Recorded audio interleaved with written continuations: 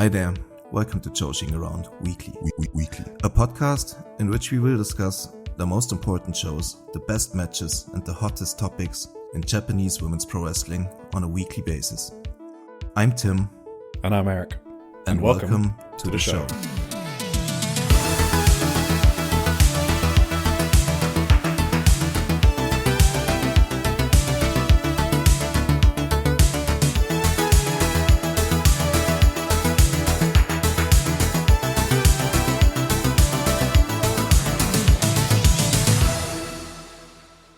Hello, and welcome everyone to episode 43 of Joshi'ing Around Weekly. We are part of the Social Suplex Podcast Network, a network dedicated to bring you the best coverage from all over the world, including Keeping It Strong Style, the Trish and Sarah Wrestling Podcast, One Nation Radio, Tunnel Talk, All Things Elite, Imps AEW Adventure, Wrestling Out with Chris Things, and the AEW Match Guide.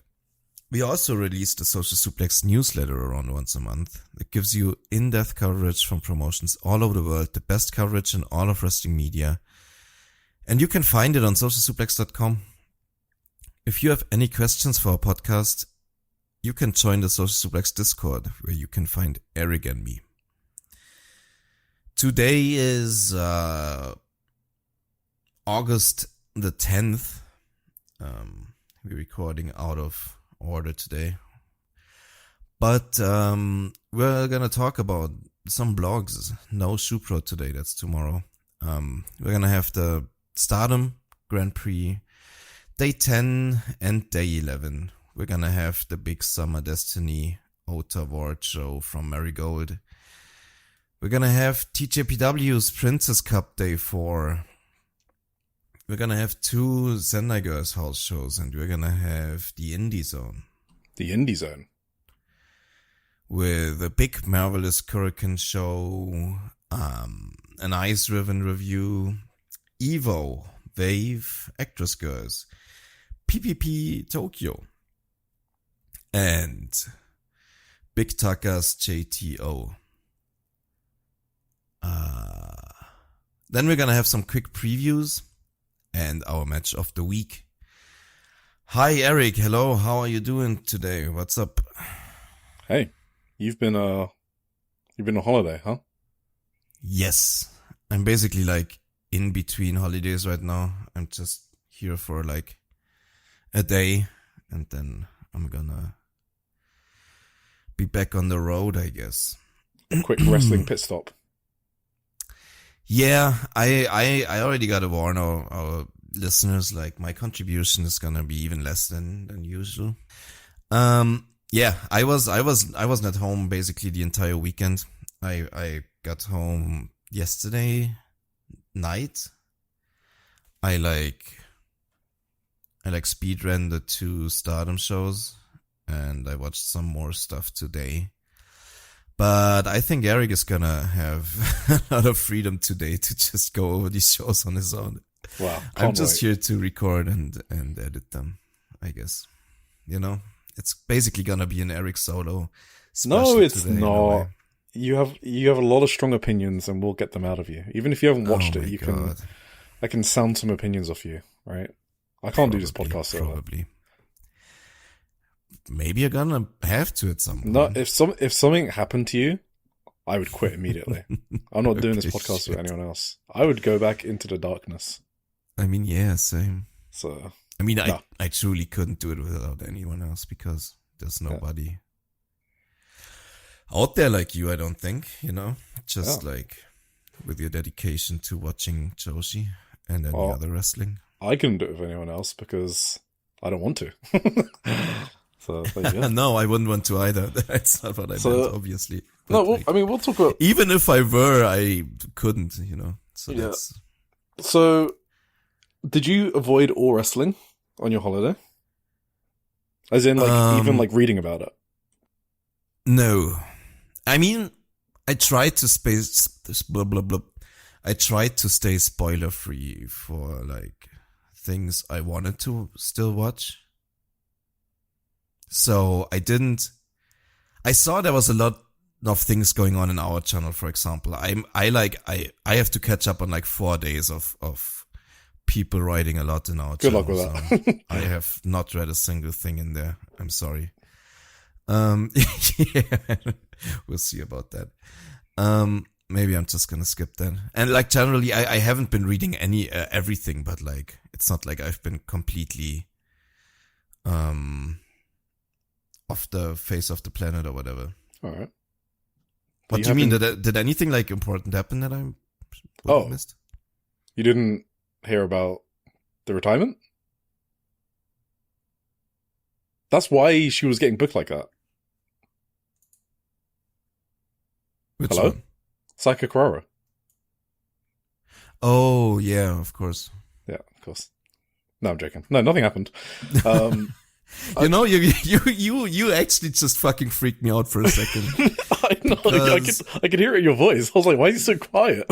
You know why? Because not because Saika Kurara, because I read a post from good friend of the podcast and previous guest of the podcast, Chris Gannon, where he said something like he's gonna miss Miyo Momono, and I was like, that's what I was thinking. Okay, I was gonna do the Miyo Momono one. I was like, no, Tim's probably not read that post. No, I did. Because I had freaked out. Yeah, because Emmy messaged me. She's like, "Hey, what's going on with Mio?" And I'm like, "What?" I'm like, "Nothing." And then she's like, "Oh, what's Chris Cannon's post about then?" I was like, "I don't know why he's saying he's gonna miss Mio." And she's like, 27. I don't think she's retiring anytime soon. Anyway, I think it's because in context with the clip he posted, because he yes posted a clip of Hashimoto like entirely killing her with a sick ass German suplex. So it was like the joke was, I guess, she's dead now or whatever. Yeah, because of the move, and not because of anything else. I didn't even get that until you explained it now. I mean, I was just hoping that's the context. So that makes sense. Yes, yeah. Because like I was watching this fucking Suri match, right? And I was like, oh my god, if she's gonna get the mic after the match, I'm gonna fucking I don't know. No, she's a fucking do something irrational. Yeah. But she didn't, and so I thought like, yeah, Chris must have meant something else with that post. So. No, you didn't miss much. I mean, there was a lot of really good wrestling, but you've watched it all, so. Because if anyone doesn't know, we had like a priority system, so we could at least like target the most important matches. So that's why, Tim might not have a lot to comment on a lot of the matches, but they're less important anyway.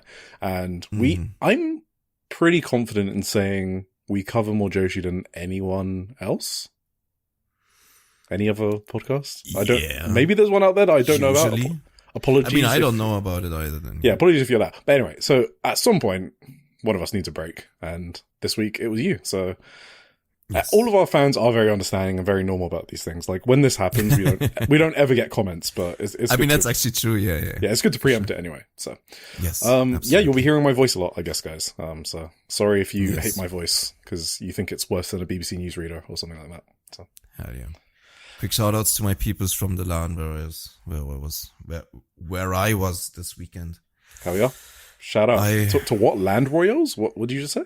What? It's basically, it used to be a big LAN party. You know what that is? When like people play. Oh, LAN party. Yeah, sure.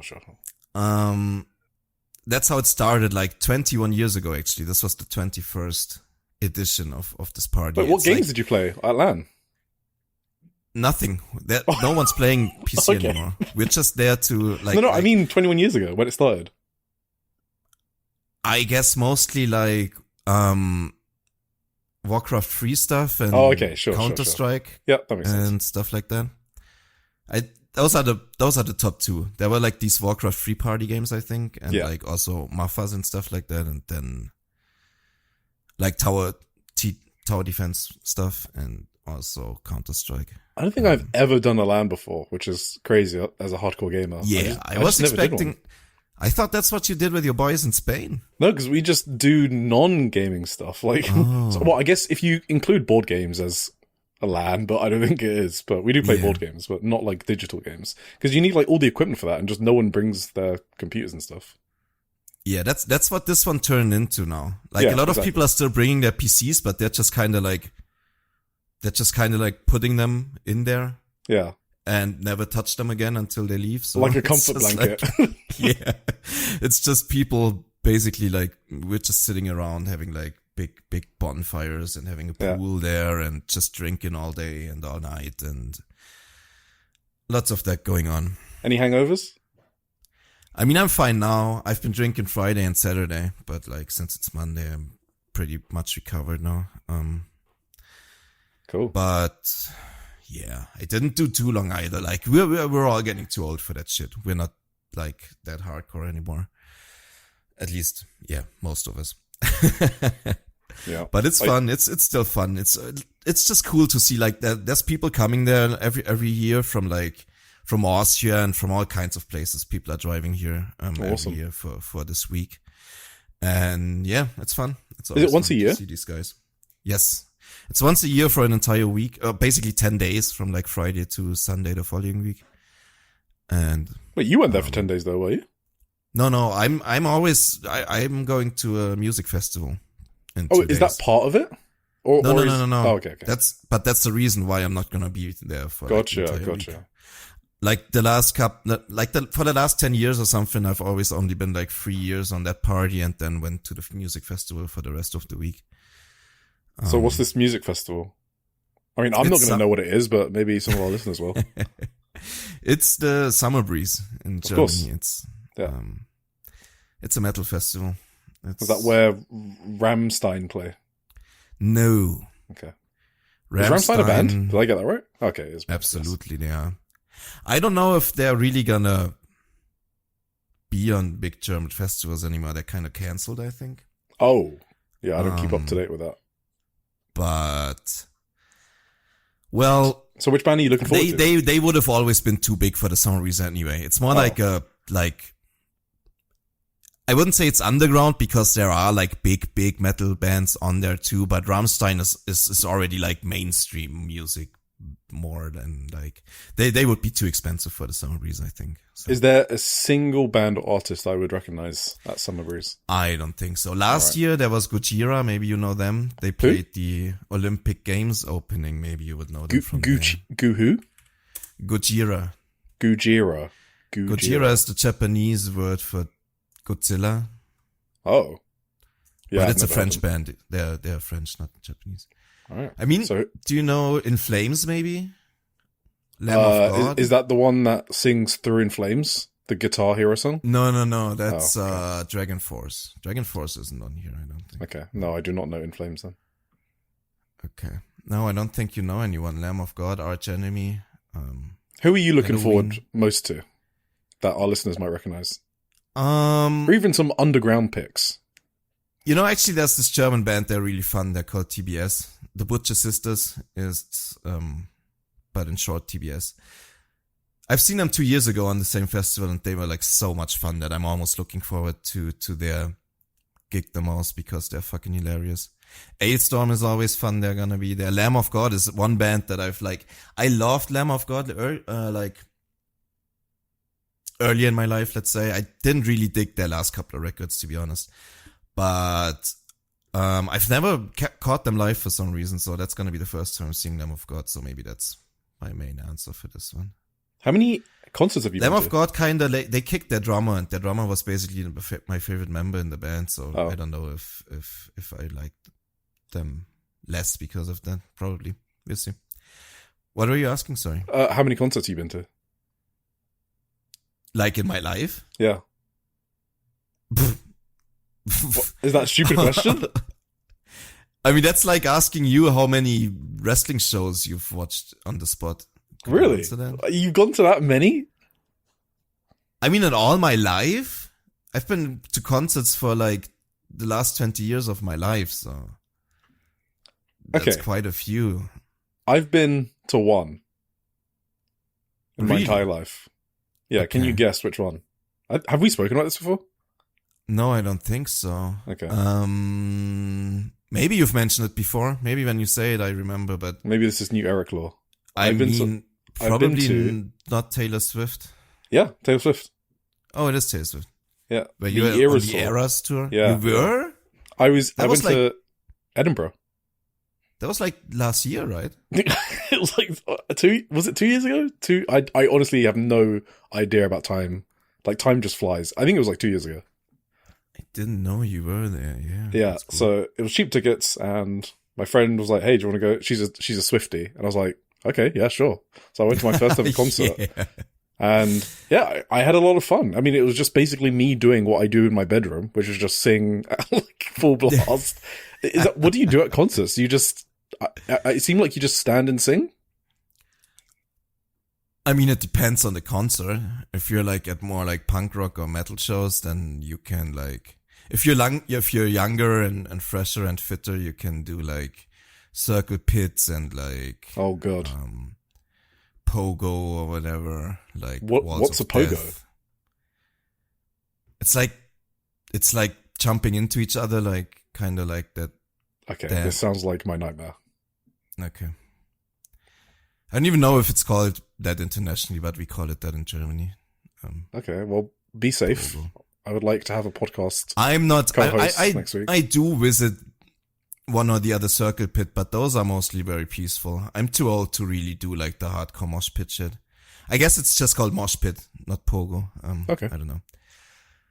Like last time I really tried to do mosh pit was like, I think a year ago or 2 years ago at like Cannibal Corpse. Summer recent, like I swear to God, like 5 seconds after I went into the mosh pit, someone jumped into my back with such ferocity that I said, nope, I'm out. I'm out for the rest of my life from fucking mosh pits. That was not great. There you go. Thank you for the update. I've got an update. Yes, please. What's your update? Someone, dog? Yes, Sorry. About Twix, the little boy. I think he's settling in well. Oh, and someone joined our Discord channel, and I'm very grateful to everyone that joins the Discord channel and chats with us. Building our own little nice community that talks about Joshi in a normal way, which is, can be difficult in some circles. And yeah, someone joined and said that they like the dog updates, the Twix updates. So that made me very happy. Awesome. And I'm sure that made Twix very happy as well. He's a very good boy. We went for a vet checkup today. So yeah, he can climb couches now. So that's progress. Yeah. He's very comfortable climbing couches. My sister-in-law was over this weekend and she bought him like a bear toy. It's just like a little fluffy bear and he just loves it. He like grabs it in his mouth and then he like tosses it across the room just so he can run for it. Like he throws it himself. Like we don't need to throw it for him. He just throws it around and then he jumps on it. Yeah, he's very much enjoying that toy. That's awesome. The way he likes to play is, so he started off with one bed.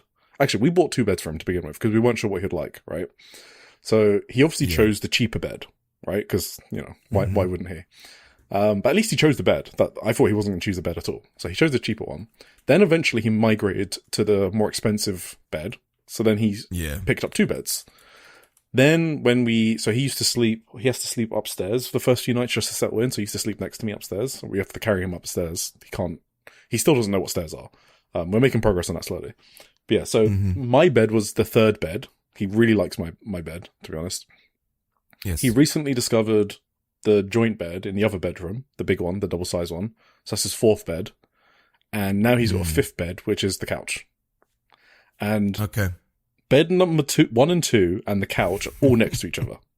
So there's 3 beds in the same vicinity. So one of the ways he likes to play is jumping from each bed. So he jumps on, he's at bed number 1, then he jumps onto the couch, and then he jumps to bed 3. And he just repeats that again and again for like 10 minutes. We've called this like zoomies. So for a greyhound, everyone thinks, like when we were getting a greyhound, everyone was like, oh my God, you're going to have to walk him so much. Like, are you ready to do that? And we did our research and we're like, they sleep like 18 hours a day. They're very lazy. And that's exactly true. We thought we were going to have to walk him 3 times. He does not want to go out at lunchtime at all. Okay. You could put food in front of him. He just ignores it. He just wants to sleep. He doesn't want his nap disturbed. But, so we only walk him twice. But on top of that, he gets 10 minutes of zoomies, which is him just going ape shit crazy for 10 minutes. We leave the door open to the garden and literally just for 10 minutes, it's bed number 1, couch, bed number 3, run to the garden, do like 3 circles of the garden. This is at full speed, by the way, which is a greyhound. So like, he's going really fast, like extremely fast. Back inside, bed number 1, couch, bed number 3, back to the garden. He repeats that for like 10 minutes. And then he's knackered, and that's his like lunchtime exercise. So that's awesome. Yes, greyhounds are much more lazier than you think, but they do love doing a zoomies session for like 10 minutes until they tire themselves out, and that's it. Hell yeah. Oh, and their poop's disgusting. Good for Twix. What? Yeah. No, I picked up his poop for the first time since last episode. I picked up his poop. Oh. Because before that, Alex was like, "Hey, I'll do all the walks for now because she's enjoying it, right? This has been like her lifelong dream." Yeah. But I had to take him out for a walk a few days ago, and so it was the first time I had to interact with his poop. Nasty. Absolute. I cannot believe dog owners just do this all the time. Like, and everyone's just, and also, like, at least with a baby, right? Like a human baby, they grow out of it, right? Yeah. Eventually, they start to go toilet themselves. For a dog, you have to do this for the entire lifespan. I guess they have short lifespans than humans, but it's all mushy. It smells. It's just not good. Yeah. Sorry for anyone eating dinner. I just needed to share that I've not been enjoying picking up his poops. Yeah, that's not great. And then the other thing, last one, because he was a retired racer, so we adopted him from a greyhound trust, and he used to be a racing greyhound. That's why he doesn't know what stairs are. He freezes a lot on walks. Like, he will just stand still for like 5 minutes. So walks take like 10 times longer than they have to, just because you just need to wait for him to either walk himself, or you like have a treat out, and then when he actually eats the treat, then you say good boy, and then you sort of train him not to freeze. But yeah, he freezes so much. Today when we went to the vet, oh man, we had to like carry him everywhere because he just would not move in different places. But once he's comfortable, he's so lovable. Yeah. He's an anxious boy. He is an anxious boy, yeah. But greyhounds do this thing where once, like, they're really friendly, and they will just bump into you if they like you. They'll literally just like bump their bum into your legs, and if you move, they'll just move and bump into you again. So I tested, cool. When will he get bored of bumping into me? And I just moved like one large step to the right, he bumps into me. I move one large step to the left, he bumps into me. That happened. I couldn't even count. It's impossible. He just keeps on repeating it.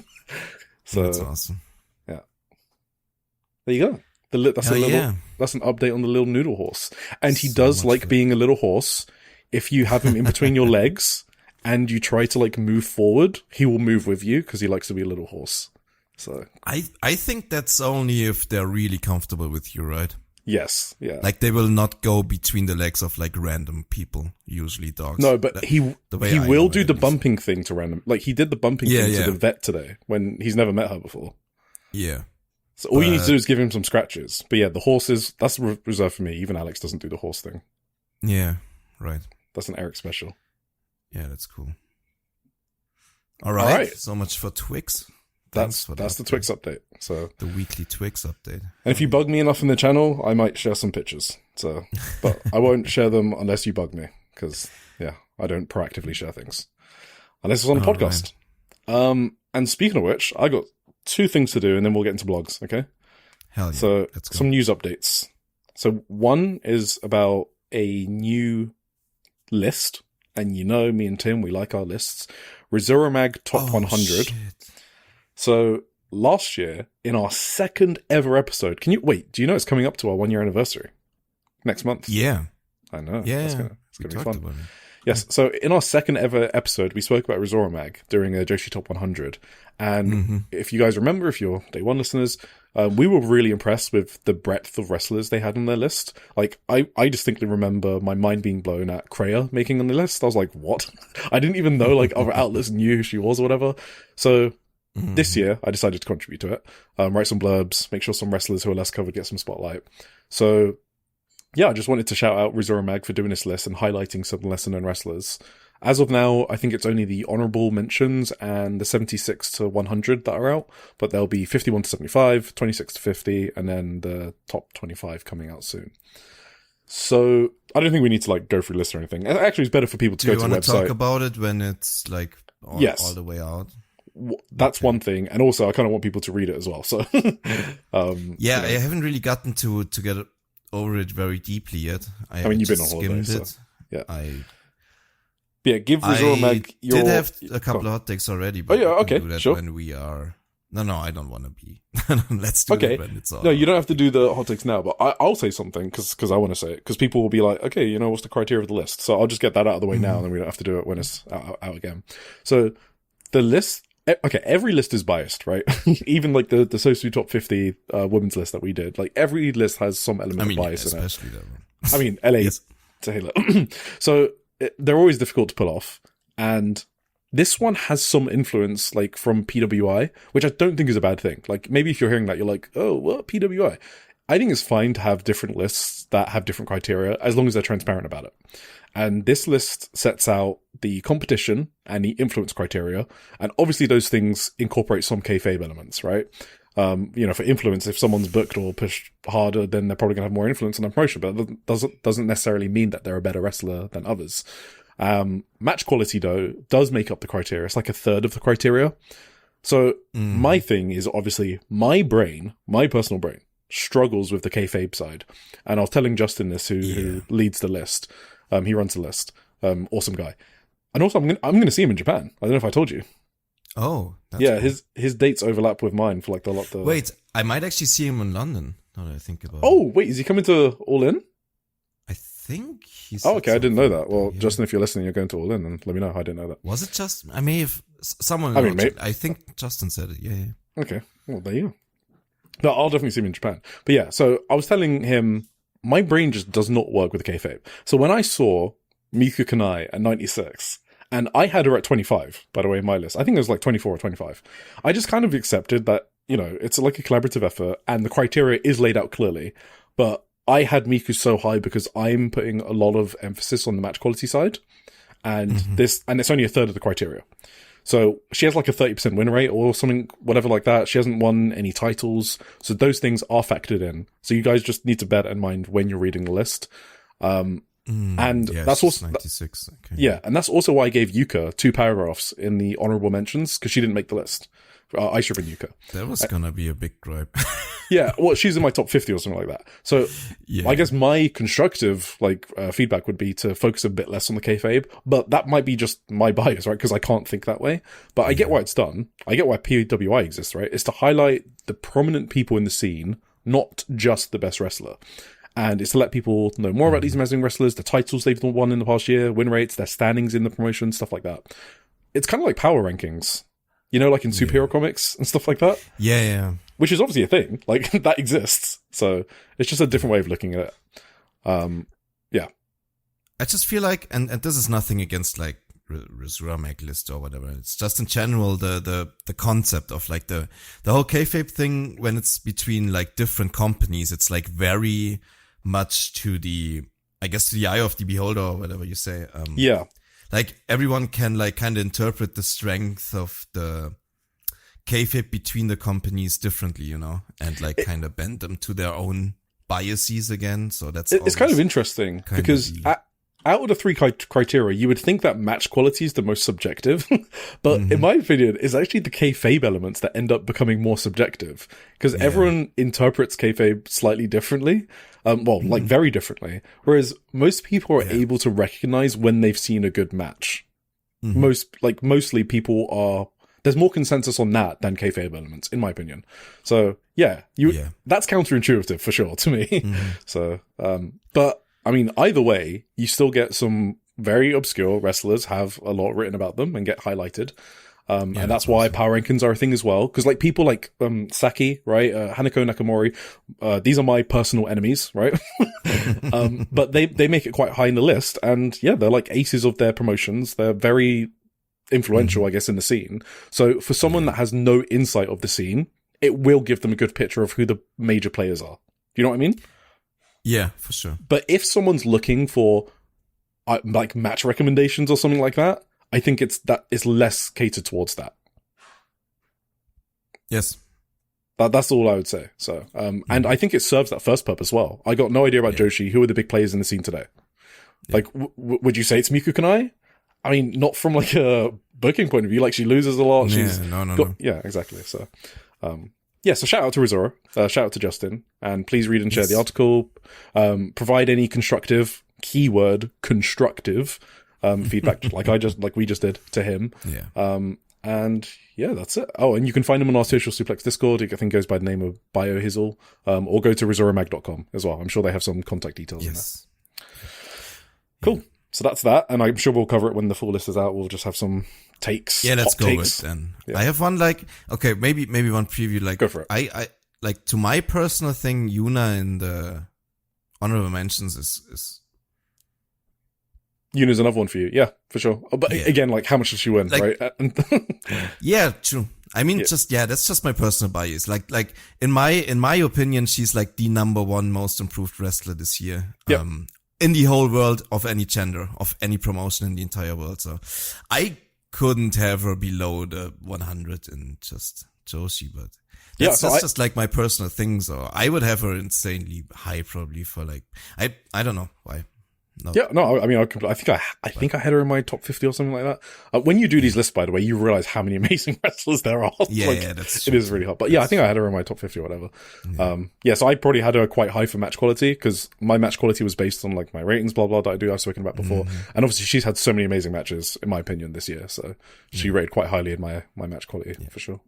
Granted, most improved does mean that she used to be like pretty a fucking nothing, a fucking silch. I mean, like just a year ago, but day one listeners know about our YUNA takes. So yes, exactly. She has improved a lot.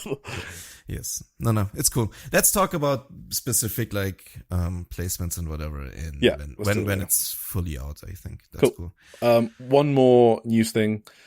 I thought this was like a cool, neat story. So, you know how Yura Suzuki isn't actually part of Sendai Girls, right? She's part of some promotion called Alma Libre. And the assumption that I had, at least, was that it's kind of like a shindy that just hoards talent, just signs good people and then takes some booking fees. You know what I mean? Like, that's always what I assume when a good wrestler is like with a promotion you haven't heard of.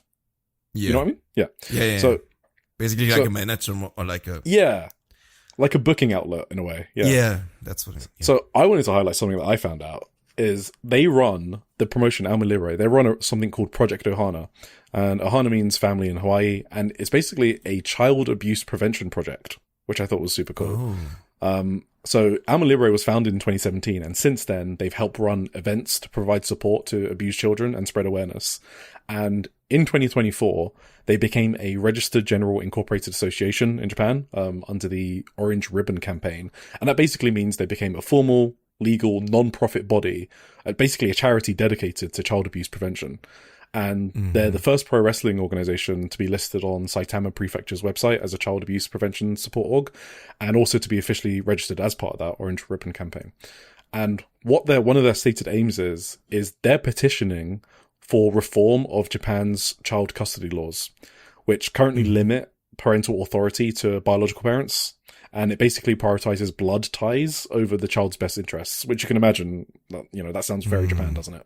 Yeah. So they're calling for a few changes. So like widening who can be considered for custody beyond biological parents, making it clear like the best interest of child standards, speeding up family court proceedings and guaranteeing children's rights to voice their views, treating psychological abuse as seriously as physical abuse, and reinvestigating past custody rulings with compensation where children or carers were harmed, amongst other things as well. So the ultimate aim is basically a shift from Japan's current blood ties equals family approach towards a system where custody can like actually center on the child's safety and well-being, and children have a real voice in deciding like what happens to them. So I won't get too personal, but I've been in a child custody situation myself.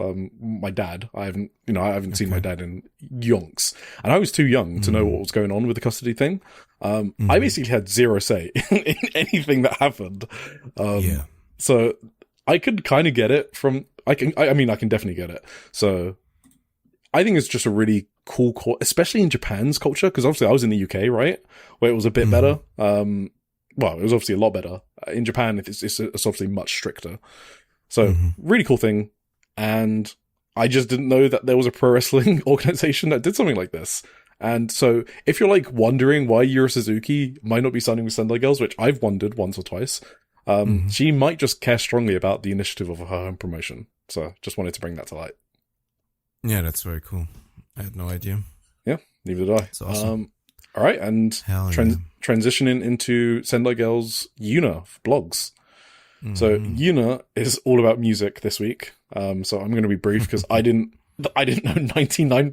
She basically named a bunch of bands that she's been listening to. So if you're interested in like her current music tastes, then go ahead and let me check that out. And read this blog. Then go ahead. I'm going to give the abridged version. She listened to AKB48 as a kid, so that's the idol group where Sayo Kamitani was a backup dancer or helper or whatever. It's not clear to me what she did with that group, but she wasn't like an idol with them. Most of Yuna's music taste is from dramas or animes. She became obsessed with LDH acts, so that's like a huge like talent agency, I believe, and there are groups like Exile that are signed to them. Oh, and Exile is the DDT one, right? Yeah, so Kaisei Takechi, the DDT celebrity, he's part of the Rampage, which is part of the Exile. The Exile. So, yeah. She watched a lot of Disney Channel growing up, so things like Hannah Montana and cartoons like Phineas and Ferb, like music from those she's very into. And then this part was very interesting to me. She said she was also into some overseas bands, including Little Mix, which was her absolute favourite, and One Direction. So I was like, so both of these bands, huh? Do you know Little Mix? I never. Yeah, it's because it's a UK band. So both of these bands are from the UK, and I believe they were One like, Direction. Obviously, everyone's heard of One Direction. Of course, right? I've never because they obviously went global. I believe they either became runners-up or they won the X Factor, which is like a singing contest here, like America's not Got Talent. What's the other one? Pop Idol, whatever it's called now. I don't fucking know. So yeah, they won the UK version of that, or became runners-up. And they became big. And Little Mix, that was a... Come on, you know me and my female vocalist. Like, that's my pop princesses. So, yeah, I loved Little Mix.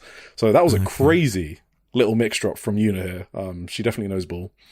And then she gives a history of different bands she got into, and when she, at what point in her life she was into different bands as well. It's like a whole history. So now she's into melodic hardcore and hardcore. So... Let's go. Which I got no idea what that is, but I'm sure it sounds really groovy. That is my... Is that your thing? Shit. I mean, I'm more into melodic hardcore is not really my thing, but like hardcore. Yeah, fair enough. Sure. She also loves going to live shows and flies out for concerts. So there you go. She doesn't want to regret not seeing bands because bands can go on hiatus or members leave groups and groups disband. So she tries every opportunity to go see her favorite bands. Mm-hmm. No, that's cool. Itsuki Aoki. So she talks about her beloved Shimane Prefecture. She said that she grew up 10 seconds from the sea and 10 minutes from the mountains. But growing up, she couldn't wait to move to a city. And she moved to Osaka very early. We covered that in earlier blogs. As she got older, she realized how beautiful her hometown really was. She basically talks about the people of Shimane, and she's she puts them over big, obviously. They're very collective. They want to support each other no matter what. And that the only reason that Ikuto Hidaka took her under his wing is because they were both from Shimane. And he had basically barely seen none of her matches when, at the time, he signed her to Shawn Capture. So, she talks about being a shy person and not being nervous during her matches. But when it comes to Shimane and the local work she does, she gets very nervous, especially when giving classes to children at school. I wrote a little blurb for Itsuki Aoki on the Rizoromag Top 100. So I mentioned her local work as well with Shimane. So it's a very big part of who she is and what she does. She says it's all worth it. Oh, wait. So she actually says, I thought this was funny analogy. You know how sometimes you do video game analogies to explain something and instantly my brain clicks? I think you said nameplates one time. I was like, oh yeah, I know exactly what you mean. So she said that she has like a health bar for social interactions that slowly gets depleted. And when she's in... That's me. Yeah, I mean... Same as... I call it the social battery, but yeah. Yeah, the same exactly. Works too. Yeah. No, me too as well. So like people were like, oh, Eric is so extroverted because like I'm very lively when I'm out, but I just want to go back home like immediately. Yeah. Like my battery's kind of high and then I'm very energetic and blah, blah, blah. But I definitely need my recharge points. So that's usually also like, sorry, real quick. This week usually is like my fucking... After this week, it's gonna be so fucking empty. That's every You're gonna be year. dead, yeah. It's like I need a whole week usually just to recover like my social battery, I guess. I'm just staying at home for a week after this. Yeah, absolutely. But she says it's all worth it when she sees people at the Shawn Capture shows and saying lovely things to her after the show. That's what gives her the strength to keep going. Then she finishes off with something that's kind of cute, so I'm just going to read it. But in both Shimane and wrestling, I can feel things gradually, slowly reaching more and more people. New first encounters, existing connections growing deeper. I'm greedy, so I want to treasure and cherish all of it, and keep spreading and deepening those connections further. How can I make everyone want to visit Shimane? How can I make everyone want to come and watch wrestling? These are questions I'll probably be working through for the rest of my life, and I'll find it painful and hard, and yet be wrapped in an unstoppable happiness and think, right, let's do it all over again. As many times as it takes. Not just full 7 times, get up 8, but more like full 10 billion times and get up 10 billion and 1. There you go. Some motivational words from Itsuki in her blog this week. Rina. She said that it's strange that for the first time she doesn't have shows at some weekends because of how Stardom have booked the 5-star schedule. She isn't sure how to feel about it yet. She said she thinks she prefers to have some matches on the weekend. So when she doesn't wrestle on the weekend, she tends to feel unsettled. It's been a year since she's been living alone, and she hasn't figured out how to use her days off yet, so that's why not having matches at the weekend is kind of like throwing her off. She claims to not have a single friend in Tokyo, so that now if she gets 2 or more days off, she tends to just go back home to Chigi, where she does have friends. So, here's what she says here. Days off in Tokyo, I don't make any plans. I just sleep like there's no tomorrow. And even when I wake up, I keep going back to sleep until I suddenly notice it's already 1 in the afternoon. And then I'm thinking it's already lunchtime and it kills any motivation I have to move. So now I'm just lounging around until it gets to 5 o'clock. At which point I think, okay, this is bad. And then I drag myself out and go to kickboxing. That's becoming my default terrible routine. LOL. That's what she says. Yeah, relatable. Well, not the kickboxing part. She said that she had a day off with Momo recently where they went to VS Park, which I think is some amusement park, I don't know. And they went shopping together and she loved that. She says that Momo is a very kind person that takes her to many new spots that she didn't know about. So that reinforces the big sister thing we spoke about last week. Then she says, and I quote, there seem to be a lot of people kicking up a fuss about all sorts of things lately, but the 5-star Grand Prix is just stupidly good fun. So everyone should just enjoy it for what it is. Seriously, stop overthinking it and enjoy it from the heart. No. So she repeated this in her Sapporo post-match and backstage comments. So I think something's been going on in Japanese social media talking about the 5-star. I don't know what it is, but from the backstage comments, it appears that people may have been complaining about the draws. I got no confirmation on that because obviously I'm not on Japanese social media, but just context clues from Rina's blog and her backstage promo. And this blog was actually before the Sapporo show. So it's not even got anything to do with the day one Sapporo that's kind of okay. Draws.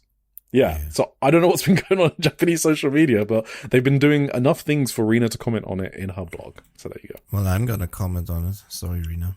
Yes, we will all comment on it. All right, do you want to take us through Stardom? Shall we? Yeah, that's a good transition, actually. Well, we had 2 shows in Sapporo.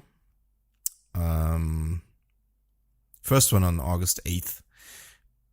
Before 592 people at the Chatteray's Gateau Kingdom. Is that good? Sure. I mean, it's up on the regular house shows they do there. It's up on the 5-star last year. It's obviously down on the pay-per-views that they used to run there. So, yeah. So overall thoughts maybe on these 2 shows. I was not very happy after these 2 shows. I think, I don't know. I don't understand a lot of things going on in this tournament. What? Why were you not happy? I mean, so many things just didn't make any sense. I don't know. Okay, do you want to go through them when we get to those matches, or? I mean, we can, I guess. I just overall, I don't know what's happening. What's happened with the booking? It's like Tom taking a step back or whatever. Is it just Taro Kada's?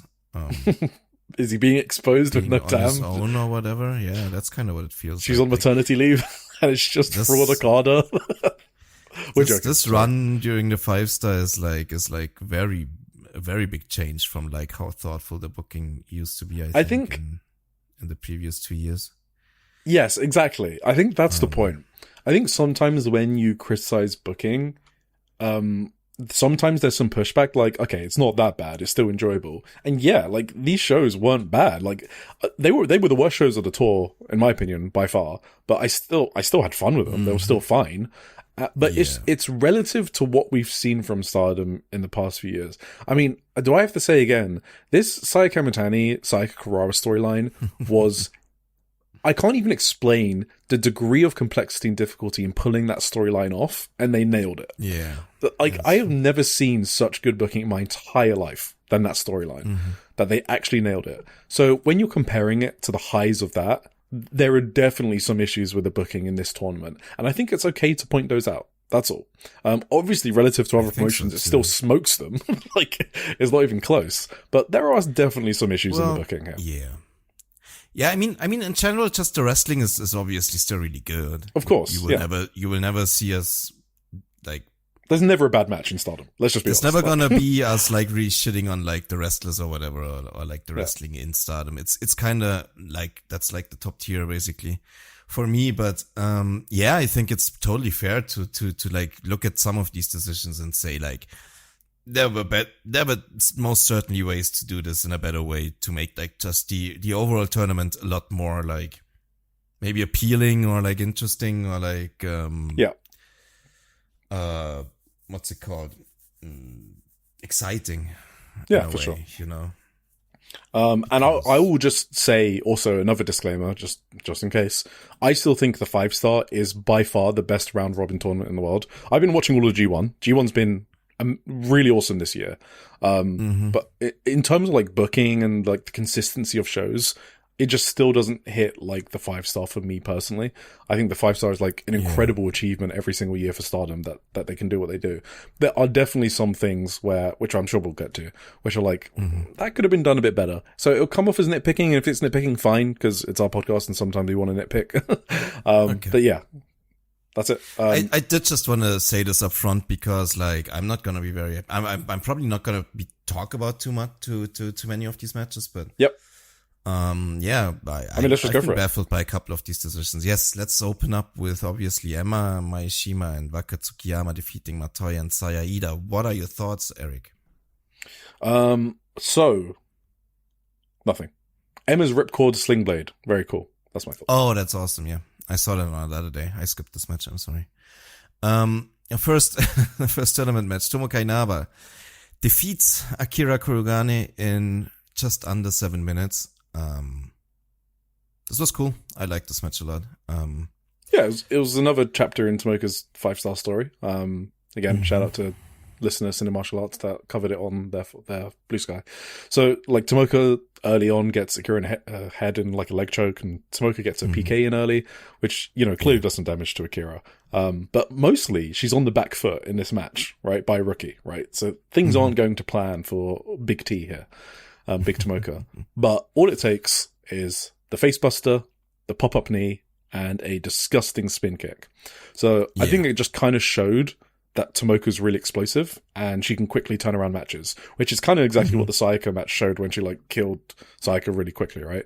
That's the story that Tomoka wants to get over about her character, how quickly can she put someone away, even if she's on the back foot and things aren't going to plan initially. So I like this match. It was good. What I really liked was when she dodged, like Akira's going for her running knee strike. Yeah. And Tomoka dodges it, but Akira like turned around and immediately gave her running knee anyway, just with like less running. But yeah, that was like just really cool. Like I guess instinct from Akira to absolutely to put it that way. Because when you miss something, do you just like not go for it ever again? Like yes, exactly. No, I was going for a knee. You're gonna get a knee. Here you go.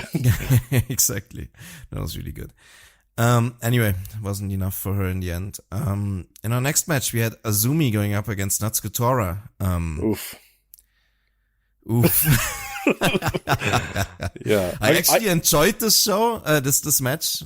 It was okay. I mean, I didn't know what happened then. Yeah. I had this. The thing is, I had this circled, so I thought this was going to be a great match. So it just under-delivered for me, especially because I had it circled. I mean, obviously. So it ended up just being okay for me. Like, I thought it was okay. Yes. I was like super confused by the end. I didn't know, was it a WQ? Was it a was a time limit draw. I didn't look on my watch. I was just like, what the hell? So it's a double DQ. So basically, okay, what happened was so Bob accidentally brained Azumi with a chair, right? Yes. And that was kind of fun, actually. And then he gets distracted by explaining himself to Konami and Rina. So he's like, no, wait, dude, it wasn't like that. I'm so sorry. Like, I didn't. Oh, wait, I mean, actually, no, Konami and Rina are on the other team. So I don't know. I don't know what he was. Why is he talking to them? He was just like, I don't know. Okay, by the way, I've said this before. Bob is one of the best at being distracted. But this time I was like, Bob, hello? Like, are you okay? So Azumi and Natsuko fight over the chair during while he's getting distracted. And then Bob gets hit with the chair. And then it's a double DQ. And I've just never understood why double DQ is points for both. I think all other tournaments will give 0 points in a double DQ. Oh, that's kind of true. That should actually be 0 points. It's weird. Yeah. It's kind of weird, but anyway, they made it's just like any draw are points for both, I guess. But they should make that distinction for sure. Yeah, that's what other tournaments do. So anyway, that's the only thing I know. Yeah, anyway, I mean, it is what it was. I mean, this whole show felt like, okay, here are all the boring results to make the maths work. Let's just do it on this Sapporo Day 1 show. The maths work, I don't know. Okay, yeah, sure. In some cases. It also kind of felt like these are all like, this is how I'm gonna fucking protect a lot of people that I, for some reason, need to protect right now. That's what it felt like to me. Okay, I'm sure you'll be less vague about that when it comes to the match. Because I don't know who you're talking about. I mean, I don't understand a couple of these time limit draws. Like, were they really necessary to make the points work? Did Azusa... there's a match in between. I can't transition to that. Okay, go. First, we have Natsupoi and Saori Anu against Sayaka Kurara and Ane Kanaya in a match for me. And I really liked it. I loved it. That was great. Good to see the Cosmic Angels going at it, always. Tim Hunter offer match, for sure. A lot of Natsupoi and Ane starting out again. They just love to fucking beat the shit off each other. That's great. Tam has so many children. Yes. Sakurara and now Ane. Yeah. Mm-hmm. I love how Ane just pretended that she didn't fail that kip up. Yeah, that was awesome. I loved how she recovered there. That was cute. I liked it a lot. But other than that, yeah, it was, I think Saori got the pin in the end. It was just a fun little 8-minute match. German suplex on Ane. And I thought it was really good the way that Saori built to the match of Poi by shaking her off the ropes during her pose after the match. Yeah, that was some big heel work from Saori there. Awesome. Love that bunch. Anyway, here was what I was gonna say. Like the Azusa, that's Makito. Why did we need a time limit draw here? Was it so Makito didn't have too many points? Or what? Because then she could have just lost to Tami or something, you know? Why did she have to win? Yeah, if she... Okay, so Azusa doesn't need the points, because she's out anyway. Yeah. So Maki could have just won here. That's 2 extra points. Oh, she might not make it through? I think she might be making it through. That's why. Who, Makito? Yeah, I think if she drops 1 point... She could have just won then, right? This didn't need to go 15 minutes, is my point. I don't know. No, but you said also losing to Atami. Because then that means net, she's minus 1 point compared to this scenario, right? You know what I mean? Or she could have drawn with Atami, I guess. Then that would be the same points. She could have just... I think she needed... Okay, I haven't done the maths, but I'm assuming she needed... I mean, she could have just... 4 points in order to go through. Because right now, she's tied with Konami on 8 points in, like, joint third. Yeah, I mean, if she was going through anyway, she could have just won both matches, I think. Okay, yeah, sure. Okay, yeah. Now I'm with you. Yeah, she could have just won both. Yeah. I just think this was very long. This was kind of a slog. I didn't think they worked very well. Okay, I got you now. Yeah, you're like, why does this have to be a 15-minute match at all? Right. Yes. Then I'm with you, yeah. I didn't like this very much. I don't really know. At first I thought it was going to be a lot of fun. It was like, in concept, they could have done something fun here, I think, because Azusa is like obviously the bratty girl who calls everyone an old hag, and Makito is like the old wrestler who thinks she's the cutest in the world. I think they would play way more into that stuff. and she's like 30, yeah. But I didn't really see anything like that going on. It was just like kind of, I don't know, moving along, and then it went to a time limit draw, and it was just didn't work for me. It didn't click for me this match. I'm sorry. No, this match didn't do it for me. I was honestly getting sleepy watching this match. Yes. And I've loved Azusa's 5-star, right? So, I don't know. Yeah, this, like you said, just have her win and have, I guess maybe they didn't want her to have a bye if she gets too many points. I don't know. I can't do all the maths on what they could or couldn't have wanted, but the point is this match was so long and they didn't work the time limit draw well enough for it to be entertaining, unlike the Mesa era one, with Azusa. So, and also, wasn't there a Rina Yamashita one? Was it on day 2? Maki Ito too, yeah. Where they No, in this show. Was it? Oh, Saida on the next show. So that time limit draw, for example, was entertaining for me. Like, I didn't feel the time limit creeping up. This one, I was like begging for it to be reached. So that's the main problem with this match, yeah. I guess even if you have to do a draw, just make it a double count out or whatever. Just don't make it a quick 7 minutes and get on with it. They didn't work well together. Rina Yamashita, we were just talking about her. She defeats Konami here on this show in just over 10 minutes. She's going through. Yeah, that's what it's looking like. She has 8 points now. Or even 10, wait. So as of that match, I think she had 8, and then she drew in the next show. 9. She has 9 now. Yeah, 9? 9. Sorry. Yeah. I had to do it. Yeah, and Konami is she's kind of shit in the bed here at the home stretch. Yes. She had a very strong start. She had the typical like Gedo tournament story booking, but I think she isn't making it anymore. So yeah, maybe not. We'll go over that after later, but yeah. This was actually a pretty fun match, I thought. It felt like the crowd were finally here for this one. Like the rest of the matches, they were asleep. Like they were comatose. For this match, it felt like they finally woke up a bit for this match. They did wake up a bit for Maki, I'm not going to lie. But yeah, this was a great match. This was like the first great match of the night for me.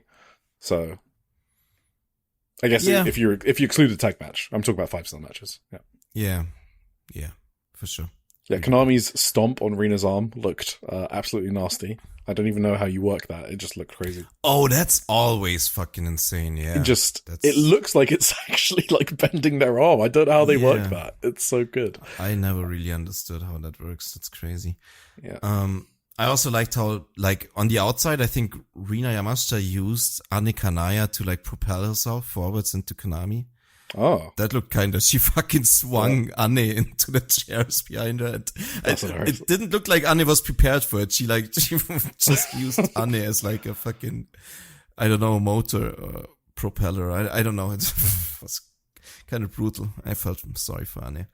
Then Konami went for the spray paint attack and Rina blocked it with both her hands. That was really fun as well. What Mavida Loca are so good at countering heel tactics. That's like, true. They're like Itsuki with the rocker punch. Like they figured it all out. Yeah, they're smarter. The Mavida Loca is like the anti-hate team. I don't know. Absolutely, yeah. It's great. And then she just hits a B driver kind of out of nowhere and won. But that I was shocked like finishes. That she won with the impact. So she has won with that B driver impact before. She hasn't hit a Splash Mountain once in Stardom, I believe. That's like her big finisher, and she's obviously protecting it. But I thought at least Konami deserved a Splash Mountain, so I was just kind of surprised. That's all. Yeah, they have some history, right? So I checked this, and I think they overlapped in Reina for a bit, like early on in Konami's career.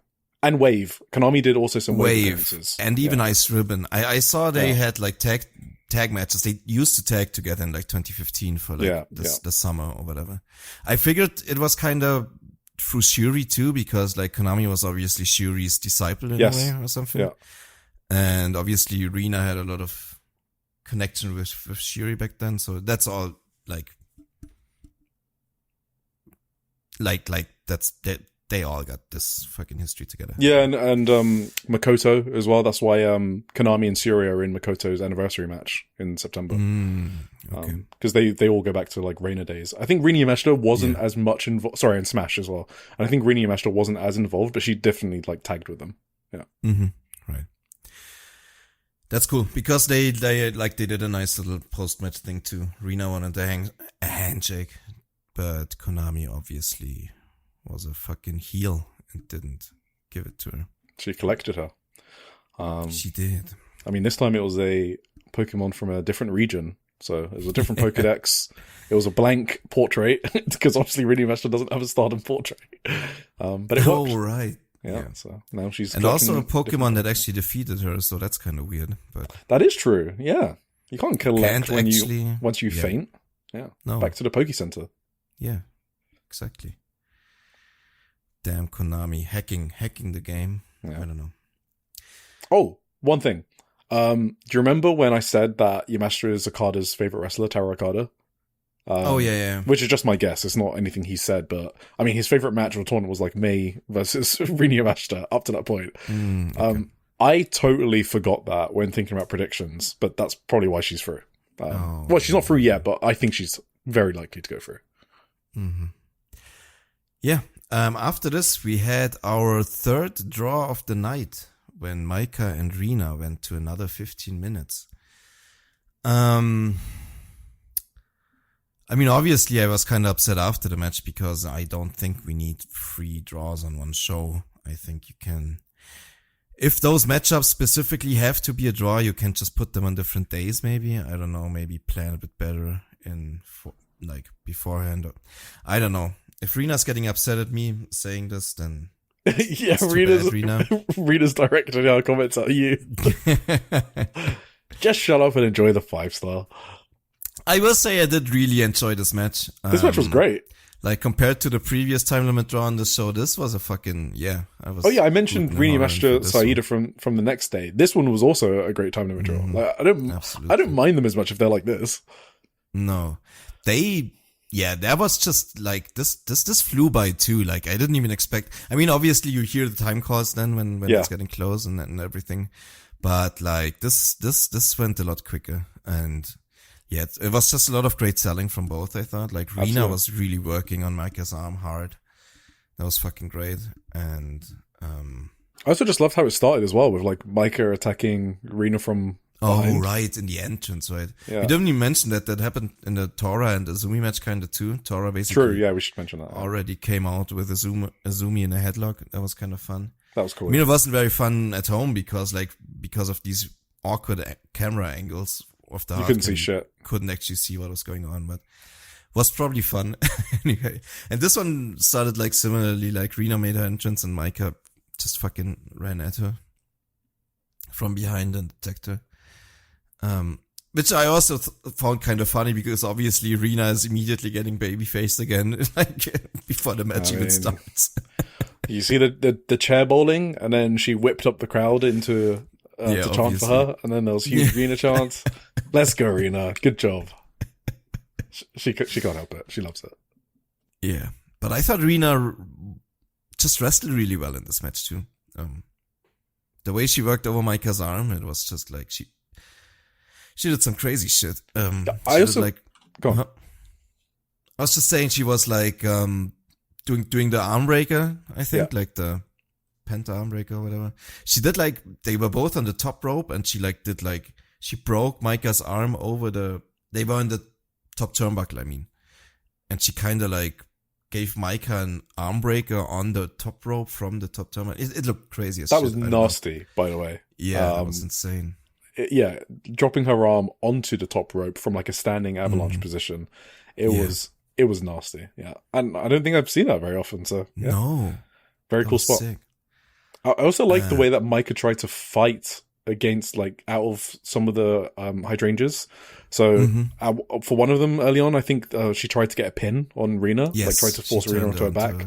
I don't think it worked, but you know, I like that she's trying that. You know, it's kind of it's more realistic and it immerses you more in the match. Yes, for sure. In general, Maika was a beast in this match too. Like she she did also manage to like, she did manage to still like do these awesome power slams to Rina while still having like almost with one arm kind of. It looked awesome. I think these are the types of Micah matches where I'm like, okay, that's a top star right there. You know what I mean? Like, she's just so amazing. Like, and it's just matches like these where she like just goes all out and shows you how amazing she is, basically. Would you say she's... No, I'm not going to start this. Okay.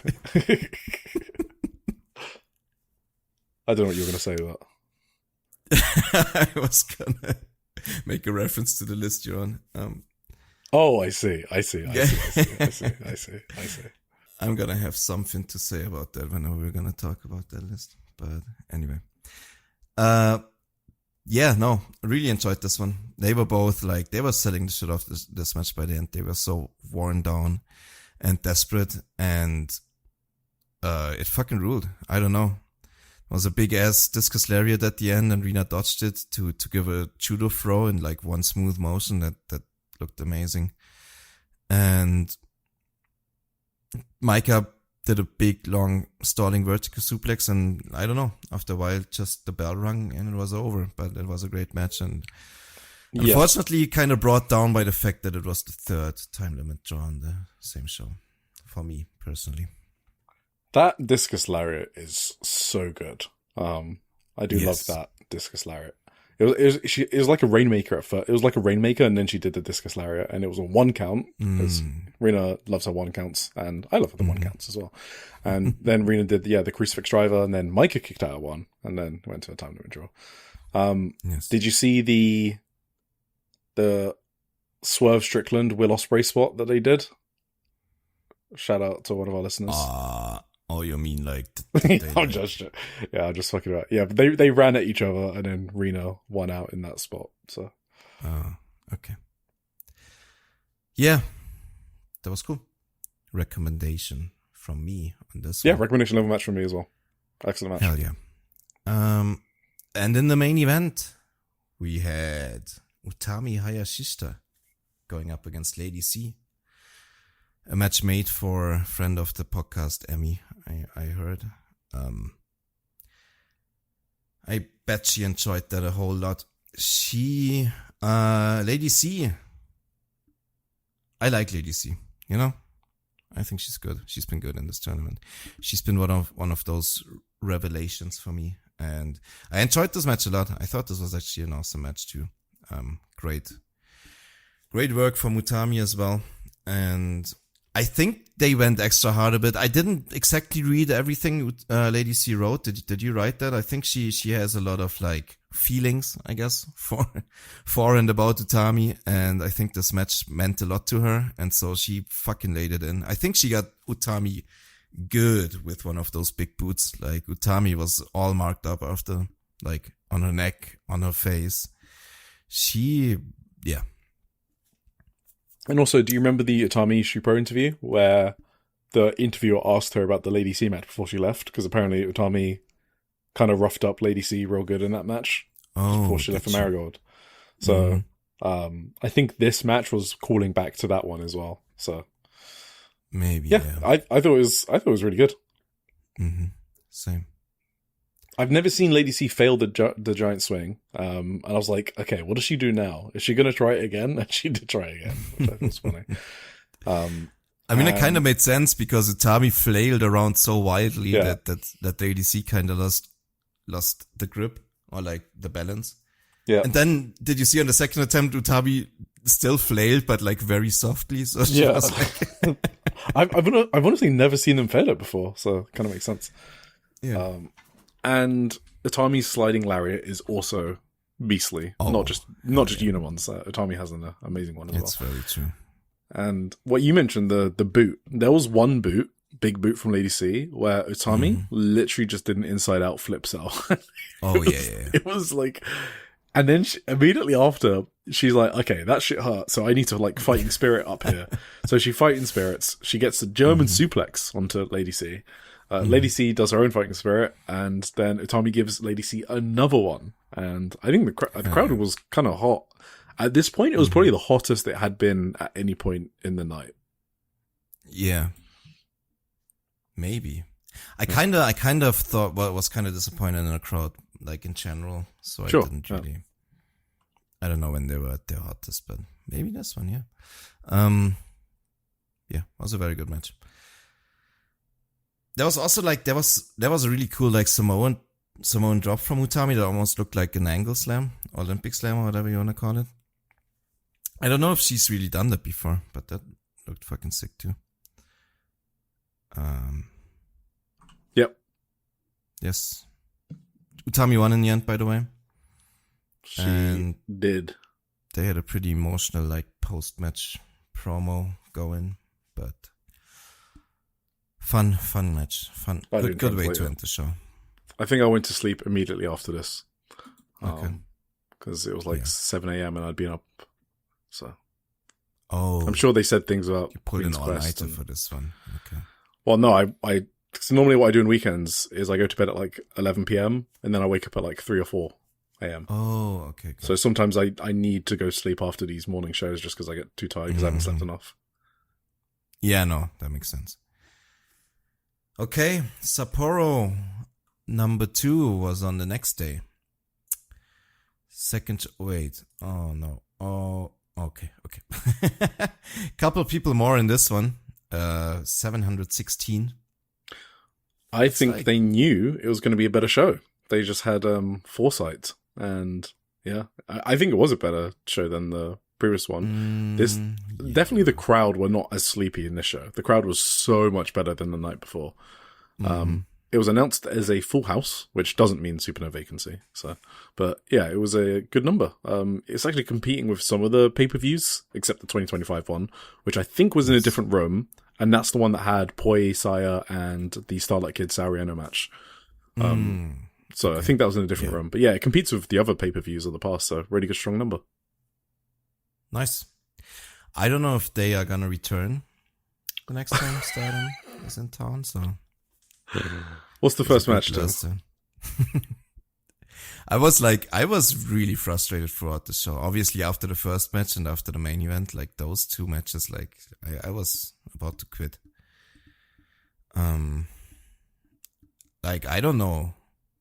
First match, Natsuko Tora defeats Sayaka Kurara in 7.5 minutes. Yeah, I don't get it. I don't know. I don't have much to say about this. Okay, so, yeah, this was insane to me, actually, the booking. And before, yeah, okay, just hear me out, guys, before you think, oh, here we go, it's Joshi'ing Around Weekly and Sayaka Kurara again. Because remember, I've loved Sayaka Kurara's 5-star run, okay? I've loved it. I think it's been an amazing story. This is where it feels it got a bit weird.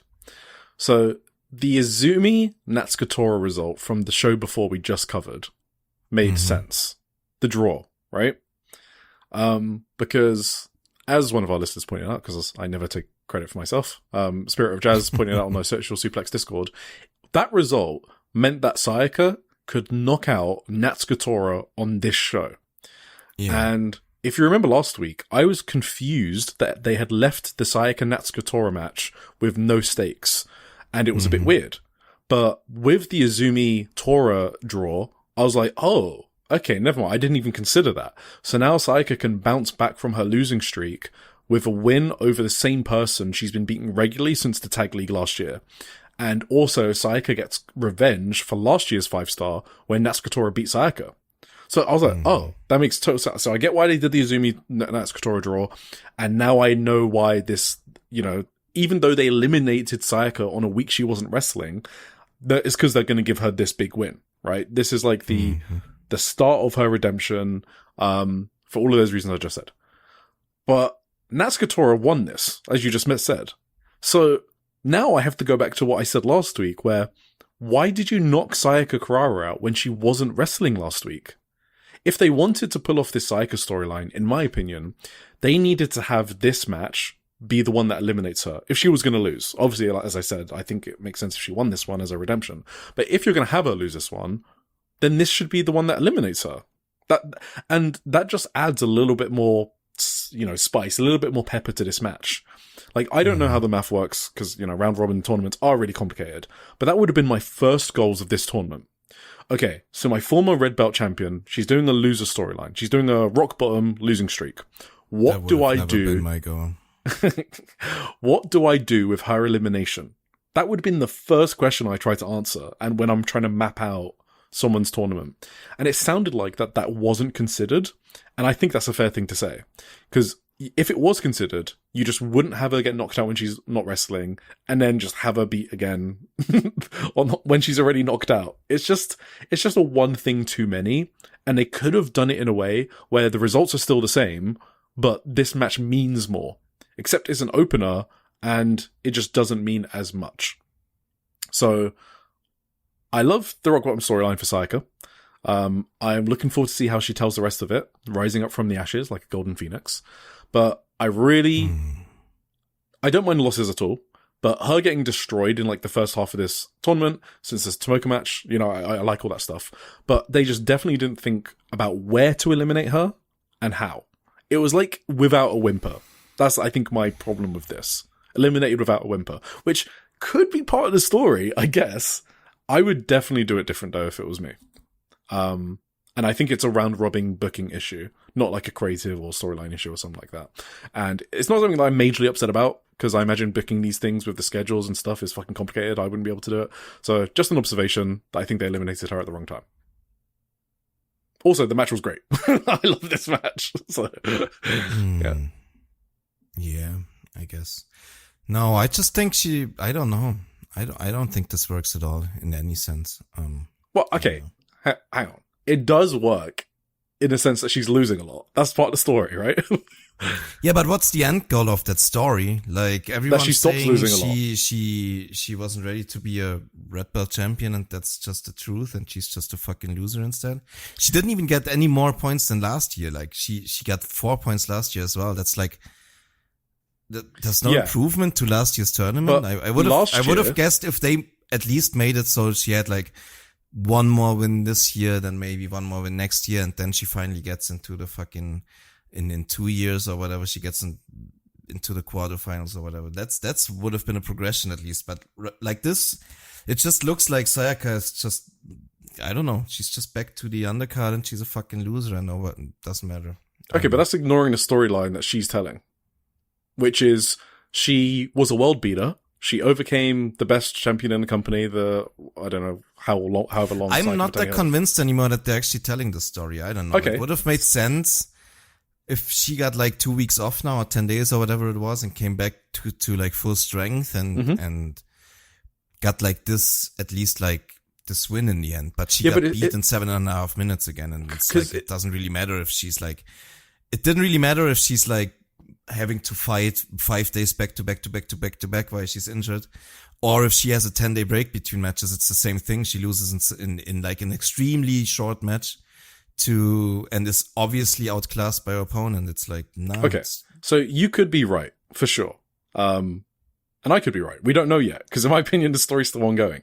But in my opinion, this isn't just about Sayaka physically. Like, she might have recovered from that Tomoka injury, right? Which made her lose 4 in a row. But she still has a confidence loss now, right? She wasn't good enough to beat Suzu. That was the whole storyline of that thing. And she lost confidence after the Tomoka knockout as well. That she lost 4 in a row. Like, that also affects you emotionally. So Sayaka is easy pickings right now. That's why Natsukatora didn't have to cheat. She didn't have to. Sayaka's too easy to beat right now. Not just because of physical, and I think that sucks, you know? Yeah, but it's a story. So the story gets resolved if she finds her confidence and gets big wins. So we will have to wait to see if that happens. And if it doesn't, you're right. And if it does, then I'm right. We don't know yet. I'm not very confident. But I think that's where this is going, that they're drawing out this storyline. I trust Sayaka in being able to tell it, obviously. I think, yeah, you just have to have faith in her, I think.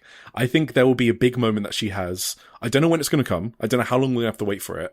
But I think she's going to do some promos. She's going to say, I lost my confidence, but I'm going to make it back up. I'm the blue sky of stardom, blah, blah, blah. And then she does. That's what I'm expecting. And if they don't do that, I will be with you, buddy. I'll be right next to you. Well, yeah. This match was great, though. Did you like the match? Or did the result mar it too much for you?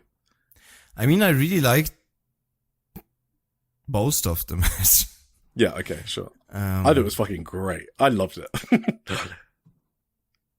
I think I just love... I mean, Sayaka is so fucking awesome. Like, immediately from, like, the first thing I see in the match is Sayaka doing a springboard spinning elbow. I'm just like... I mean, that was cool.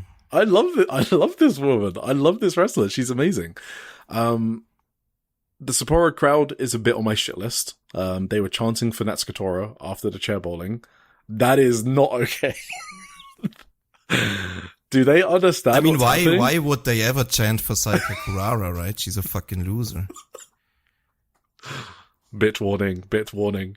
Yeah, anyway, fans can chant what they want. So, I do think that they were much hotter for this than anything in the previous show, by the way, which was another thing to mention.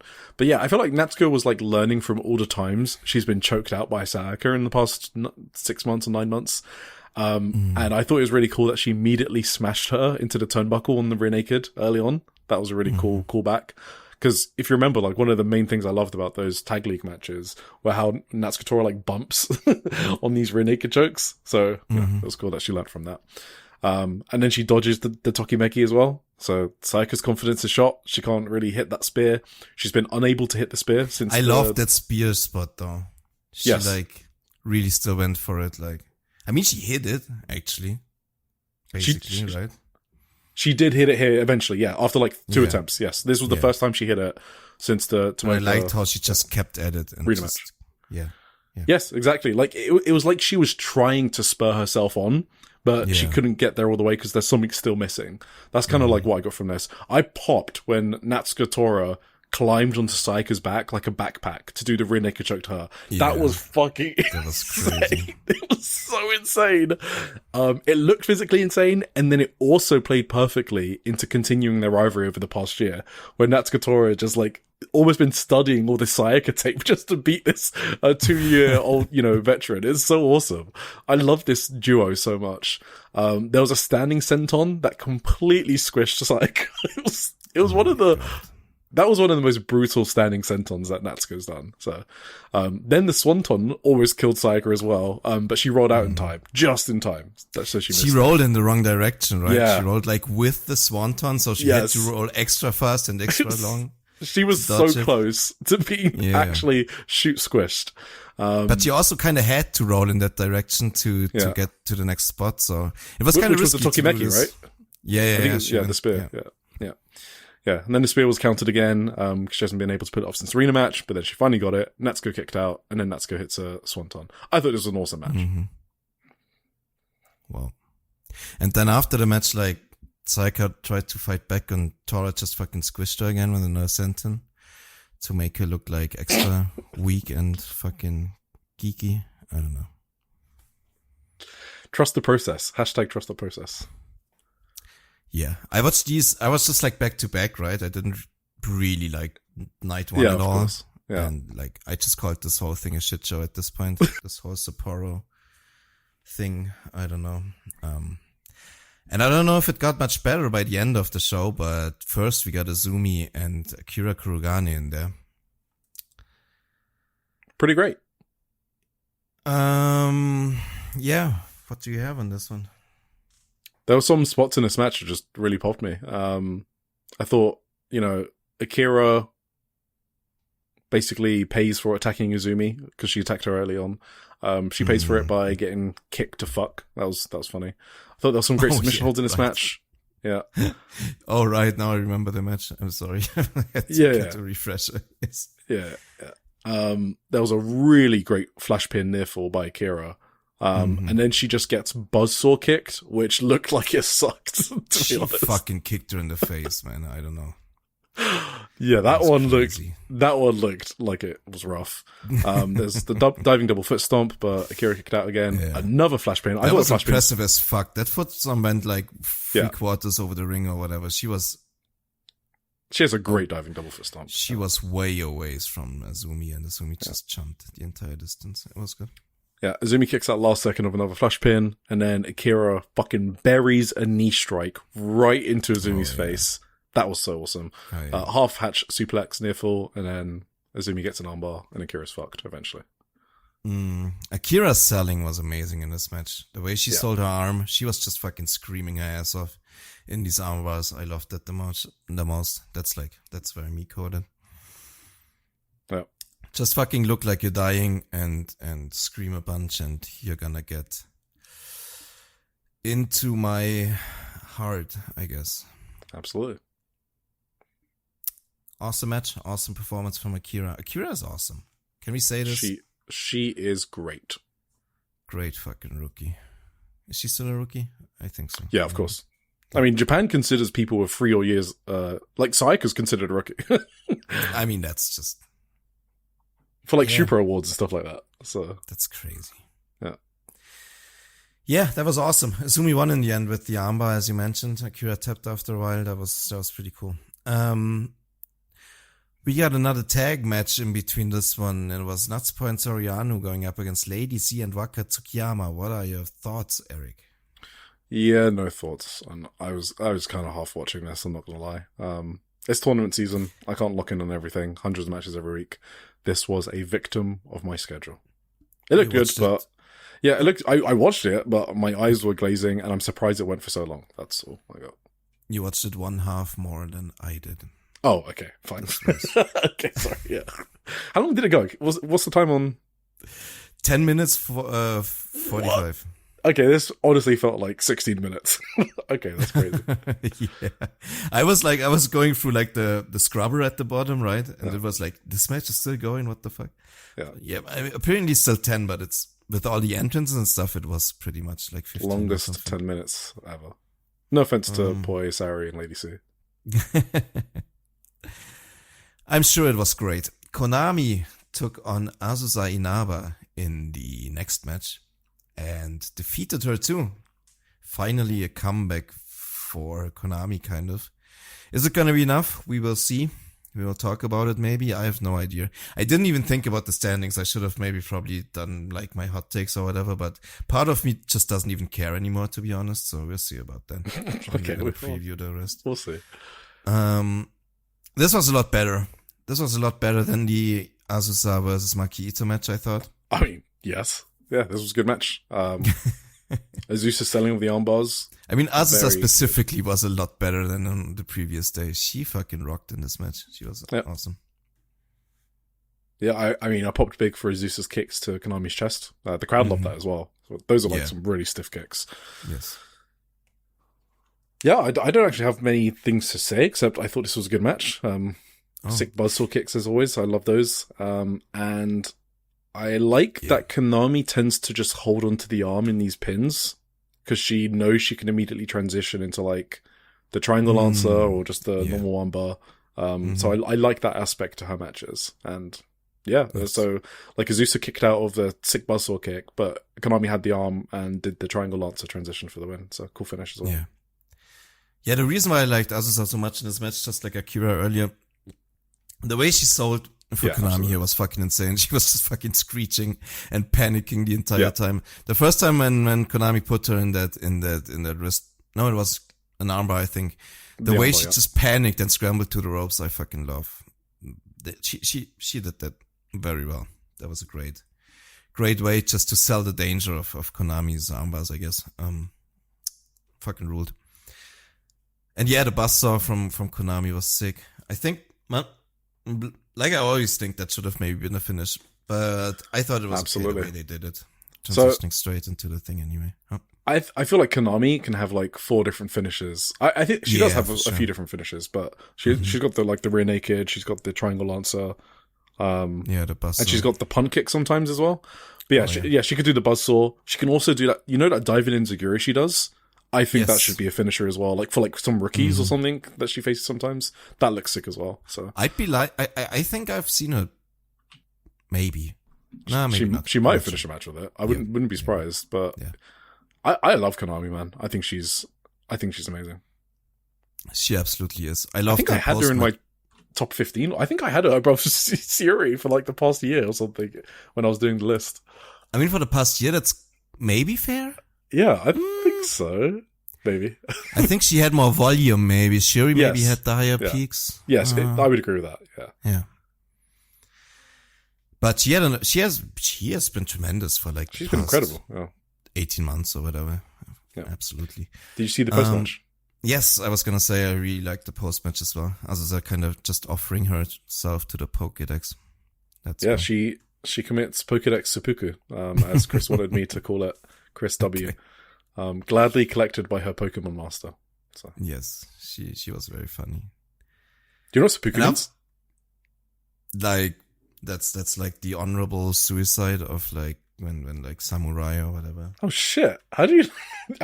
Okay, I thought you were just gonna say suicide, but you actually said the specific type of suicide as well. That's impressive. Maybe that's well known. Okay, I didn't know that.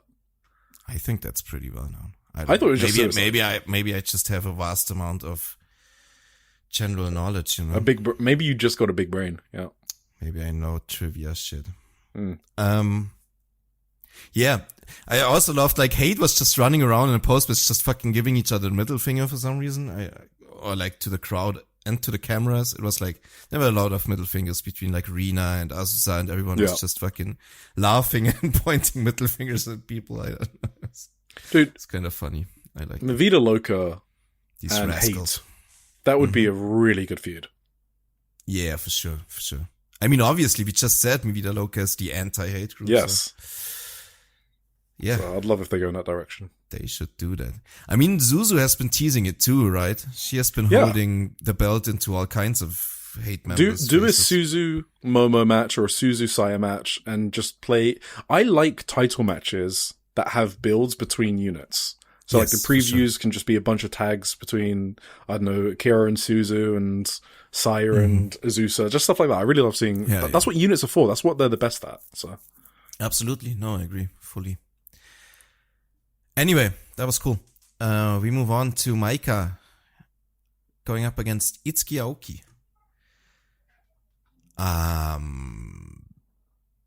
I think I like this match a lot more. Did you want to go over this? It's Itsuki.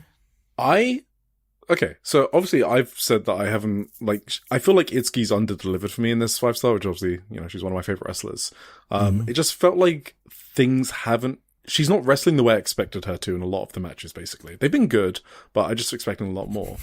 This match, this was like the Itsuki I was expecting, to be honest. I thought she was great in this match. Just two big gals running to each other. I loved like the lariats just running into each other, reminded me of the EXV Mi Vida Loca feud, right? When they were just running into each other all the time. The crazy match they had at Dream Queendom, which I loved. That included like Megan Bain, right, as well, I believe. Yeah, I think it did. That was awesome. Yes. Yeah. So yeah, I thought they were really cooking with these near falls as well. And yeah, just outside of the Sayaka match. Okay, yeah, I should exclude the Sayaka match from that because I thought the Sayaka match was like excellent. But I think this was Itsuki's next best performance. This is what Itsuki is for me. This is her at her best. Just going out there, having hard-hitting matches with other powerhouses. Everything was fluid. There were no hiccups. It was lots of heat. Just a really good hard-hitting match. Yeah, for sure. Like my notes read like pretty simply. Just they scream at each other, they run at each other, they suplex each other. It was like just... no analysis needed. No. This result. Yeah, sorry, who won? Yeah, go. Maika won. Yeah, she did an awesome lariat at some point too in the Michinoku driver, and then they just crazy started to headbutt each other like crazy. And the discus lariat and the wristless Michinoku in the end won it. Really good back-to-back nights for Maika, by the way. Yes, I was gonna say that Maika was very good on these shows. Yeah, and this result knocked Natsukatora out of the tournament. This one did it. Okay, she might have just fucking lost then, right? That's exactly the issue I have with the booking of that match. Again, loved it. Every point up until this match didn't make sense for that Natsukatora Sayaka Kurara result, in my opinion. Especially if Natsukatora was getting knocked out anyway. Why not just give Sayaka her pay? I mean, clearly they've got some long-term plans, right? That's why. If you think so. Yeah. Anyway, yeah, this was cool. Maika collecting some points too. She was at 9 at this point. Or is now, yes. Yes, yeah, exactly. That's good. At least one thing was... Group A now makes sense to me. So we'll go for it after. Well, not entirely this one, but like at least Maika's booking makes a bit of sense, and the Zumis, I guess. Anyway, we got Rina Yamashita and Saya Ida. You already mentioned it. This was another time limit draw, a way better time limit draw than anything on the previous night. Well, maybe not anything. Well, it was better. I think it was the best time limit draw maybe of these 2 days. It was between this or the Maika Rina one. But it wasn't like way better than the Maika one, yeah. It was. No. I have them at like similar levels. Yeah. Yes, similar level. Yeah, because this fucking ruled. This was cool. Do you want to go over it? I mean, just another big girl running to each other matchup. Yeah. I mean, Saya's small, but she's built like a fucking brick shit house. Yeah, the chop battle, and then they were doing a chop battle, and they were doing like squats in the middle of it. Yeah, that was so funny. They just randomly starting doing squats. Yeah, it was a nice Yota Suji tribute. Yeah, kind of. No, but this match was kind of you need to let loose a little. And like, if you didn't have fun watching this, you need to let loose a little, basically. This was a great match. I thought it was excellent. Mm-hmm. This is my preferred version of a time limit draw. It didn't feel like 15 minutes because it was well paced. It was really, really good. Yeah. They were just hitting each other hard for 15 minutes. Like, what's not to like? Yeah, I mean, like, Yamashita enticing Saida outside the ring as well, and then the whole crowd were like chanting Ida to help her get outside the ring. They're getting on top of the chairs for more chops.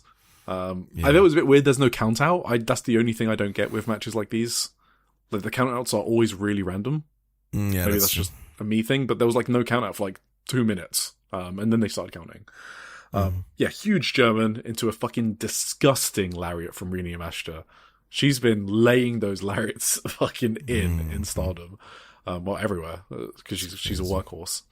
And then this is when I realized that she's just never going to hit this Splash Mountain in Stardom. Like, Saida wriggled out of it. They keep taking each other's heads off, and then a literal brainbuster from Saida, but the time limit expires. Sick. Yeah. I mean, she actually does a brainbuster, not like a vertical suplex. Yeah. I mean, that's specifically her finish too. So yeah. She does. Yes. Awesome. After this, we went to Rina once again. She was up against Tomoka Inaba in this one. And she defeated her rather quick. Just over 5 minutes. This was kinda... I mean, I thought it was good. This was one I was looking forward to very much. I thought it was really like... In my head, at least, I didn't want to look at the standings in case I was getting spoiled. So, in my head, I thought this was probably an important one too, from a points perspective. Yep. So I was kind of surprised when it only went 5 minutes, but I kind of loved the finish anyway because like these like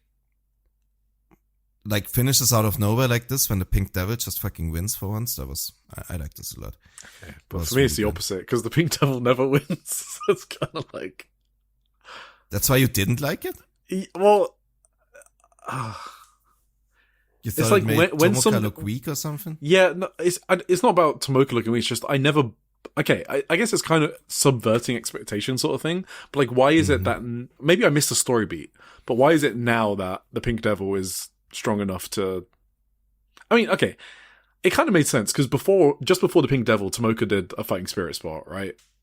Yes. Out of like a big boot. So maybe she was like out of energy. It was like a delayed cell, and then the Pink Devil was enough. I guess it makes sense, sure. Rina was kind of on the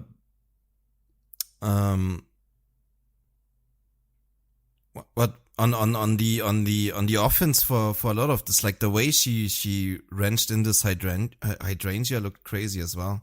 Yeah. I almost thought Tomoka was just gonna pass out in this one when Rina just wrenched that shit back like no tomorrow. And then at first I thought Tomoka kind of did a bad job selling the hydrangea right after because it looked so fucking brutal. But then her dying immediately anyway kind of brought it back for me. I don't know. Okay, maybe this is a hot take. Yeah. I had issues with Rina's selling in this match. With Rina selling, okay. Yeah. So you remember last episode I spoke about Tomoka doing maybe a bit too many fighting spirit spots, and it makes it difficult for me to like invest in the matches just a tiny bit. Here it felt like the opposite. I felt like nothing Tomoka did actually mattered. It felt like a weird one. I didn't get into this match. I don't think it was bad, but I just came out thinking, okay, that was an okay match. And I really think Rina overdid it with some of the fighting spirit spots in this match. So okay, as an example, there was like a double bicycle kick to Rina, right? And then Tomoka hit the spin kick. And that spin kick that Tomoka does finishes matches. Like, that's... Yeah, the pop-up roundhouse thing or whatever you mean. Yeah, this one was Rina on her knees. So it was a double bicycle kick, and then Rina's on her knees, and then Tomoka does the spinning head kick. Like, that's a deadly move that she finishes matches with. And I actually thought that was the finish. I know it was really early on. I thought they were just going for like a surprise KO, because I've seen Tomoka finish matches with that. And maybe I'm off my rocker here, but I really feel like that should have been a key point in the match, with Rina doing a lot of selling and being on the back foot after that. But then she controlled the match after that, and I was just like, huh? Like, she just hit you with like one of her best kicks, and now we're just going to like a normal Rina control match. And that's kind of where I lost. I found it difficult to immerse myself in after that point. Because like Tomoka, she did another bicycle kick, she did a back heel kick, she did a Michinoku driver, and just nothing stuck to Rina. She just like, she was so, I don't know, just nothing mattered. That's all. Okay, maybe that's true. I'm not normally one of these selling guys, but I think the kick at the start definitely took me out. I thought she did seem very out of it for a second there, and she barely kicked out, and then she had to like cheat to get into the match back into it. I guess, but whip. So I thought that kind of worked for me, because it was like just this fucking surprise flurry at the start that she had to overcome, and then you're right, like Rina got into it. So that's kind of how it worked out for me. So I wasn't as bad so the it, difference, but I think yes. I was going to say the difference then is just the importance we place on that spinning kick by Tomoka at the start. I guess, yeah. Because in my opinion, that should be a spot. That is the whole story of the match now. And Rina struggles for like not Sayaka level, but Rina should be struggling for like multiple minutes trying to get back into it. And I think it happened too quickly. I think that's all. I did write that she does the pop-up knee and buzzsaw that finished Akira the day before immediately. So yeah. I did also write down that this is a finish. It was a finish literally like 24 hours earlier, but maybe you're right. It would have been cool if it finished the match. Obviously, Rina had to win because of whatever they planned at the booking. It was an important match. So Rina needed to win in order for us to have the dream scenario for me, not for you, for Maika Izumi and Rina to go through. If Rina won here, it was pretty much, in my opinion, guaranteed that those three would go through, because Rina could beat Izumi on the last day for them to all go through. If Rina won here and then lost to Izumi, then Itsuki would go through, which obviously isn't happening. So Rina winning here kind of tipped me off that Rina's going to beat Izumi and go through. I don't know. Well, Itsuki's not going through. Why not? Okay, that would be a bit crazy. I mean, everything here is crazy. Nothing in this tournament makes sense. It would be very logical to me at this point, because everything is booked so shittily that this would just fit perfectly into the entire thing right now for me. So. Bit warning. Anyway, yeah. What do you mean? I mean, we can talk about it. Maki Ito defeats Utami Hayashishita to kick her out of the tournament. Like, wait, quick. Sorry, Rina backstage. Remember I said it earlier. This was the match where she said it. There are people out there going on about how there have been a lot of draws lately, or complaining about the cheering. Whatever. Just shut up. 5-star is just about enjoying yourself. That's all. You got it?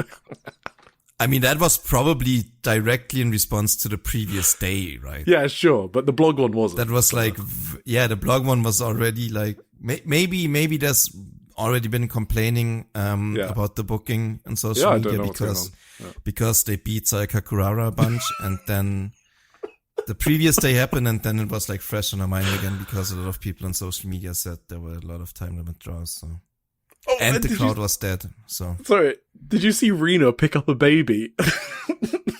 I just saw that she did a promo in the ring that like the crowd was fucking going crazy for her. She whipped the crowd into a frenzy with that shit. Yeah, that was a generic "I'm gonna win the 5-star" promo, and then the crowd for her. And then she picked up a baby, kissed it like she was fucking President Barack Obama. It's crazy.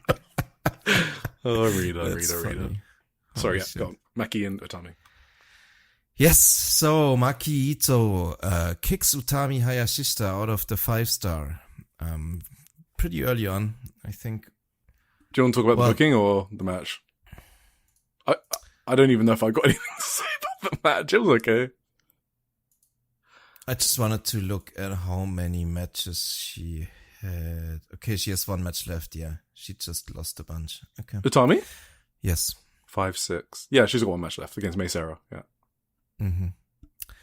Mei Sarah has 3 matches left. That's why it felt so early, because some other people in her block actually have still a couple of matches left. But Utami's out. Utami's out. That's cool. 5 points. That's great. At least 1 more point than Sayaka, right? Okay, so I think it's stupid. What do you think? Yes. I mean, absolutely. So, I think if she would not advance, I would have not done it like this. In like a basically comedy match against, was it comedy? I don't even really remember anything. I mean, it wasn't comedy, but it was just okay. It was kind of boring. Yeah, I think the finish just didn't make sense to me. I thought it was cool that Utami's fucking tree trunk legs were not going into the clover leaf. That kind of popped me. Yeah. That was cool. She's just too fucking strong. And yeah, then she got rolled up with kind of a clover leaf roll up, which was kind of nifty, I guess. Yep. She didn't get her into the actual hold, so she just did like the hold to roll up or whatever. I don't know. That kind of made sense in the grand scheme of the match. I wouldn't have been mad, but like what this meant for the tournament is like, I don't know. Yeah, the match itself was fine. It was solid. Like that's the rating I guess I'd give it. I think there was like some cool spots, like the way Maki transitioned into a single leg Boston Crab early in the match. She kind of like tripped Utami up, but it was like seamless transition. That was kind of cool. She already struggled to get the cloverleaf on early, like you just said. Utami was bumping her ass off for that stunner. She fucking, for the stunner, that was funny. But also for that one DDT, a couple of DDTs. For every DDT, she did these fucking neck bumps, or like headstand bumps, or whatever you want to call it. Dude, Utami was selling like this was a match against Mayu or something. It was fucking crazy. Yeah, she went insane in this match. Yeah. Sorry. Cloverleaf, then Utami reversed it into a big German. That was cool. Torture rack bomb, near full, of course. Actually, this was a really good match. I actually liked this match, I think. Yeah, I mean, I don't think, I wouldn't say I liked it, but I didn't not like it. Like, it was solid for me. I mean, it was fine. Solid. But if someone liked this match, I wouldn't be surprised. One of the better marquee matches in this tournament, I would say. Yeah. Probably the best one. Yeah, and then Utami, like, deadlifted her into a vertical suplex, which I thought was awesome. That was sick. Yeah, tease the Crusader. I knew Makito wasn't going to get Crusaded, and she did not. She wriggled out of it, and Maki won with the move you just said. So, solid match. Maki has 1 point short of the middle finger, and Utami just fucking slapped her in the face. That was awesome. Yeah. So, I guess my issue with the match. So, our friend Corey, who does the intro for the Indie Zone, so the issue with this match for me is. Utami, so Corey said this, Utami loves selling, and for me it's like for better or worse. So nothing Maki does, in my opinion, looks super hard hitting or stiff for Utami to sell the way she does. Do you know what I mean? So the portions of the match where Maki's in control, in my opinion, don't grab me. Like, I am unimmersed when Maki is controlling and then Utami is selling. But when it's the inverse, when Utami's in control and Maki's selling, I enjoy those a lot. Yeah. So that was my personal issue with it. Anyway. I guess when you take, like, what does Maki actually do? She obviously does her fucking idiot spots. She does the 10 punches in the corners and stuff. Like stunners. And she does a bunch of fucking stunners and DDTs. And if you take every DDT like you want to break your neck, then they do look impactful, I gotta say this. Like, these swinging DDTs did look impactful. Obviously, her punches or whatever, chops or whatever Maki does, nothing like that looks impactful, or any kicks or whatever. Yeah. I think her Cloverleaf is fucking amazing, and I think she has the ability to put a match together well. She doesn't always do it, but sometimes she can. So I think that's her qualities, but obviously, like, striking or whatever, that's not really anything. Yeah, for Maki sure. does. So at least Utami, I guess, tried to make it look impactful, even if it didn't work, I guess. She definitely tried her best, yeah. And I mean, for you it worked, right? I mean, you thought it was a good match. You liked it a lot, right? So. Well, yeah. I liked it more than I thought you would. Obviously, my opinion on the match in hindsight, looking back at it, is fucking ultra negative because I thought the finish was fucking stupid. Yeah.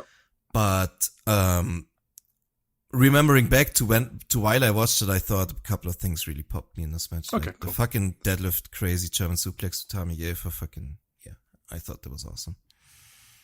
A couple of things were awesome here. So, yeah, the match knocked Utami out, and then she's, in the post-match, she's just kind of, Maki's all happy, and Utami's happy, and they're laughing, and then they walk really out of the building holding hands with each other.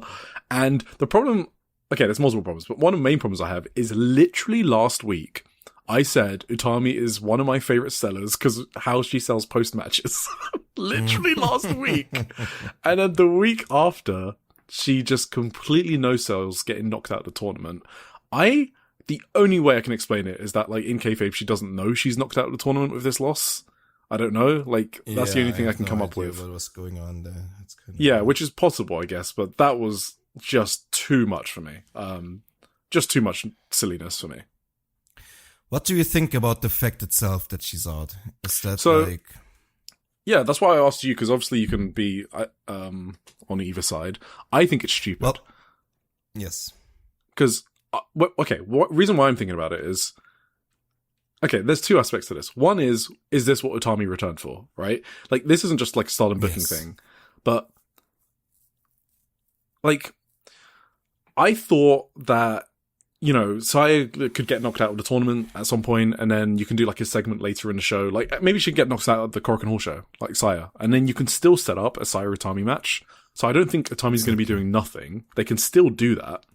But with the comments and motivations that Utami's spoken about in interviews, I'm just really curious how her run ends up. Like, she came back because she wanted to be a star.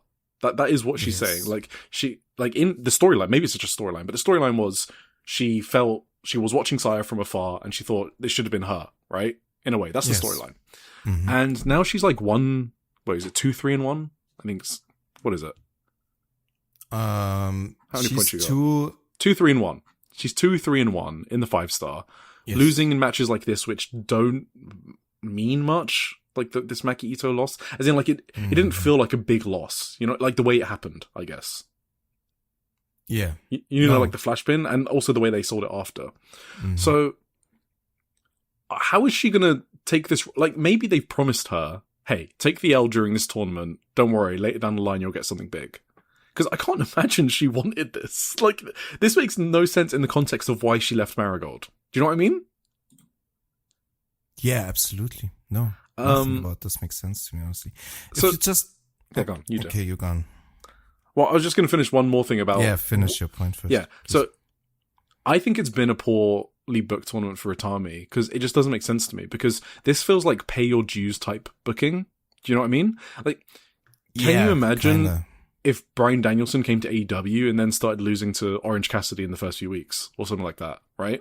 Nothing against OC, I love OC, but you just would never book like that, because it makes no sense to book a returning star like that.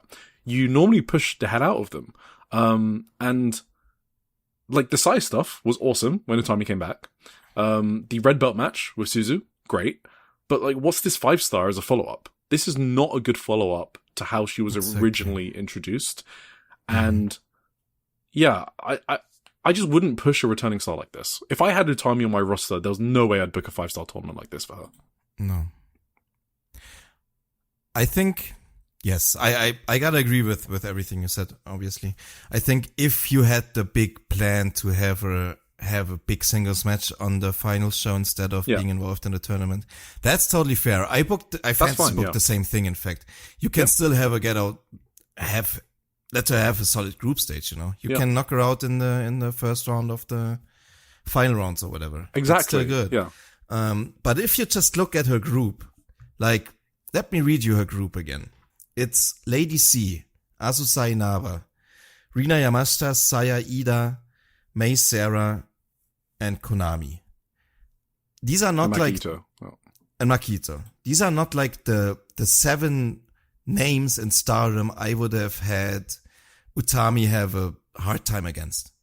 If you want to knock her out in the group stages, okay, but then put her in a group with fucking, I don't know, Momo and Azumi, I don't know, Maika, the big stars, you know?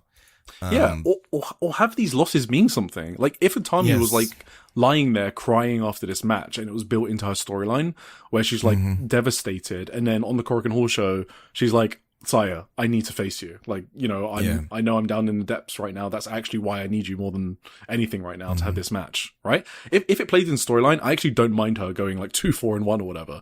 But the way it happened, I mean, that's just bad booking. I'm sorry. Just the way she sold this loss, and she's 2-3-1 after returning and saying she wants to be a star and win the MVP and stuff like that.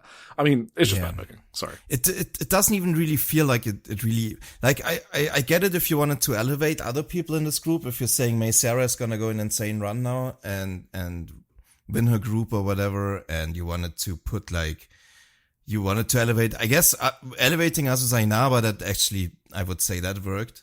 Her win against Utami, that was a big fucking win. But the other losses, like you said, they didn't feel like that impactful. And I just feel like elevating the other people in this group didn't really work that way for me.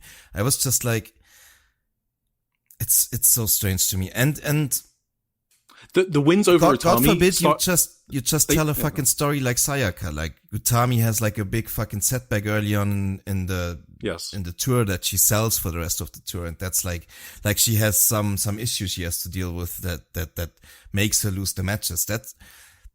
That would be more understandable. That's not what it was. She just straight up fucking sucked in this tournament and lost a bunch of fucking matches she shouldn't have lost in any universe.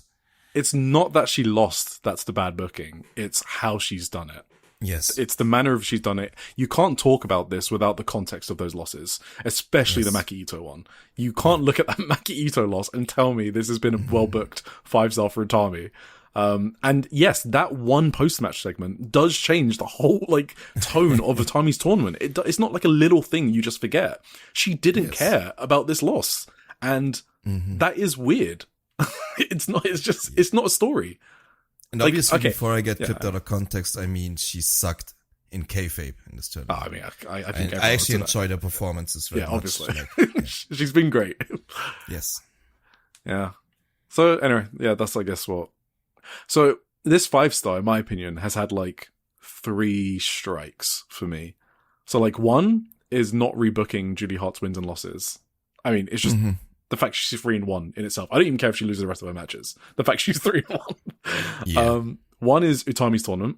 In my opinion, that is a big red flag. Especially that if this loss was different, the Maki Ito one, like I said, she was like on the mat crying, and backstage she was like, I don't know what to do. I'm at rock bottom. I need to think about my next steps. And then she calls out like Saya on the Korakuen Hall show. Great. That's a cool story. That could have worked. Yeah. That would be something that worked. I still think they could have done it better, but all right. Yeah, it's not the best, but it's something. This right now is nothing, so that's why it's bad. And then the third red flag, okay, maybe there are 2 more. One is Itsuki going 4-0. That's just a bit weird to start the tournament. But okay, whatever. She's not going to go through. So that's just like a mini flag. That's not like a red flag. She is. Yeah, and then, no, she's not. And then Sayaka Kurara and Natsuko Tora, that match, either not having stakes because Sayaka was already knocked out, or like Natsuko's getting knocked out those anyway. kind of play into each other, like just Red Star's A blocking in general. If Sayaka just didn't lose to Itsuki, the Tora match would have had more stakes, and then she could have lost to Tora better as well. No, but she had to lose to Itsuki for the story. That's why I don't agree with you on that. She had to. Itsuki had to lose a match earlier in the tournament, in my opinion. She didn't need to go like 4-0. Yeah, whatever. Yeah, but specifically the Natsuko Tora thing is Natsuko's losing anyway. Either pay off the Sayaka storyline there, or if you really don't want to, knock Sayaka out later, which you could do by having Itsuki lose more to like who's at the bottom of this group, like Akira. Just give Akira a win. Who cares? Yeah, have Akira take some points off in a flash pin. Like you can do stuff to make like Sayaka is one of your key storylines, and there are some things you can do to make that make sense. So I'd say 2 red flags and then 2 mini flags. That's what I'll go with for this tournament. I mean, we still got some stuff to come, right? I can see there are more red flags being in there, you know. Oh, well, Julia could go on and win. Julia could go through. Hina could easily not go through. She's at 4 points right now. She has only 2 matches left. Blue Stars A is definitely red flag, like, Utopia soon. City. Like, red flag city, yes. All right, do you want to go through the standings then? Sure. What's Blue Stars B? Okay, there's nothing really to say about that. So, Red Stars A, let's just go through it. So, Azumi's on 9 points with 4 and 1. Okay, one more red flag. Huh? Okay, sorry. Overall, no specific person. I'm not gonna be annoying about time limit draws, but I'm gonna be somewhat annoying about time limit draws. Because some of these time limit draws for me have felt cowardly in a way. Because a lot of these high stakes matches, that you were really like looking forward to, like, what the fuck is gonna happen here? But just fucking Azumi Natsukatora for me. Yes, Saya, Kamitani, Starlight Kid, Saya, Kamitani, Momo Watanabe, matches like this, these big fucking bangers, just ending them in a time limit draw because you're too scared to have really a finish for them. Just don't put them in the same block then if you, I don't know. I think I can live with time limit draws. I think if it's obvious that it's just because, like you're too safe in the booking, or you have like some outside factors, like you want the outsiders to not lose. Those are the time limit draws that I kind of fucking have an issue with, you know. That's another, for me, issue. No, that's fine. Cool. Red Stars A. Azumi, 9 points, 4-1-1. Maika, 9 points, 4-1-1. So they're tied at the top. Itsuki is on 8 points, 4-3. So this is I always say wins, losses, draws in that order. Natsukatora, 8 points, 3-2-2. Rina, 7 points, 3-2-1. Tomoka, 6 points, 3-4. Saika Kawara, 4 points, 2-5. Tournament's over. Same with Tomoka. And Akira, 1.051. So, predictions.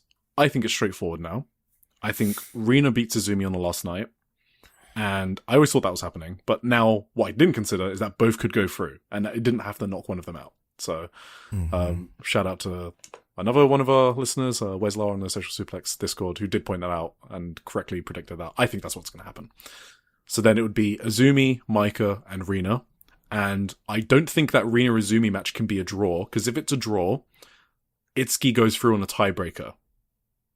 So that's why I think Rina has to beat Azumi.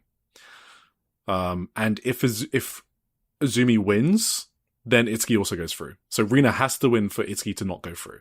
And I think putting Itsuki over Natsukatora or Rina, Tomoka, Sayaka is crazy. So that's why I think Rina has to win that. And so then we get Rina through. Azumi, Maika, Rina. I don't really know who gets the bye or care about that, really. I assume it's Maika, actually. Yeah, I think Rina loses. Honestly, that would... red flag number 3 or whatever. Yeah, still. Number 4, okay. And yeah. How often do we talk about booking issues in Stardom? Like, very rarely, right? I think, is this the first time? Maybe. When's the last time we spoke about bad booking in Stardom? I was going to say since Taro took over, but we haven't had a podcast earlier. I think this might be the first time.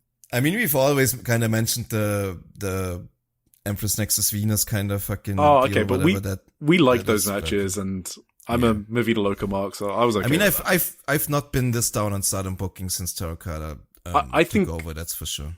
I think this is the first major blotch since he took over. So that's 2 years, guys. So we're not like, anyway, don't need to justify it. You guys know. And you know what the funny thing is, like, that's kind of the opposite of Rossi for me, in a weird way. Because Rossi's booking of Stardom was a lot like, really like, nothing really this exceptional or whatever. It was mostly just carried by the excellence of the wrestlers. Right. Yeah. But the 5 stars always were really fucking good. I gotta say this. Yep. I really always enjoyed the 5 stars. I enjoyed the booking was generally made sense. Like, and I always had a good time with the 5 stars. And like, that's kind of the opposite now. Like, the day-to-day booking is fucking awesome most of the time with Taro Okada. But like, this 5 star has been a disaster for me. This one, last year's I thought was good. Last year's was also good. Yeah, I guess. Yeah. So just something happened this 5 star. Red Stars B, Saya Ida on 9 points, 4-1-1. Rina Yamashita on 9 points, 3-1-3. Konami on 8 points, 4-2. Maki Ito on 8 points, 3-1-2. And just so you guys know, the tiebreaker, I think, is most wins. So, head-to-head record, most wins. Utami Hayashishita, 5 points, 2-3-1. Mei Sarah, only 3 points. Azusa on 4 points, 1-4-2. Then Mei Sarah on 3 points, 1-2-1. She's got 3 matches left. Lady C on 2 points, 1-5. So, I think Saya and Yamashita are both through on 9. I think they're both through. And I think Saidi's probably going to go through on a tiebreaker, I guess. I think Said is going to lose to Mei Sarah, so this is the upcoming matchups. Utami's going to beat Mei Sarah, so Utami and Mei are going to finish on 7 points each. Then I think it's going to be Konami versus Maki Ito for the last spot on the last day. If it's a draw, Konami will go through on a tiebreaker. So that will be a must-win match for Maki. So I think Maki's going to win that must-win match against Konami. So it would be Saida, Rina Yamashita, and Maki Ito. That's my prediction. Well, I was kind of hoping Mei Sarah is going to go on a run here. And she wouldn't. Who would she need to win? She needs to beat Utami. I mean, she has 3 matches left. She needed to beat all 3, I think. Yeah, Saida and Lady C. So she could, and then she would be on 5, 7, 9 points. Yeah, exactly. And I think she...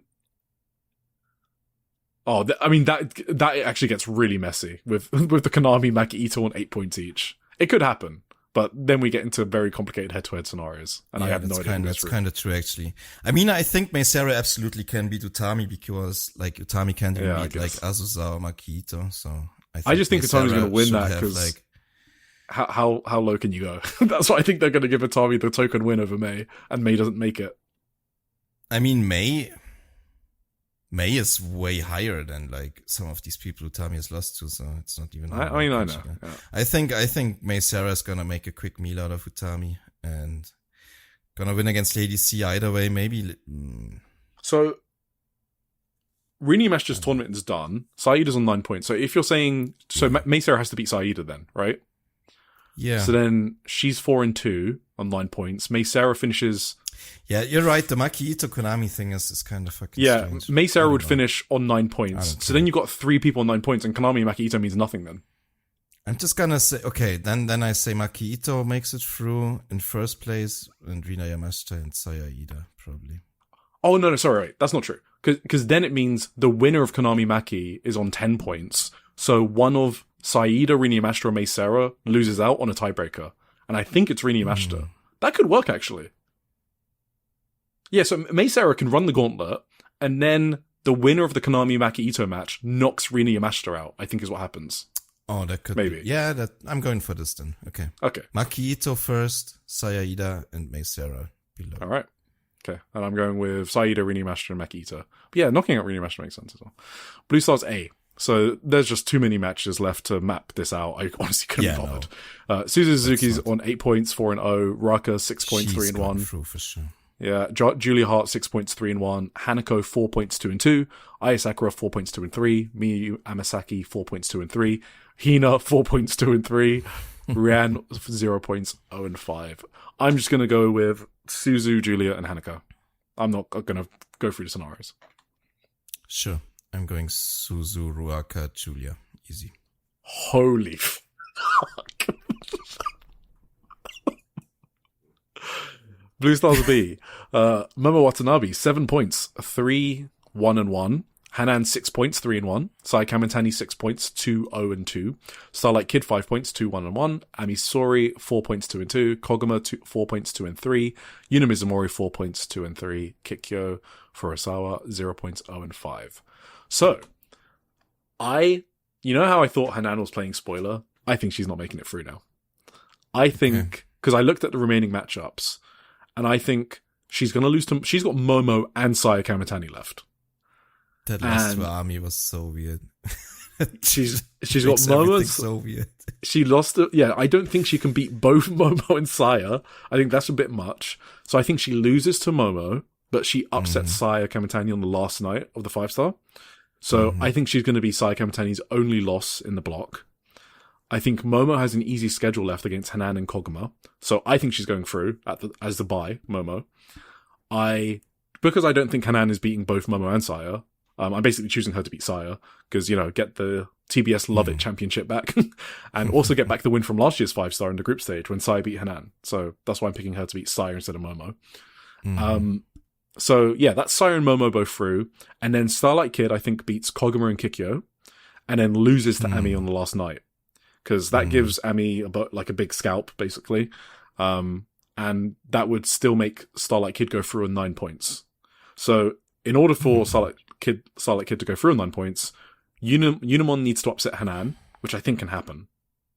So I think Unimon upsetting Hanan is more likely than Momo, Saya, or Starlight Kid getting upset. That's basically what I'm going with. Okay. And so, yeah, so the final standings I've got is Momo on 11 points, 5-1-1, Saya Kamitani on 10 points, Starlight Kid on 9 points, and then in fourth place, joint fourth, is Hanan and Ami on 8 points, 4-3. Because they still come out positive, like 4-3, 8 points, respectable result. Yeah. So I think it kind of works for everyone. I mean, I feel like for me, the most sense in this group, it would make the most sense to push Starlight Kid at the moment to get at least out of group stages. Yeah, exactly. So I believe that's not going to happen this year. Oh, I see. And maybe Koguma is going through or something. That sounds pretty good now. All right, then, yeah, we got previews. So we got 4 shows coming up before our next recording, because we're recording next Wednesday. So we will fit in the block finals, the Korakuen Hall one, on the 18th, which is exciting. So next time we record, we will know who the semi-finalists are. So on the 14th, we're in Kobe. Should I go through all the matches? There's no point, right? We spoke about predictions. Yeah, okay. So the ones to circle, I guess, that I'm looking forward to: Ai Sakura versus Suzu Suzuki. Sounds really fun. Yeah, that's awesome. Hanan versus Momo is another one. So that's the 14th in Kobe. Oh, Ai Sakura's from Kobe, so that Suzu Suzuki is a homecoming match as well. She's gonna lose. I mean, yeah, actually, probably, yeah. She can beat. No, she wouldn't beat Suzu, right? Is Suzu really on 5-1? Is she going unbeaten in this tournament? Maybe, I don't know. Let's see. Dude, I think she's got Julia Hart on the last night. I think that was meant to be B, and then she goes 6-1. Yeah, and B is her only loss. Beat her for the red belt shot, right? Yeah. Anyway, 15th of August, they're in Kyoto. We got Mei Sarah versus Saida. Awesome. The other one I've got circled is Ami Suri versus Saya Kamitani. And then there's obviously the homecoming of Miyu Amasaki, who's against Hina, and Hanako, who is against Julia Hart. All right. 16th of August in Hamamatsu. So this is last night. We got Akira versus Maika, Azumi versus Rina, Konami versus Maki Ito, Mei Sarah versus Utami, Hanako versus Raka, Julia Hart versus Suzu, and then in Blue Stars B, we've got Ami versus Starlight Kid, and Hanan versus Saya Kamitani. Very fun night, final night. Yeah, that looks awesome. Cool. Let's move on to Marigold. Summer Destiny on the 9th of August from Otaward. They did 1,310. Yes. Is that true? So let's just take it at its face value. I honestly don't like doing the fake attendance thing because it might be. It's really hard. Yeah, it's really hard to tell. Like from the pictures I saw, it looked fucking empty. But Otaward is kind of one of those places that's really big. You've been there, right? I haven't been there. Yeah. Yeah, so it's really hard to tell how many people are in there. So let's just go. For sure. Yeah, let's go with what they said. 1,310. It's still a bad number, okay? Like, if you're someone who hears that number and does not think it's bad, you are in a bubble. This is your alarm, okay? This is bad. There's nothing else to it. This is Mayu's and Yuzuki's return in a big match, which had a lot of media interest, so you can't even blame that. It got picked up by a lot of outlets. They were writing separate articles about it. It was a big match. Even that media coverage couldn't drag people to Otaward for the show. Marigold as a whole are doing similar numbers to last year, but in my opinion, this number stands out because every single other company, okay, not every single one, but like people around them are up, like TJPW, Senjo, Stardom, right? The companies that they consider themselves in the bunch with are all up. Marvelous, obviously, are up as well. I think Marvelous's Korakuen Hall show the day before almost beat this number. I think they must have done over 1,000, like 1,000 to 1,100. Obviously, it's in Korakuen Hall, which is more central in Tokyo, but still. So yeah, we talk about this a lot. Same story as always, but this time I wanted to mention it again because Mayu and Yuzuki were back and they still struggled. This should have popped a number and it didn't. So there's just something worth mentioning there. And also, actually, the show, I said it last week during the previews. We did a lot of previews. The show was well built. They did the best they could, to be honest, for this show. So I can't even blame like bad booking for this particular pay-per-view cycle, when you definitely can for the previous one, for the anniversary show, because that booking was shocking for that show. Now they have Mayu, Yuzuki back, and the booking for the show was solid, and they still can't draw. So that's not a great spot to be in. I would say for the top challenger in the main event. Absolutely. They did build her, I guess, as well as they possibly could, but she's still Nagisa just in the first place, she's just not a great name as a challenger for a top belt on a show like this. So yeah, it was technically well booked, but it was just the wrong choice in the first place, I guess. Yeah, I can agree with that, absolutely. So yeah. It just feels like they just kind of have to sit there and wait for things to bounce back. I'm expecting the Dream Star to do well, and I'm expecting the Sumo Hall show to do a lot better than these ones have done, just because the round robin format, the fans love that, and Sumo Hall is their biggest show of the year in October, and people will attend for that one, including me, actually. Yeah, I just don't know if there's anything they can do actively to improve the current attendance. No, not really. I think they just have to ride on I mean, they don't have much to ride on right now, but I guess they just have to hope for an upswing in any way. Exactly. If Yuzuki's bringing that or whatever. Yeah, we'll see. They're just gonna have to sit and wait, basically. Just continue try to book well, I guess, is all they can do. Yeah, just steady on. Cool. So any other notes? So yeah, Dream Star is 4 blocks of 6 this year, not 2 blocks of 12, which I suggested last week. So that's a bit better, I guess. 4 blocks of 6? Yes. So I'm gonna guess. I kind of like that. It's not that drawn out, No, I think it's going to be 2 go through. I'd be surprised if it was 3. So I think they're going to do 2 go through, so that's 8 in total. And then you do quarterfinals. So quarterfinals, semis, finals. Yeah, 3 would be crazy. Yes. But with 6 people, I personally would just make first one to advance. But well, because then that would just... Oh yeah, I guess you could actually. I don't know how they're going to do the semis draws. Finals. Yeah. I think that's what it used to be in Stardom. Just semifinals, finals. So maybe. Right, so we did a lot of previewing last week, so we're going to just jump a bit more into these matches. Or was it just the first place, actually, and there was just the finals? Wait, let me think. Not sure. Right. Sorry. Just go through them, yeah.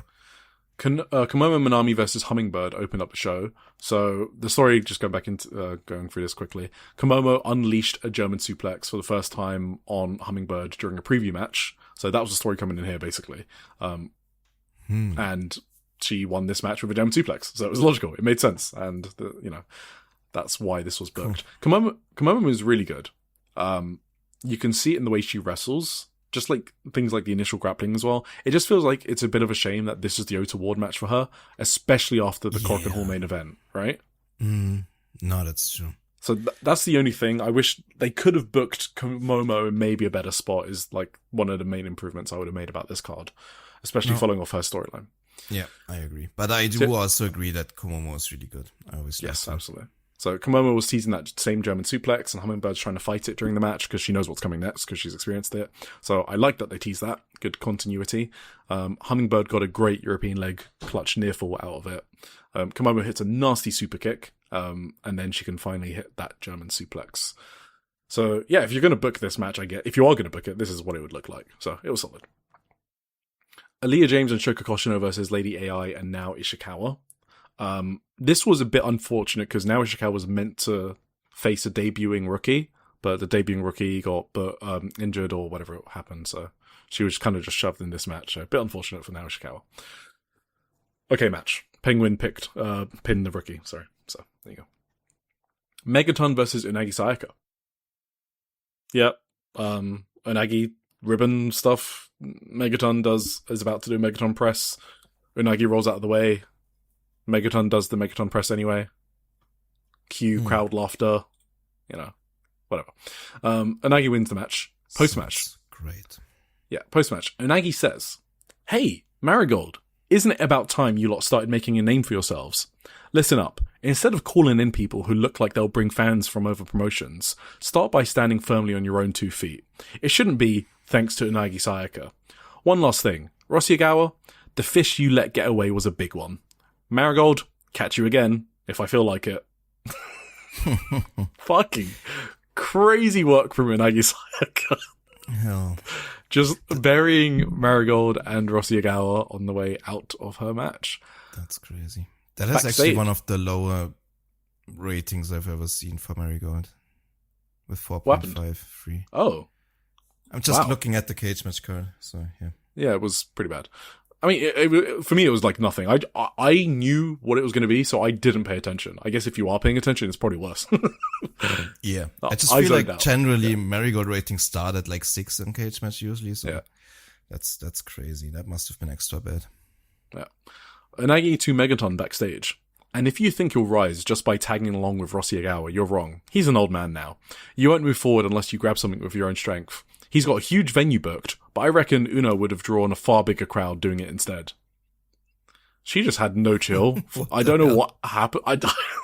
Rossi books her, and then she just turns around and shits on him. It's kind of funny. That's crazy. Yeah, it was kind of crazy. 3D Trios title. Darkness Revolution, Chiaki Misamatsui and Rhea Seto versus Levion Rose, which is Erina Yamanaka, Mai Sakurai, and Natsumi Shizuki. So, I think this is the best Darkness Revolution have ever been. This feud with Levion Rose. I think they got the best out of them. You know me, I'm an avowed DR hater since the start of time. This has definitely been the best they've looked. Okay. I felt that this match deserved a hot Korakuen crowd because of how the feud's gone. It would have matched this feud much better than this half-empty Ota Ward. It totally killed the heat of this match, and this was a match that required heat. You know, like Surimi and Momono, which we're going to talk about? Just like the crazy brawling. Like, this is what this match should have been. They would need to have it in a different promotion, though. Sure. Yes. Exactly. Yeah. But this pandemic era crowd. I mean, it was nothing to do with the work. I'm sorry. The last Korakuen, that crowd wasn't really hot for like a really heated match. So I don't know if they can get any hotter than that. No, you're right. You're right. Yeah. But yeah, like the work in this match was good. Like Rhea Seto had this killer armbar on Mai Sakurai. And only like 30 seconds into the armbar does the crowd even start to clap for Mai Sakurai, who is like the babyface in peril. And it was like half-hearted claps as well. And I just feel like I can't fault the wrestlers. I feel like this is just an unfortunate circumstance of the venue and the position the company is in. I mean, I can't fault the crowd either, though. Mai Sakurai is just a natural heel. So. There was a ref bump. And I did not like this ref bump. This was the bad DR, this particular ref bump. Oh, okay. Misa Matsui hits the ref to break up a pin, and then pretends it's by accident. So then, like, the ref is like, oh, what the hell? You just hit me to break up the pin. And then Misa Matsui's like, oh no, I'm sorry. And then she pulls him into Mai Sakurai's big boot. It just looked a bit goofy, to be honest. I would prefer just a standard ref distraction if you have to do that. We obviously get DR weapon shenanigans, which, again, in the context of this feud, I do not mind it. Like, this is the one context that warrants the weapons. Mm-hmm. There's a huge Rhea dropkick for a near fall. Rhea is like trying to do her best to try and get the win, which I really like that. It was Rhea and Mai Sakurai on the finishing stretch, which is like, sounds awesome. Which is awesome. She does the reverse chicken wing hold and she taps out Mai Sakurai. Oh, that's sick, actually. I loved that finish. It shocked me so much. Darkness Revolution are new trios champions. You can see a tear roll down Rhea's face like immediately after the finish because she knows how big submitting Mai Sakurai is. That's awesome. It's her first ever title as well, and she won it herself. She won the challenge in the first place by tapping out Erina Yamanaka on a Korakuen Hall show. So she won the challenge, and now she won the titles. Fuck yeah, that's all we wanted from Rhea Seto. So good booking. Yeah, and that's really surprising actually to me in general. Like that's big boss booking. I think that's actually. That's what I want to say. My Sakurai slander should be zero. 2026 Mai Sakurai has been on a tear. She's been having great matches. She's carrying in preview tags and house shows. She put over not only Twin Tower. Remember, she's the one that lost the match into Twin Tower for the tag titles, but also to Rhea fucking Seto, who was like at the bottom of the totem pole in back-to-back title matches. That's crazy, in the tag title challenge, Natsumi Shizuki was right there to take the pin, but Mai Sakurai was like, nah, don't worry, I'll do it. In this trios match, Erina could have taken the pin, and Mai Sakurai was like, no, I'll do it. That's like leading by example, in my opinion. Of course, I think she's winning the red belt in October, and that's why she's comfortable doing these losses. But in my opinion, that's what you should do as a top star when you know you're going to get a good run, right? You put others over, so when you're on top, you can cash in all of those matches, all of those losses, because you put them over, and it means your matches with them will matter more, because you lost to them before. So I think it's good business. I can see that. I think Mai Sakurai's smart about it. I mean, I do agree on that point from that perspective. Another perspective could be you want to make her look strong right now, especially if she's going to be a big ace of the promotion in a couple of months, you know? No, I can see both. So should she take all these losses right now? Maybe, I don't know. Yep, can definitely see both sides of that. Yes. Yeah. So post-match, Rhea Seto's obviously crying her eyes out. She can't cut a promo without crying her eyes out. That's a whole gimmick, and the crowd were chanting for her. Twin star title, Chika Goto versus, and Koki Emare, that's Twin Tower versus Kyo Ego, Crazy Ego, Mad Ego, Shino and Yuka Yamazaki. Another solid match that I thought suffered from the quiet crowd, unfortunately. I can't get past the quiet crowd. It's something that's always affected me. A big cavernous building like Ota Ward, like I don't mind when there were no crowds. I do mind it when there's a big building with like 1,000 people in it and I can't hear anything. That's a problem for me. Yeah. The work in this match was good. I thought Yuka and Gotchka were good. Last week I said Shino and Gotchka had a bad chemistry, but I thought they were totally fine here. I actually thought Gotchka was the best person in this match. She was super physical, worked really hard. She had some crazy lariats. But yeah, Shino was killed by the double chokeslam finisher of Twin Tower, but Yuka broke it up. And then Shino hit the softest rolling elbow ever. Again, I've spoken about my issues with Shino's offense. And that knocked the big powerhouse Gotchka down. It's just one of those things. It just looks a bit weird. And then Gotchka pinned Shino with the side slam thingy that she does. I don't know the name, but it looks cool. So, good match. Awesome.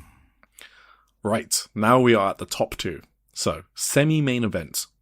Mayu Iwatani and Victoria Yuzuki's return from injury, both for both of them, versus Spark Rush. Yeah. What did you think? I think I liked this quite a bit. I think this was a very good match. Very good match. I kind of liked how they. I'm not quite sure, honestly. In the grand scheme of things, About what in particular? About how they built the match in particular. I think it kind of makes it depends on the follow up to me, right? Like they basically kind of dismantled Victoria Yuzuki in this match. They kind of isolated her and beat the crap out of her for large stretches of that. And then spoilers, they pinned her in the end too. Mayu wasn't. At some points, I was wondering if Mayu was maybe she came back a bit early and she's still being careful and not doing too much stuff, but she still did kind of crazy shit in this match at the end. So, it was like the Arisu Endo match for me. You know, the Miyu Mashita one at Grand Princess against Spark Rush? That's a good comparison, actually. I preferred the TJPW one, but this one I don't know if it worked as well for me, yeah. No, yeah. Those are maybe general things that I have still, that I'm kind of still reserved on Victoria Yuzuki for.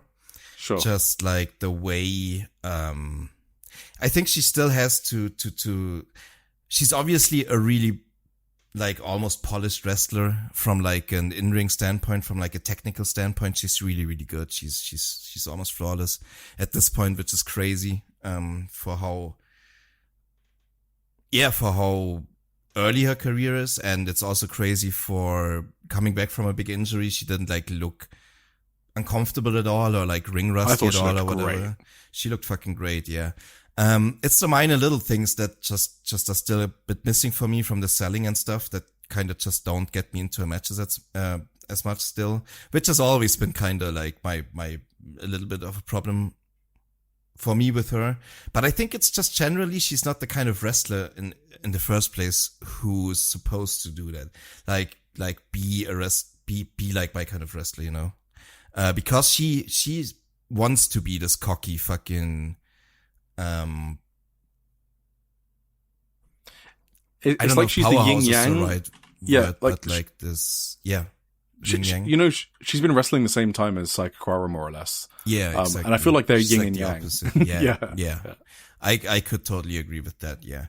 She's just a different style, and I don't really like that style of wrestling in general, I guess, is the thing. But she's doing it well. Like, she wants to be this cocky fighter type who just goes through a lot of damage, and she always has fucking bloody teeth, which I kind of love, and she just goes super hard. And she's excellent technically and everything. And I did really enjoy how fucking Suri and Takumi took her apart, basically, and kind of, made her pay for her cockiness. And the finishing stretch was excellent, I thought. The way, I think Spark Rush just kind of out wrestled Mayu Iwatani and Victoria Yuzuki, who obviously aren't a tag team. Yeah, exactly. And they just kind of showed them how to fucking structure, like not in a non-kayfabe structure way, but in a fucking how to work together as a team. How to work together as a team in order to dismantle an opponent team who isn't used to team together in a way, because they took Mayu Iwatani out expertly with teamwork and then destroyed Victoria Yuzuki for the win. Victoria had a really cool comeback shortly before the end too, which was crazy, where she basically out wrestled Suri a bit into these crazy roll-ups, but it wasn't enough, and that was awesome. Yeah, they pinned her in the end. Yeah, really good match. I wouldn't say it's like on a match of the year contender level quite for me, but like it's like maybe low level, you know? Yeah, and I think part of that is obviously your emotional or lack of emotional attachment to Victoria Yuzuki, right? That's just not your type of wrestler. Yeah, that's probably a big part of it. And I will have something to say for that later too, but cool. Wait, later? I mean, I can also say it now. Well, yeah, if it's about this match, yeah. I mean, it's about like, let's say 30 minutes later, when she was like happy smiley doing the end of the show speech, and I was thinking, you know what Chihiro Hashimoto did the last time she lost the match? She cried. She was fucking out of her mind for the next 90 minutes or whatever, and couldn't stop fucking being upset about it. And you looked like you just weren't, like you weren't bothered at all by what happened like just half an hour earlier in the post show, in the post show ceremony or whatever you want to call it. So that's the exact type of thing that's still missing for me with Victoria Yuzuki, like that fully clicking, like the little things that matter for me in wrestling to properly sell whatever's going on in the match, you know? Yeah, there's still some parts of her character she needs to clean up, I guess. Like, it's fine being a confident, cocky character, but a confident, cocky character would hate losing here, right? Yes, exactly. That's my. She thinks she is on Spark. Like she thinks she's on Spark Rush's level because that's how confident she is. So losing would definitely be like a setback. So yeah, no, I can agree with that. I think there's definitely some things to clean up, but it's just insane. I think how good she is generally as a wrestler this early in her career, which I feel like we forget. I love this match. In my opinion, this is another Eric coded match. This is the type of match that got me into this genre in the first place, this style of wrestling, because it reminded me of a Surrealism tag in a way. Like that style of work, just like all action from the start of the bell, no control periods, just like hard hitting action, near falls, stiff strikes. And the crowd were loud for this one compared to anything else on the show. Like obviously it still wasn't, super heated, but they were here for this match. They came out for this match, basically, because as soon as the main event started, they were quiet again. This is the match they were here for. Like 15 minutes had passed, and I had no idea that was 15 minutes. It felt like 5 minutes. And I watched this match twice, by the way, and it felt pretty. Yes, I mean, I'm gonna tell you later. It was me being stupid, but it was probably good that I watched it twice too. It felt very short both times. So yeah, yes, that's I put big emphasis on that.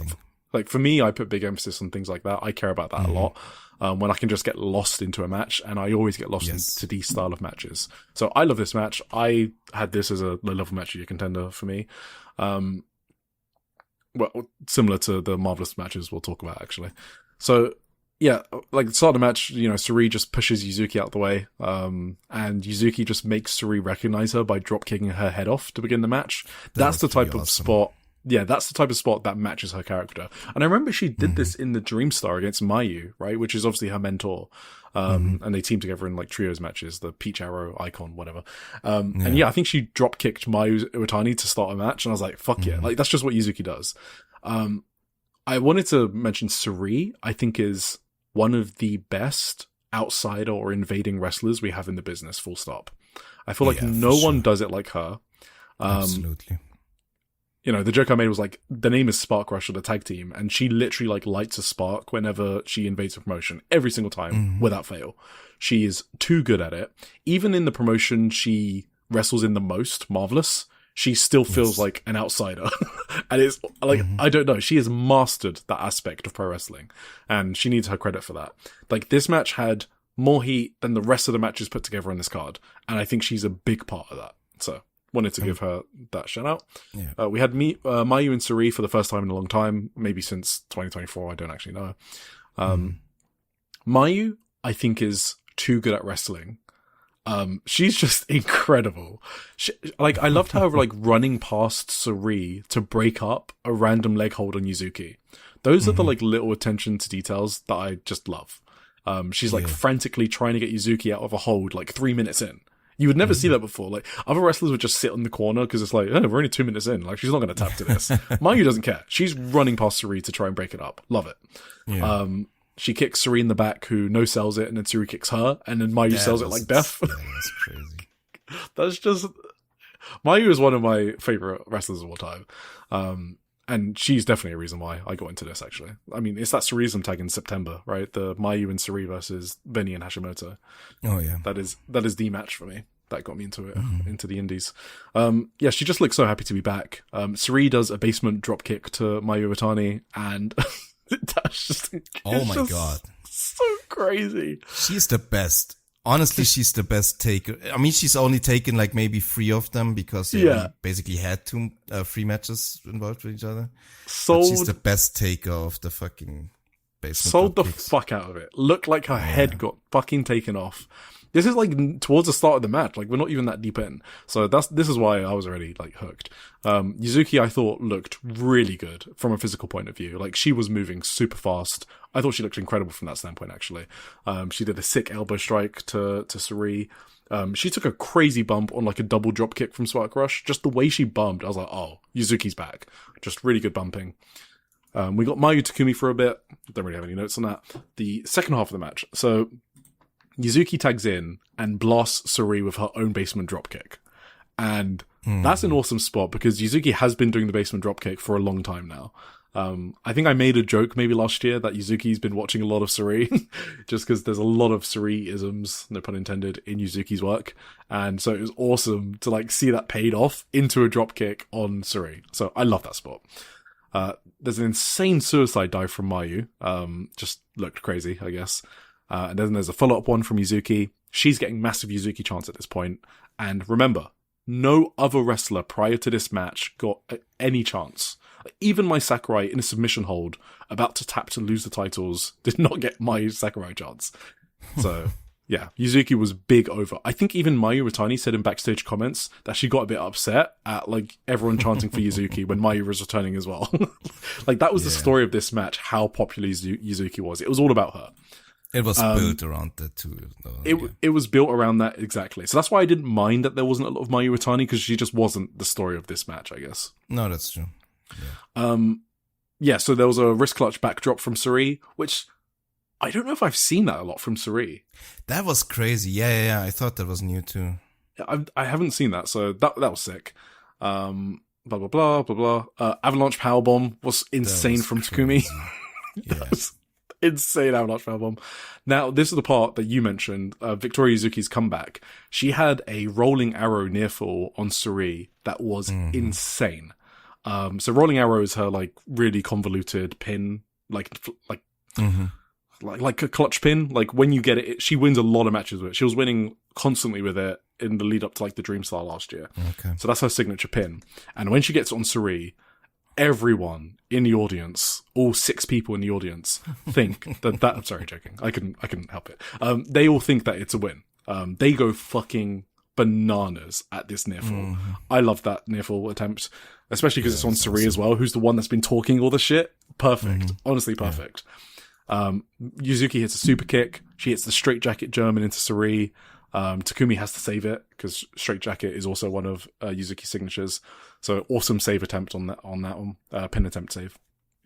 Suri wins with a Takumi super kick into the Uranagi combo, which is the same way I believe that Spark Rush beat Senka in the Marvelous tag on the 26th of July when we reviewed that one. I think that's kind of their new thing. So yeah. I thought it was an incredible match. Definitely low level match of the year contender for me. It's just everything I like in wrestling. I also obviously love the Sayaka story. You guys know that. I kind of just like both styles. I'm able to like switch my brain off sometimes and like get into a different style. This is the style that I originally fell in love with, so I still love it when I see it. I do really think now, thinking about it, thinking back to the start of the match, especially after you mentioned it.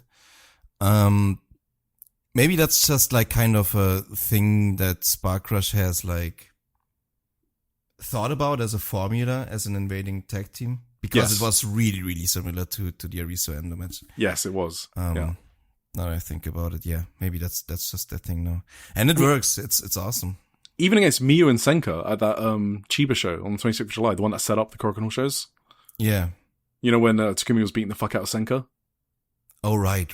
Yeah. It's kind of similar, like the way they like isolated like Senka. So right. I mean, they're just an awesome tag team, to be honest. Like they are incredible right now. Yes. So yeah, awesome match. Post match, Suri is go on. Sorry, you have more. Yeah. No, go through the post match. I have something after. Okay. Shit, I just whoops. Cool. So Shupro took a day to open this promo segment. I've got no idea. It was the only thing in their report that they didn't have, the transcript, which just never happened. So I don't know why it took them so long. But I got it just before this recording. So Suri says, Mayu Iwatani, my real target has always been you. Mayu Iwatani, again. Okay. I finally got my hands on you. This isn't over today, right? You're always so up and down. Oh, I want to do it. And then you're like, oh, actually, there's no benefit in it, so I don't want to do it. What's benefit got to do with anything for us? Whenever we do it, whoever we do it with, there's nothing but benefit. Come on, you're the icon of women's pro wrestling. Mayu basically ignores her and just greets the crowd and then is like, I didn't hear a word of what Suri just said, sorry. And she just kept saying she doesn't remember anything, which means that they won the match. And obviously she's working, but there's like a minute chance that she was knocked loopy given how hard hitting this match was. Yeah.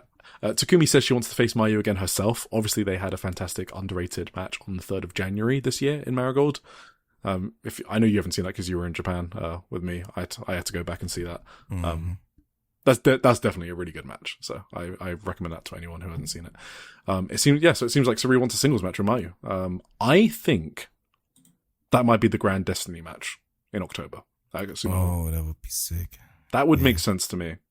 Because then you can do Mai Sakurai, Miko Ono. Mai Sakurai wins. And then you can have a semi-main event, which will obviously be treated as the main event, which is Mayu Iwatani versus Suri. So that's like a good top two matches for sure. Sure.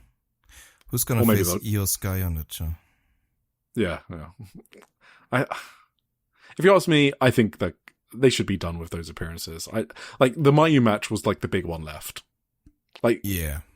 Who can, like, I guess if Seri Yamaoka returns and they want to do Io Seri, I guess I could see. They should really get Julia, by the way. I was going to say, maybe Julia is the next They should pay for whatever it costs, they should pay for Julia to face Seri Yamaoka. That's a big match, because obviously Julia is Seri's idol. So. Okay. That would be cool. And she faced her other idol, Chihiro Hashimoto, last year. So it's actually cool back-to-back years facing her idol. If she's back in time. I don't know if she's back in time. I wanted to ask you. Yeah, go for it.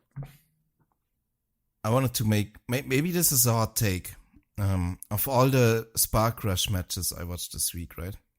Yeah. This is my third favorite. Is that a hot take? Would you agree? Sorry, I don't even know what other Spark... Wait, are you comparing it to the other two, the singles matches from Marvelous Korakuen? I'm saying compared to the two singles matches, yes. Oh, that's not a hot take. Okay. I have them all on the same level. If I can't actually choose between them, which I like more, because they're all all low-level match of the year contenders for me. If someone had those two higher, I would not be surprised at all. Yeah, that's me. Yeah. But not by much. This was a really good match. If people think I'm down on this match, no. I thought it was excellent. It's a low level of the, let's say top 30 match of the year contender or something for me for sure. Cool. Awesome stuff. And then we had Miko Ono versus Nagisa Nozaki for the world title. 0 heat, absolute death. Also just a really sleepy match structure wise as well, compared to what came before. No one cares about Nagisa Nozaki controlling a match against Miko Ono. I can't. If you say you cared about this match, I don't believe you. I think you're all AI bot. There's no way anyone could care about Nagisa working over Miko Ono in 2026. To be honest. Yeah, this is like totally Miku's fault, right? For going up against cold opponents no one cares about. Like, I do agree with the assessment that Miku is not over with the Marigold crowd. I think that's obvious. Yeah. She just isn't. No. But I don't blame her for that. I feel so bad for her. Like, she is desperately trying to do her best, trying to get the approval of Rossi and the Marigold audience, taking crazy-ass fucking bumps and spots, putting her body on the line. She got shoot knocked out in the My Sakurai match on the 3rd of January, right? When her head hit for the table or something like that. Right, yeah. Like, she's doing crazy shit again and again to try and make the crowd get into her, and they're just not having it. And in my opinion, it's really sad. I love Miku. I don't know what she can do. Especially when she's set up for failure. It's just what it is. She's getting opponents like Nagisa. It doesn't matter that she's the main event. You know what? I would say this shouldn't be the main event because it's Nagisa Nozaki. I wouldn't have blamed Rossi for putting this in the semi-main event. No. Putting this in the main event is actually just killing her. Yes, exactly. It's actually worse than putting her in the semi-main event. I kind of agree. Yeah. So there were questions to Rossi. One question was, as for the running order between the semi-final and the main event, Rossi says, we need to build up what the belt actually stands for. That's really what it comes down to. We knew the comeback tag match was going to be something special. So I would say that Miku was fighting against that too, in a sense. With those wrestlers in the semi-final, it was a phenomenal match. It probably exposed a few things Miku still needs to work on as a champion too. Her matches have gotten a little patterned lately. I don't get this logic. I agree with Rossi that, okay, so I agree with him that you need to build up the belt in main events. Yes, true. But you don't do it with opponents like Nagisa Nozaki. Yeah. I don't care that it's her 20th anniversary. No one cares about her. Do we think the crowd would have been like this if it were against like Mayu and Suri? Like, but we can't book those people against Miko Ono because they won't lose to Miku, and they're above Miku in the pecking order. So this is what you get instead. If you're scared to properly get behind someone and push them and keep giving them weak opponents, this is what you get. Yeah, no, I agree. So feel really bad for Miku.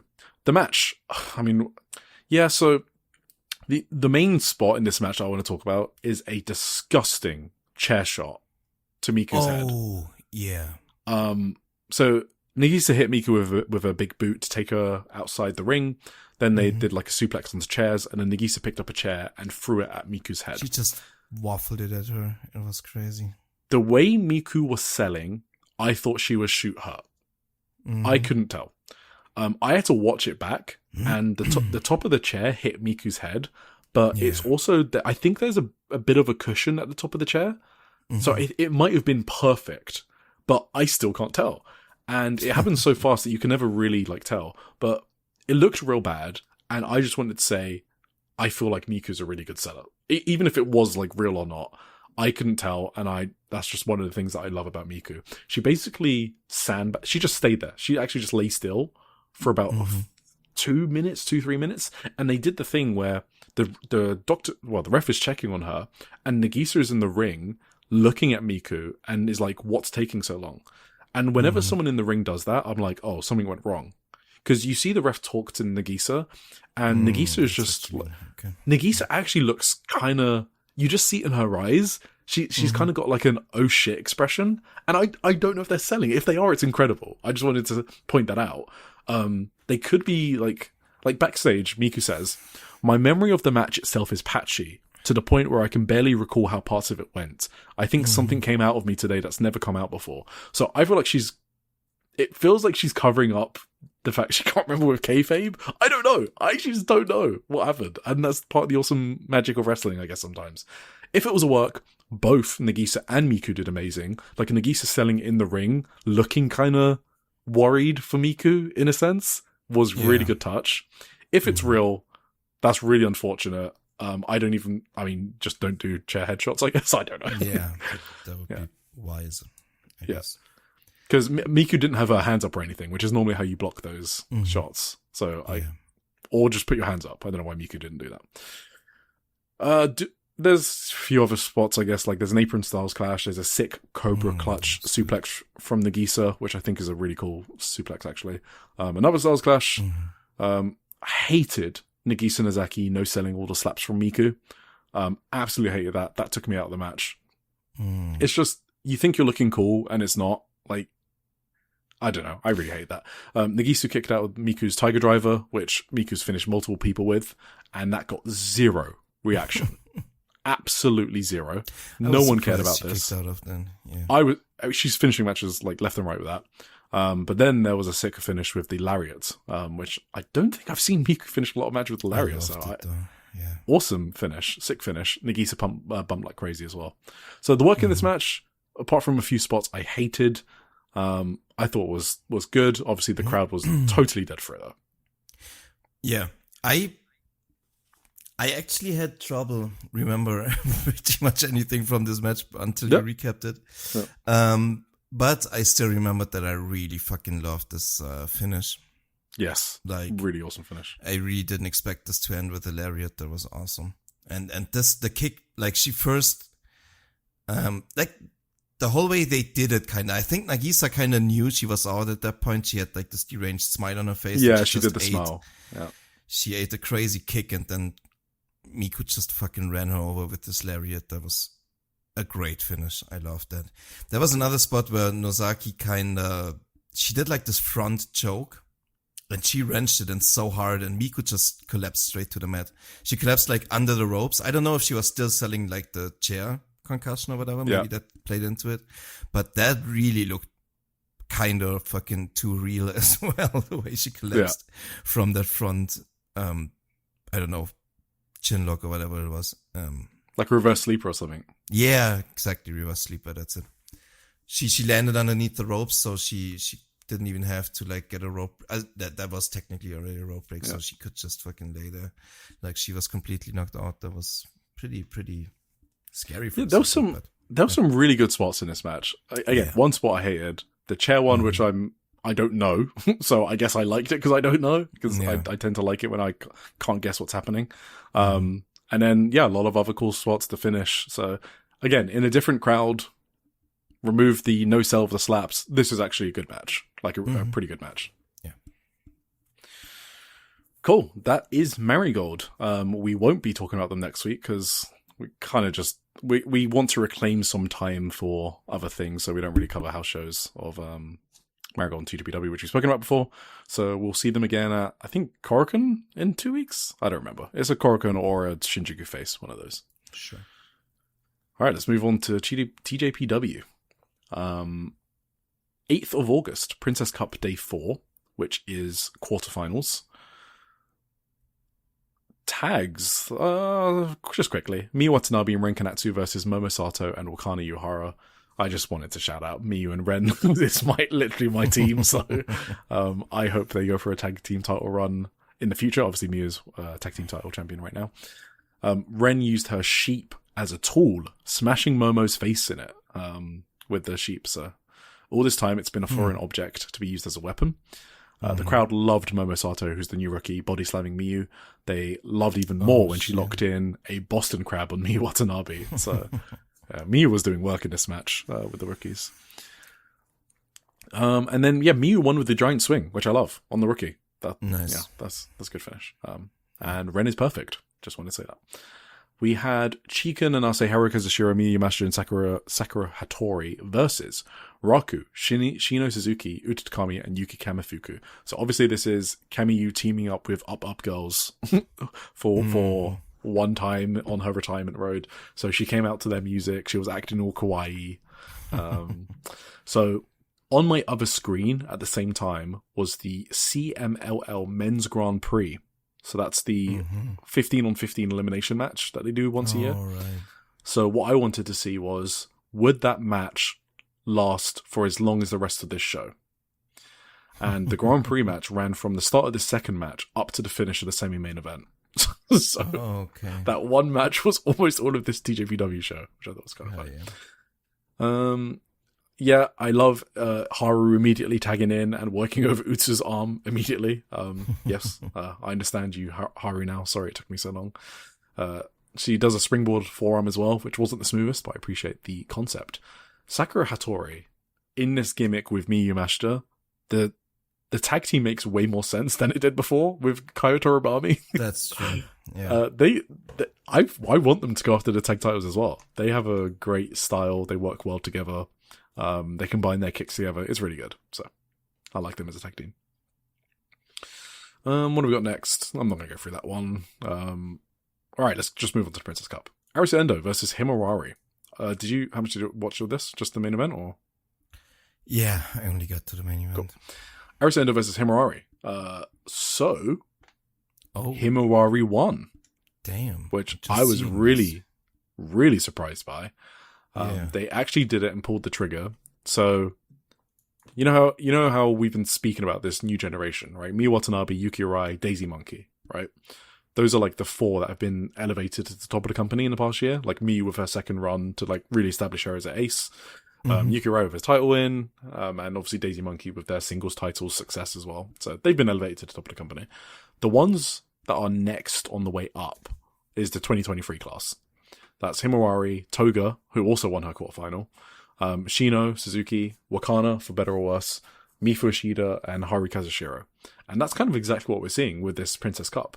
TJPW booking is known to be like glacially slow, but I think it's a bit refreshing compared to like a lot of other promotions. It will sped up a lot in the last like 2 years, I think. Yes. It used to be a big complaint, but I feel like right now a lot of stuff is moving in this company, so maybe I'm wrong about that, but no, they replaced their entire like Miyu Yamashita, Shoko Nakajima, Rika Tatsumi, Mizuki, that entire generation, they kind of replaced with the four I just mentioned. And now, in this it already feels like you just said, it already feels like Toga and Himawari and all them are already on the way up. Like already the year after. That is pretty quick. Yeah, exactly. Yeah. I mean, Yuki Wright only won the title in March, and now they're already pushing the next people up. So yeah, it feels quite different. So that's good. I like that. I don't have much notes on the match itself, because I was watching on my phone while I was downstairs with Twix, because I was on dog duty at 5:30 a.m. and that's when he chooses to pee inside the house sometimes. So I had to let him out. But I thought it was a really good match. They're two fantastic wrestlers. I love that Arisa has some razor sharp elbows to the face now. It was like the one thing that stuck out in my memory when I was thinking back on this match. She's extremely smart and very good at walking that tightrope between TJPW style and more classical Joshi style. And that's what I really like about Endo. So yeah, for sure. But yeah, it was a short match, but great for its duration. Enjoyed it. Toga versus Yuki Aino. So as I just mentioned, Toga tapped out Yuki Aino. And if you remember, Yuki Aino beat Miyu Watanabe. Yeah, that's crazy. This was also a big shock to me that Toga won here, because I assumed Aino was like geared up for a big push if she beats Miyu Watanabe, but nope, she loses to Toga. That's cool, I guess. So yeah. Yeah, I don't have much to say about the match, actually. I think Yuki Aino did some crazy dive, actually. It was like a springboard to the outside, but it was like arse first onto Toga. It was like actually scary. It looked cool, but it was also scary. Okay. Hyper Misao versus Rika Tatsumi. I assume Hyper Misao was like fight clean or something, and then Rika just choked her in the corner. Rika doesn't give a shit about your hell yeah. Your declarations. Good Rika. Yeah, so I don't think we need to talk about Misao again. We've kind of done it. I will say though, this felt like not a Misao match in the sense that she wrestled seriously, basically, as seriously as she could. Like, Misao tried to reverse the sleeper multiple times, was unsuccessful. So the Dragon Sleeper, that Rika Tatsumi does. And then I think at one point, she sprayed Rika Tatsumi right in the face, gave her the Hyper Knee or whatever it's called, and there were like big Misao chants. There was a very heated finishing sequence, like the crowd were into it big. Another Dragon Sleeper. Rika rolled into the reverse sleeper and won. So she won with the reverse Dragon Sleeper, which is awesome because that move looks killer. Mm-hmm. So Rika Tatsumi's through, knocking Hyper Misao out. Finally, in the main event, Shoko Nakajima versus Suzume. Yeah. So you probably just saw this before recording, right? So it probably hasn't sunk in and time pressures and all. I thought this match was incredible. No, I have something to say about this, for sure. Okay. Yeah, I thought this was by far the match of the tournament for me, including like over Miyu Watanabe, Ren Kanatsu, which I loved. Shoko for me does it again. Last year her match with Miyu Watanabe was my second favorite match of the year out of any promotion. Obviously this one's not that high, but I thought this was incredible. I loved how they fought over like backslide control at the start of this match. It feels like only a sequence these two could pull off. There was like a really cool double tarantula type spot on the ropes, which I've never seen before. Very unique. Suzume like countered a 619 and used Shoko's momentum against her to like throw her out of the ring. Like using her legs to throw Shoko head first out of the ring. Awesome spot. And then later she counters the first 619 by ducking, and you know how Shoko goes back for a second one? Yes. So Suzume dodged the second one by jumping on the middle rope, and then she kind of spiked Suzume's head into spiked Shoko's head into the mat. And I was like, these two are so fluid and unique. And then they went back to the backslide control and a bunch of near falls. Then they like simultaneously run the ropes together at the same time, which is something else I've never seen before. Cool. But Suzume is too fast for Shoko. It didn't even look like fucking phony or whatever. It just looked like out of the moment it worked for some weird reason. I was like, how have I not seen this before? And like Suzume's too fast because, she's a bee. And so she gets ahead of Shoko and rebounds the ropes first in order to like take Shoko down. Yeah. That was so sick. So cool. That's 3 spots in this match. The double tarantula, the 619 dodges, and this double simultaneous rope running. 3 spots I've never seen before in my entire life in one match. So if you think that, I'm up to like, 15,000 matches in the past 2 years and I've never seen this, beautiful. Like the match deserves high praise just for that. I don't even know if that's enough. I felt like watching this match, I felt like I was watching wrestling from like 2126 or something. The future, yeah. It was like I can't even really tell you what was really going on in this match because I'm pretty sure most of the stuff they did just doesn't have a name yet. Like exactly. They just invented like a whole different style of wrestling in this match. I felt like they did so many things that I've never seen before and never I don't think anyone could really do in this manner that they did it in. Like all the stuff they did in the ropes, like they were just fucking climbing these ropes over each other and like tying each other up in tarantula. I don't even know. It was all kinds of crazy shit. Like I can't even begin to describe it, but this was like such a unique, innovative fucking match. Like I think people have to go out of their way to watch this. Yeah. This is like one of the most creative matches I've seen. This year. Absolutely. If not when it comes to like, I'm trying to think of another. Exactly. I can't think of any match that's like that has so much stuff that's just that you haven't seen anywhere else. Yeah. It's crazy. So there's probably more than that. Like there was a top rope bulldog. That Suzume did. Yeah. And that was like after she kicked Shoko upwards from beneath. Yeah, that kick, that was another one of those things. That upwards kick, like, first of all, she jumped to the top turnbuckle from the mat, which is like, you see like hyper athletic guys do that a lot, but like for someone of Suzume's stature, that's pretty impressive actually to just make that jump. And then she kind of did this upwards kick in like a fluid motion. It looked so sick. I don't know. Yeah, absolutely. So, yeah, and then the ringer bell. Suzume hits the ringer bell, and it's over. I love that when Suzume hits the ringer bell, it's over, by the way. So, yes.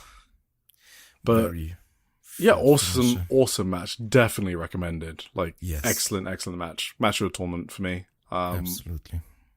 And in terms of results, last week we said Shoko pinned Suzume in a tag. So Suzume could get her win back here.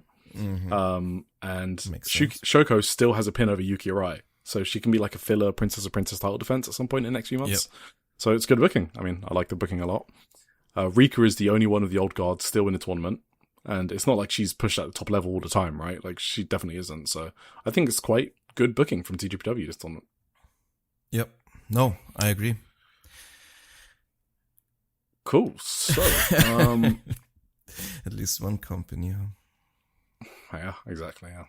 16th of August, TJPW Princess Cup semifinals. We have Chika Nanase versus Momo. So this is just undercard matches. Chika versus Momosato, Mizuki versus Shion Kanzaki, Arisa Endo, Haru Kazushiro, and Wakana Uehara versus Miyu Mashita, Ren Kanatsu, and Sakura Hattori. Sounds cool. We've got a triple Yuki threat, I guess. Sorry, Fed name. Yuki Aino, Yuki Arai, and Yuki Kamifuku.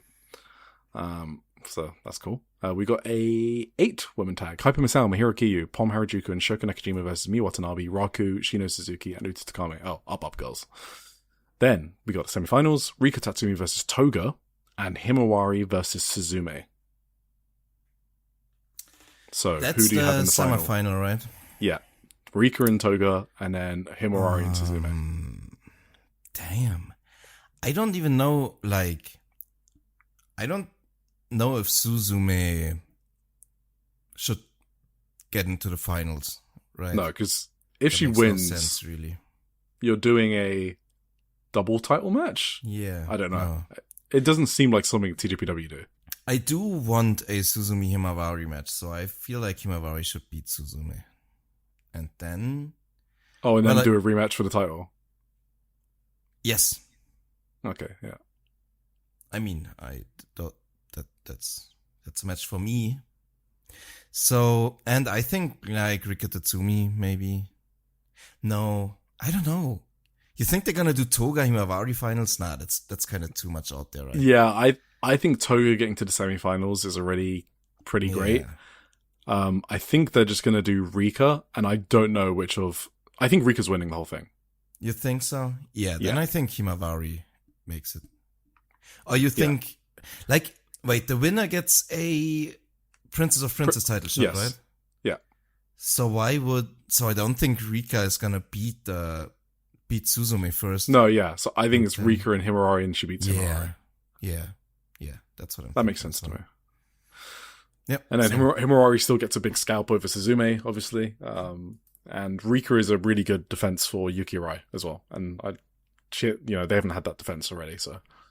Yes. And then you can do Shoko later. So it's Yuki Arai kind of... It's kind of the same run that Miyu Watanabe did on her first Princess title run. You beat all of the old guard to sort of establish yourself in your first run. And that's kind of what Yuki Arai is doing. She did Miyu Mashita, right? She obviously beat Watanabe to get the title. Then Miyu Mashita. Now she can beat Rika Tatsumi. She can beat Shoko Nakajima, who's got a pin over her. So it kind of makes sense. Yeah. For sure. Yeah. Let's do that. Cool. So that's TJPW. Good stuff. Sendai Girls. We've got 2 house shows, so we'll just go what we go through. 7th of August from The Pit, we open up with Yurika Oka, Reina Takano versus Miyu Momono and Senka Akatsuki. So, this was meant to be Minami, I think, but it ended up being Yurika, and then Minami ended up getting moved to the Hiroyu Matsumoto match. I don't know what went on there, or if the Shupro card was wrong to begin with, whatever. This match is weird, in a good way, because you never see tags open Sendai Girls, and you also never see them get this much time. Mm-hmm. So this was like a special tag match to open the show. I think it's probably the best show on the... No, sorry, it's not the best match on the show. The main event, I think I liked a bit more. But it's definitely up there. It was really, really good, this tag match, as you can imagine, with the people in it. Like Reina against Mio and Senko, right? You know. I think this match almost got as time as Reina's debut. It must be close. How much was this? 14 minutes. Are you looking at the card? 12:23. 12. Okay, right. Okay, maybe like 4 minutes off. Still, a lot of time for this. So, yeah, it was really good. Reina obviously shoving Senka into the corner with her patented charge, which you like to see. We got the Bob Momo interaction, Yurika versus Mio, and they obviously have good chemistry wrestling each other. Go figure. I love Senka no-selling the banana hat, being repeatedly smacked into her face. She's like, what are you doing? She's got like a Boston crab on Reina, I think. And Yurika is like slamming the banana into Senka's face. She's like, what are you doing? So that's good. We've got the Swerve and Will Ospreay spot with them running at each other, which pops the crowd so big. Because Reina reverses it into a crazy schoolboy. So, yeah, good spot. Yeah, good shit. Like this match. Yuri Suzuki versus Zonas. Huh? Exactly 2 minutes shorter than her debut. Oh, okay, yeah. Really interesting that they booked this, to be honest. I don't know what to think about it. I mean, they obviously think highly of Reina Takano. That's one thing. Oh, yeah. So. I think I said I didn't watch this. Yeah. Yep. Poor holiday. Yuri Suzuki versus Zones. Zones won. Chi-Chi and Rima Izanami versus Red Energy. Chi-Chi and Mika have always had great chemistry. I think Mika is one of Chi-Chi's best opponents. I think she just brings out the right amount of aggression for Chi-Chi. And she sells the right amount too. Because sometimes Chi-Chi can go a bit too no-selly, or not aggressive enough, whichever one. Mm-hmm. So I think Mika Wata has the right balance for Chi-Chi. And it's always amazing when they wrestle. Yeah. Takase betrays Mika to give her the Mizunami chops, obviously. Mika, it's kind of funny. Mika no-sells the first 10 chops. She just has a complete straight face because she's amazing at facial expressions. And she's like, nope, I'm not going to sell it. Nope, this doesn't hurt. It's all okay. And then she's like, fuck. So that was funny. And then Chi-Chi's bopping her head to the rhythm of the chops, which I thought was funny as well. So I've almost had more fun during these Mizunami spots watching the seconds and also tag partners' reactions to the chops, and that's always the funniest part of them. So yeah, for sure, I know what you mean. Yeah, Mika tapped Chi-Chi out to the same move that she tapped out Ruka Amahane to Amahane in the Marvelous show the day after. She's been using this inverse Boston Crab a lot this weekend. 3 times I saw her tap someone out with it this weekend. So I guess it was just one of those weekends. Hiroyu Matsumoto versus Manami. It was good. No notes. You know Matsumoto. You know Manami. Equals exactly what you'd expect. Main event, Jiro Hashimoto and Spike Nishimura versus Veni and YUNA. So YUNA wanted to start the match, but Veni kept on ignoring her. And then Veni was like, fine, you can start. So just that cute dynamic playing between them again. It was Veni was staring at Hashimoto, and then Yuna was doing the thing where she gets in front of Veni's face and waves her arm, and then Veni pretends she doesn't exist, you know? So she was like, hey, I'm here, Veni, let me start. And Veni's just locked in on Hashimoto, but then she gets her attention. Spike. So, Spike is a bit of a sicko now. She's definitely morphed into a more of a bully monster character. I don't know when she figured it out, or if someone told her, but it's definitely a noticeable shift in her character. It feels like she's graduated away from that rookie label. And she's just it's almost like she wrestles like a monster gaijin now. And it's awesome. Yeah. She's changed her style to wrestle that way as well. And she's done it really well. I think she's way more credible now from a wrestling point of view than she was before with this character change. She fucking killed Yuna with some moves in this match. Especially the bicycle kick that she does. Just deadly. So, really cool stuff. Maybe she actually figured it out in this YUNA match in Korakuen the other day. Perhaps. That's when I first saw, you're a sicko. Exactly. Yeah. And she kind of showed glimpses of it when she won the title, but that YUNA match, she fucking destroyed YUNA with some of these moves. That was crazy. Yeah, she showed glimpses of it, but that YUNA match where it was full on, the whole match. Exactly. For sure. Yeah. So, Veni was doing a rope walk, which you don't see very often, and she was she was enjoying the crowd.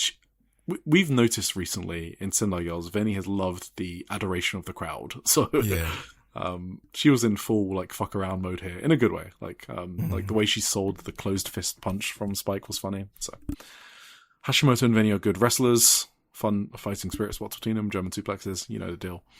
Veni landed on her neck for a lariat bump in a Sendai Pit house show. Just Veni things. Yuna ran into the Michinoku driver, but was a near fall, and then Spike hit the lariat for the win. So Spike beat Yuna again. Spike beat Yuna again. I was just thinking about the semi-main event. Like, I was so sure that we have just reviewed Hiroyo Matsumoto vs Manami. Yeah. Yeah, we did. Did we? I don't even have memory of that. Did it actually happen? July 18th. That's like 2 weeks ago. Oh, shit. 3 weeks ago. You have great memory. There's no way I'd remember a Sendai Girls match from 3 weeks ago because they all blend into one. It just shows how the Sendai Girls booking is. It's like so similar. Like it's the same roster. You press randomize, and then all the matches are good. Sometimes the same things. Yes, the randomizer gives you the same things twice in a row. And they're good matches, but like you've seen variations of these matches in like the whole time. So yeah, exactly. That is how they book.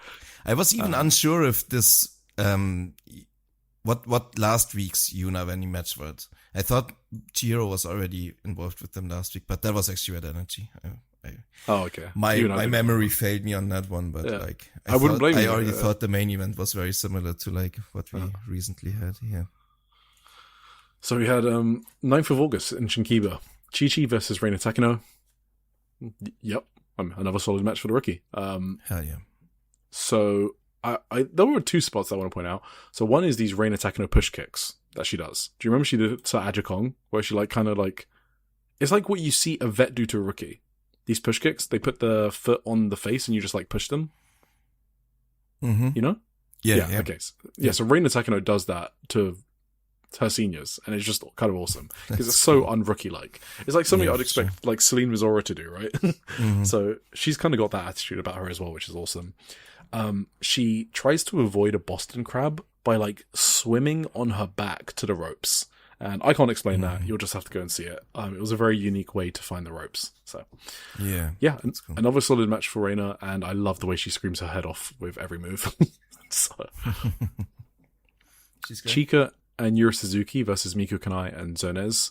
Another Zonez Yura Suzuki interaction. I feel like they wrestled each other 10 times in the past month. Yes, definitely. Fun tag. Chika squished the fuck out of some Real House show vibes, like just they are. Yeah. I don't think anything on these two matches was worth going out your way to see. Maybe the opener of the last show, the Reina Takano tag against the Marvelous Duo, that was pretty damn good. Mm-hmm. And then maybe the main event of this show. Actually, Universe Yuriko Oka, actually, which I'll get onto next. So anyway, this Chika tag was fun. Chika was squishing Miku with sentons and stuff, and then Miku got like a cool head scissors into a jackknife for the win. Yes, Yuna versus Yuriko Oka. So this was a singles match because it was Yuna's 3rd anniversary match, and yeah, this was pretty good. If you're a Sendai Girls fan, I'd watch this one as well. There were like a lot of flash pin attempts early, and after one of them, Yuna attempts to like take the arm, but she can't. It was like a high speed start, basically. I don't think I'd seen Yuna wrestle this style, to be honest, like a high speed style, and she was great at it. And I was like, oh really? Damn, she's like improved. Like she's improved in that way as well. Like awesome. The main thing she's improved in the past year is getting killed and selling. She is amazing at dying. But now that she can wrestle high speed with Yuriko Oka for the couple of minutes at the start of this match, so that was very cool. I liked seeing that. Yeah. Yurika repeats the very heelish thing that she does, which is mess up Yuna's fringe. So that got a lot of boos. No. Super fucked up, man. That is fucked up. That's crazy. Yeah. And I guess my takeaway from this match is if you're not sure why we say Yuna most improved, this is probably the match to watch, to be honest.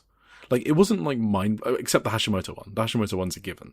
But if you've watched the Hashimoto one, you still don't get it. This is another view into that.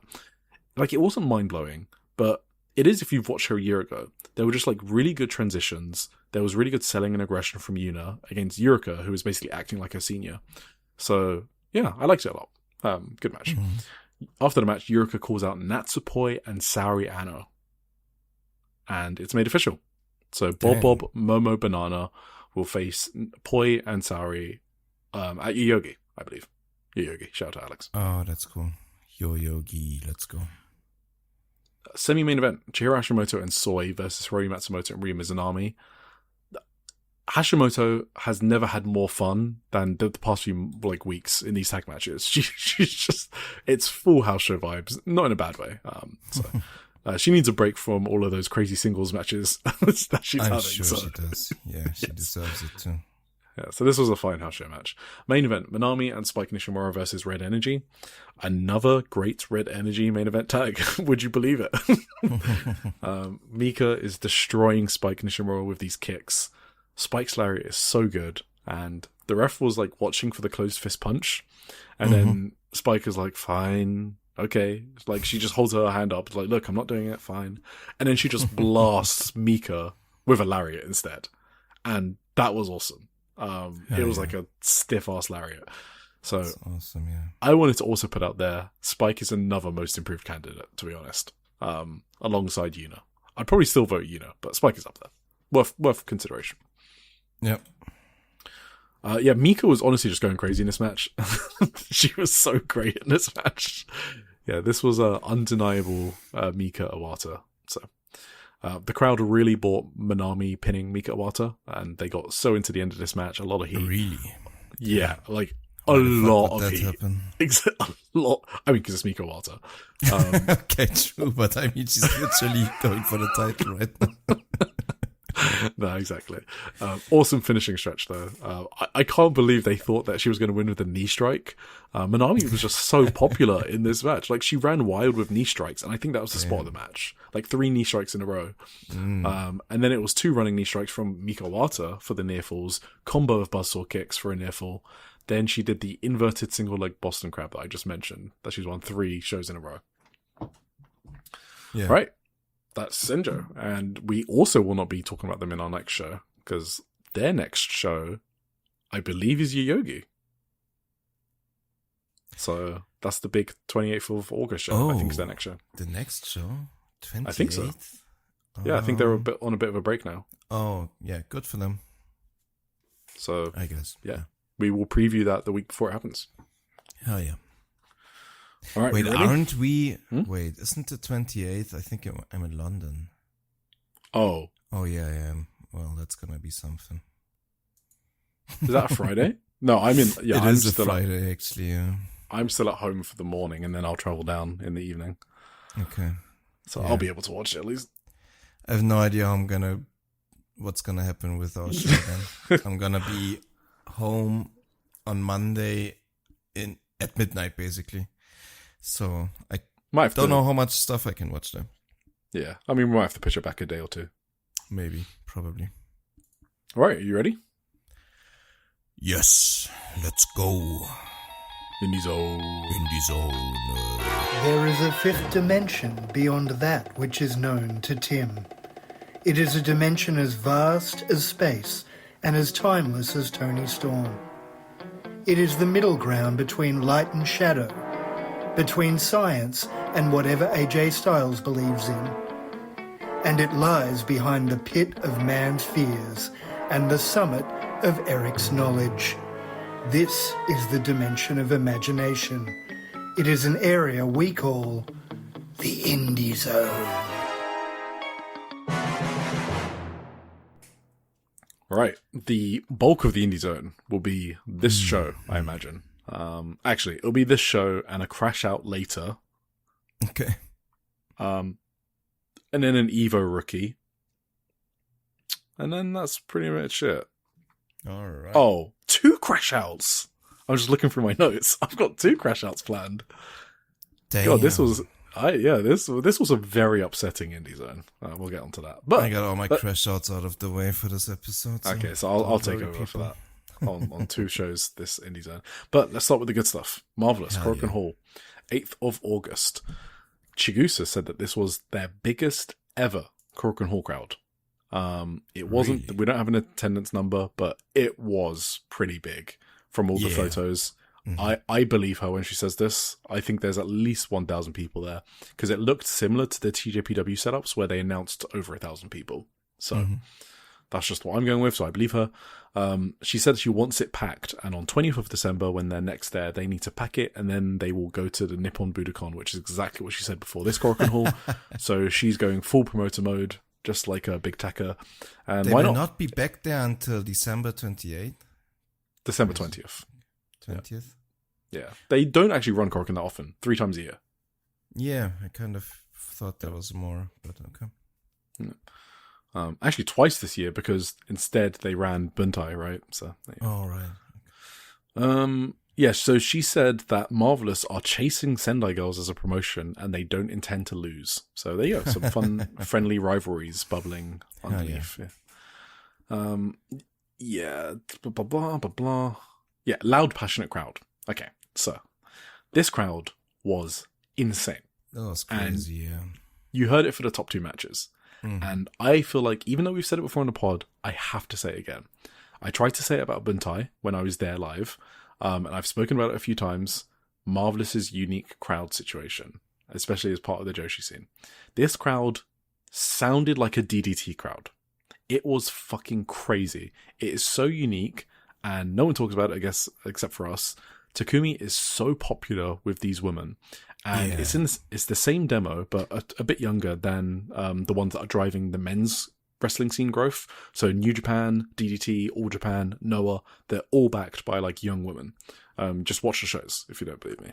So the fact that Marvelous kind of has a chokehold on that demo as well in the Joshi scene is actually really important for their growth. And it makes it more comfortable for other women to also get involved and start following. And obviously, they're still attracting the men too, because it's Joshi. So Marvelous are in a really good spot to keep growing over the years, with like Senka like leading charge into their future.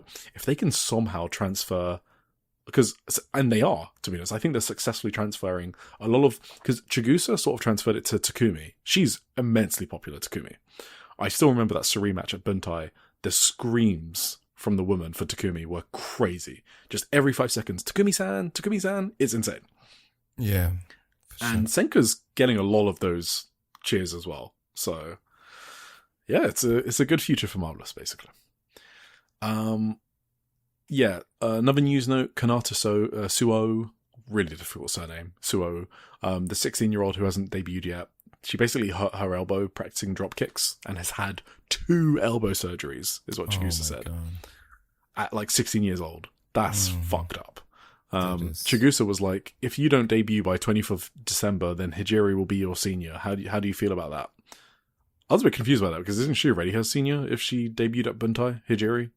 So, I know, whatever. Yeah, Chigusa said that Kanata would debut on the 20th of December Korakuen Hall show. This was a really good show.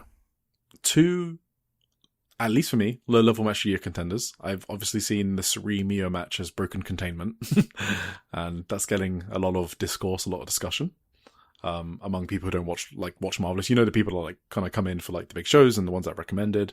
That's the one that's picking up a lot of buzz. Suri and Mio Momono.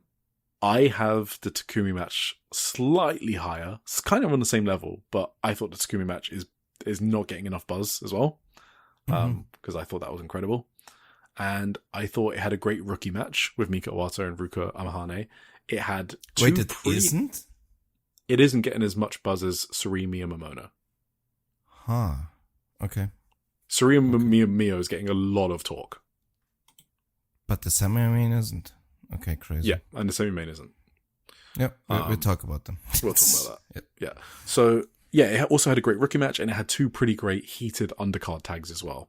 And then it also had Kohei Sato being a fucking shoot headbutt loser. So it had everything, this show. Mika Owata versus Ruka Amahane. Really good match. Owata is like using her kicks to cut off Ruka Amahane's offense. Remember, Ruka is 13. Ruka was very popular. Like as Owata was like kicking Ruka's back, there were like some fans, like a couple fans that were screaming at Mika Owata to do it again. Oh my god! Fucking sick. She's 13. Damn. You're supposed to be rooting for her. But Mika was taking much joy in bullying this middle schooler. Oh my god! Yeah, I should watch this. Yeah, it was fun. Yeah. Actually, I think I had this almost at recommendation level, or maybe I did have it at recommendation level. It was really good. Ruka countered the Ryon into a small package. That was an awesome near fall. Ruka's fire up for a 13-year-old is really good. So just wanted to note that out. Like, she did a body slam onto Mikawata. A huge pop. And you can imagine with this crowd, right? So I thought it was really good. She also did the Zenjo style pins, also big pops. She runs the ropes, and she doesn't do a drop kick like you'd expect a rookie to do when they run the ropes. She does a push kick to the face. And obviously I just spoke about the push kicks with Rina Takano and Selena Zora. Yeah, she does them too. 13-year-old Ruka doing push kicks to Mika Wata. I kind of popped at that. Mika Wata is in control again. Ruka is kicking out of the buzzsaw kicks, and Mika Wata is not happy. There's huge Ruka chance now. Massive kick. Ruka still bridges out. Ruka's really scared on one of these kicks and has her hands up very obviously because she does not want to get knocked out by Mika Wata. And then Mika Wata inverted the inverted Boston Crab that I just spoke about for the win. So there you go. Then we had Kohei Sato versus Yosuke Santamaria. So last week I said I had no idea how this match would go because Kohei Sato is one of those miscellaneous puro like indie shindy wrestlers that shoot headbutts every single match. Every single match. And I guess I don't know why I didn't expect this. So this match is Yosuke like pretending to wrestle seriously and like taking the piss out of it, and then Kohei Sato just fucking them up, basically. The finish was Kohei Sato teasing a kiss, right? Just, to pop the crowd, because they obviously want to see him do a kiss because he's like a hard nut, 50-year-old grey hair shoot headbutt machine. Yeah. So him doing a kiss is funny. Instead, he hit a cracking headbutt. God. This was disgusting. This is the ones where I would be like, yeah, you know what, you want to ban these? That's okay. And I don't police these spots ever, but this was fucking gross. I will never watch this headbutt back ever again. And I haven't seen anyone talk about it. I don't know if everyone watched the undercard. This was disgusting. A complete cracking thud to Yosuke fucking Santamaria, a comedy character, second match on the card. Yeah, that's crazy. If I got worked and it didn't make contact, that's fine. But it sounded disgusting, and I think it was real. So there you go. Because he does it shoot all the time anyway. Totally different, by the way, from the ones in Stardom that, Dave was upset about. This one is just like... I was honestly kind of shoot mad about it. It was so bad. Yeah. Then we had a 6-woman tag. We had Aihuzan, Chikaya Nagashima, and Yurika Oka versus Itsuki Aoki, Sori Iyame, and Sweet Caroline. Yes, I put over Sweet Caroline once again as an American rookie. Just the concept of seeing an American rookie while they're still a rookie. Because normally, right, if you're a rookie in America, you don't get seen until you're wrestling for like a few years and you've made like more popular indies, right? It's very different to Japan, where if you're a rookie, you almost get seen immediately, right? So kind of novelty, and I think she's good. Anyway, this was your usual 6-woman under tag with a lot of heat, though. It did have a lot of heat, especially in the the closing stretch. Yeah, to be honest, I think I'm underselling this. This was a really good undercard match, much better than the ones you get on the regular Marvelous shows. Everyone worked really hard. I like all 6 people as well, so I had a lot of fun. Ayame, I think, has a new finisher of sorts. She did like a tilt-a-whirl crossbody into a leg trip, and then turned over, stands up, and then puts all her weight downwards into that little small package. So she basically transitions from a tilt-a-whirl crossbody into that small package pin that I love. So that's cool. Cool. And then Soriyame pinned Aihuzan. Oh, what the fuck? Why? I think this is Soriyame's second ever win in Japan. I can't believe it. This is painful, Tim. It is really painful to be an Ai-chan fan. I am in pain. Good for Soriyame, but my God. Was it done in a way that is obviously furthering the story, or is it just a random fucking humiliation ritual or whatever? What do you think? I think it was just the small package that she does. So, I mean, we'll see. Maybe Aihuzan's going to mention it as further motivation for getting good, and then nothing changes, and then she gets beat up by Spark Rush again, and rinse and repeat the cycle. I don't know. Leah Knight and Echika Miyavi versus Magenta. Magenta asked Echika again to join them for like the 75th time, and she said no. to start off the match. And yeah, my favorite part of this match was Rico taking the Echika chop. That was very funny. Okay. Echika spiked herself on a Hurricane Runner. No bueno. She looked okay and moved straight after, but that was scary. She's very tall, so it was just a bit of a struggle to like do the forward roll in time for a Hurricane Runner. So a lot of good near falls in this match and a lot of crowd heat. This crowd really made this undercard feel alive. So if you're going to jump on this show for the top 2 matches, some of these undercards are really good as well. Just skip the shoot headbutt part. And then the whole show is actually like pretty damn good. What else I want to say here? Yeah, Echika, blah, blah, blah. Yeah, so Echika won by smothering Rico with a pin. I've seen Rico lose that way like 3 times.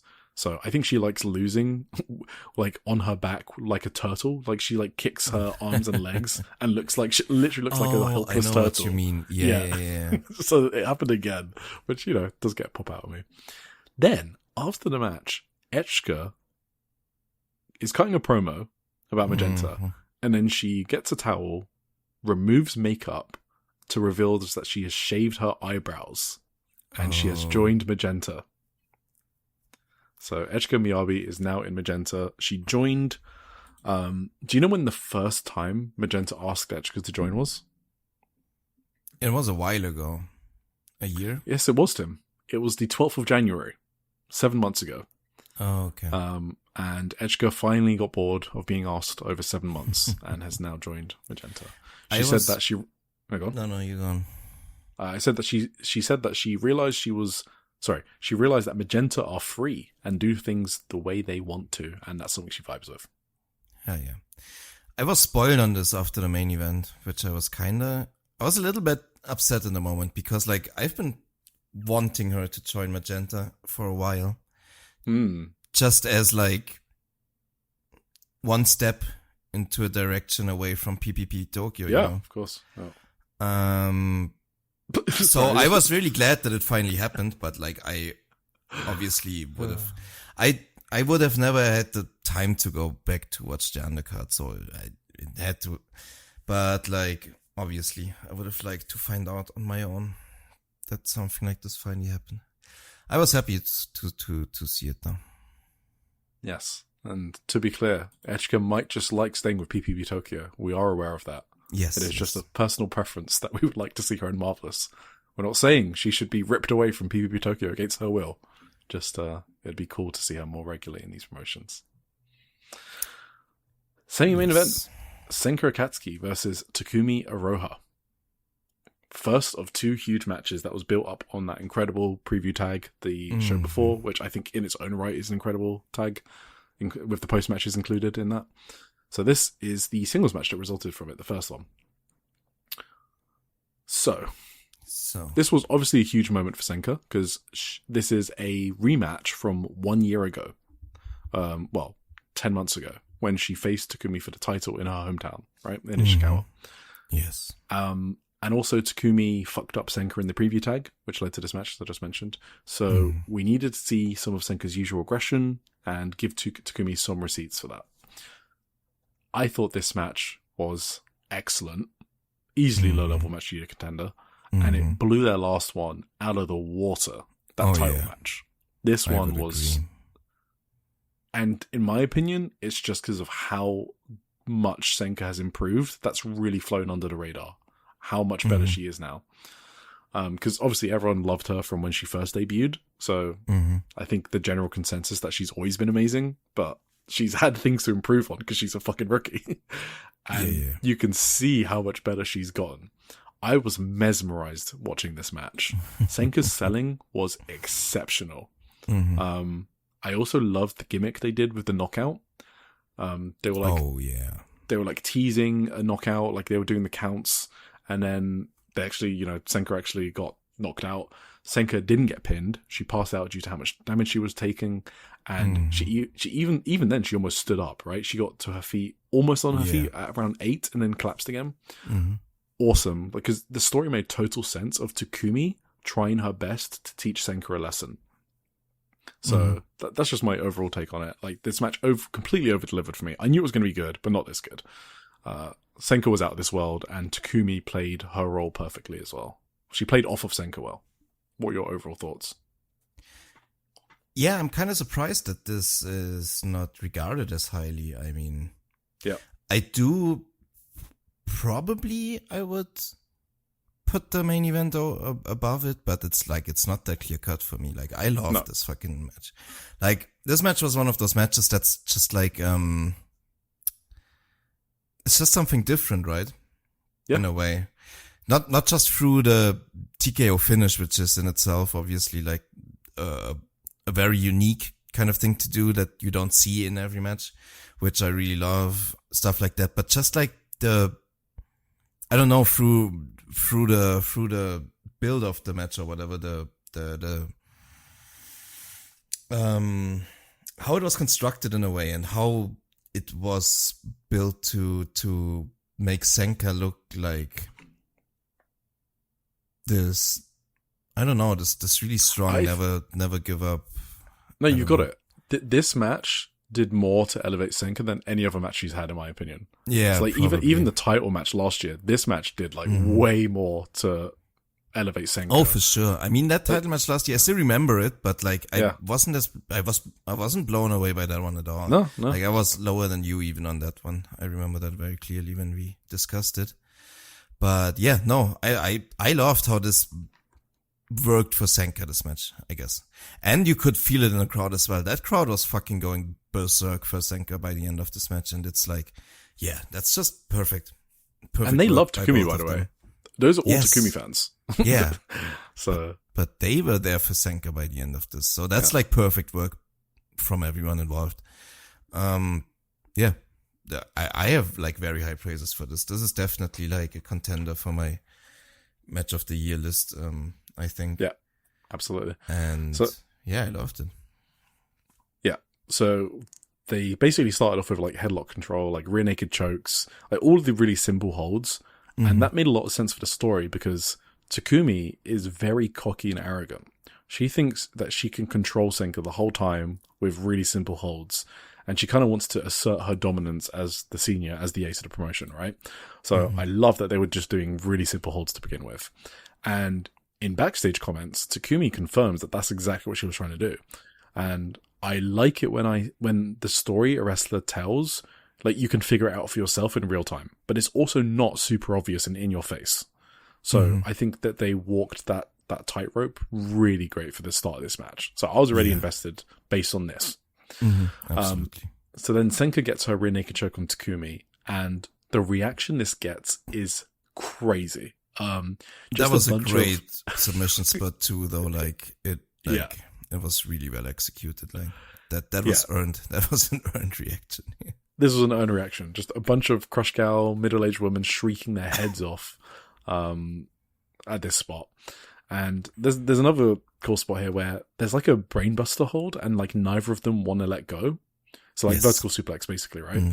So they just keep on suplexing each other again and again because they're both stubborn.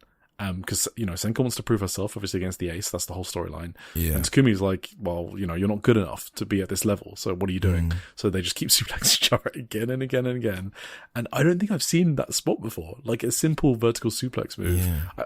Just done like, what was it, like 10 times to each other or something? It was basically the kind of the Three Amigos spot.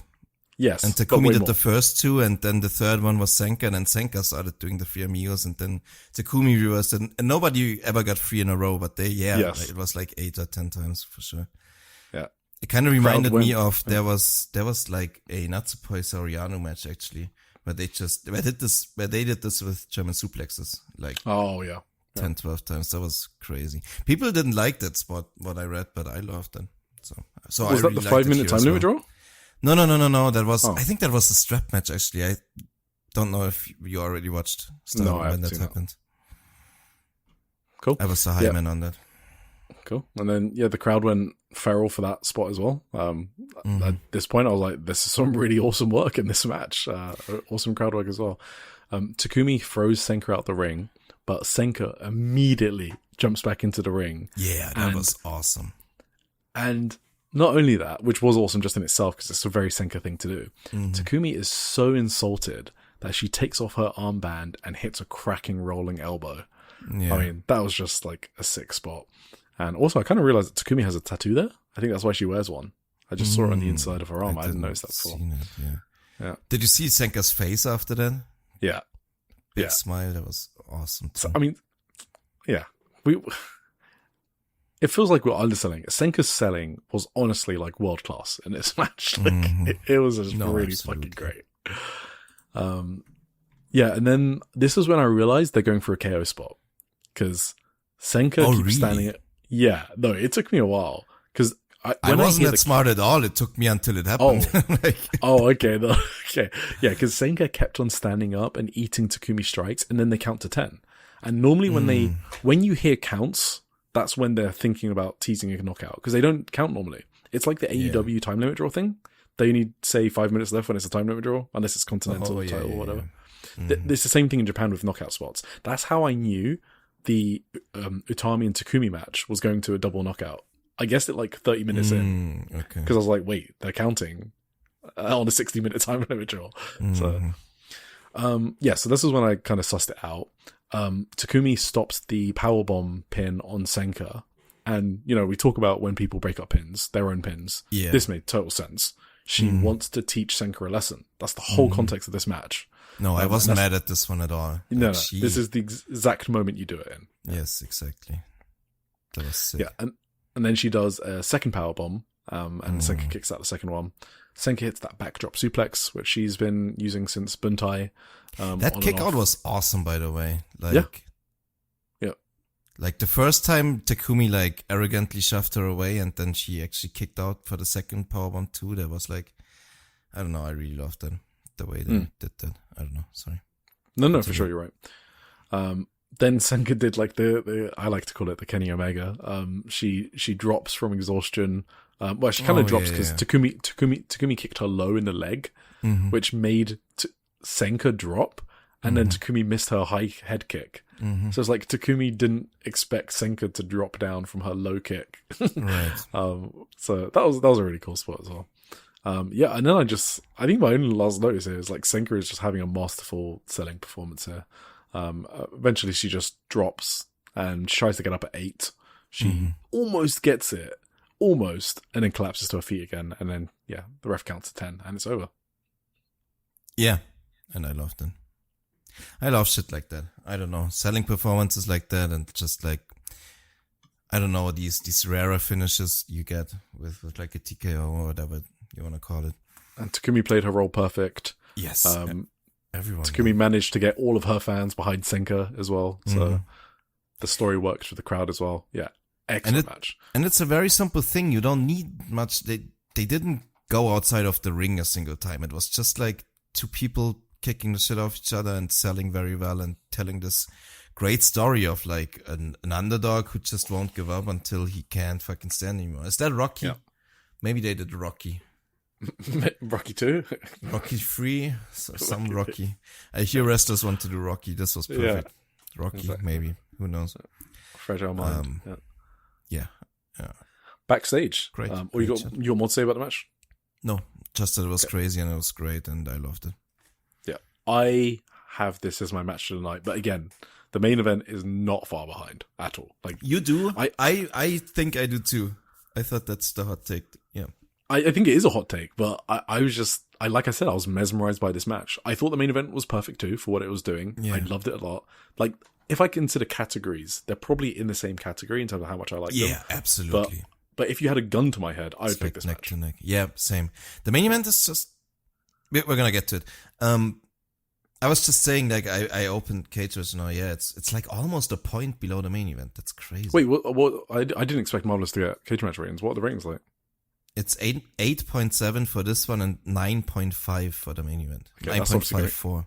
That's going to go down, obviously. Maybe. It's like on 55 votes. I don't know how much more people are going to even watch this match, but I mean, that's like the same. That's one of the greatest matches of all time at that point. Yeah. Yeah. Okay. Yeah. It's going to go down. Okay. Yeah. I definitely prefer this match just slightly. Backstage, Takumi, you've still got a long way to go, Senka. I said I'd throw everything I've got into this fight, but it's not about moves. I didn't want to win by unloading every move I know. Today I wanted to win overwhelmingly on the fundamentals, which explains why they were doing like all those basic submission holds to begin the match, right? That meant wrestling basics first. I was going to teach you the fundamentals of wrestling from the ground up, but you went and hit me with a backdrop right from the opening bell, which I didn't actually mention. My plan went out of the window right there, but fine.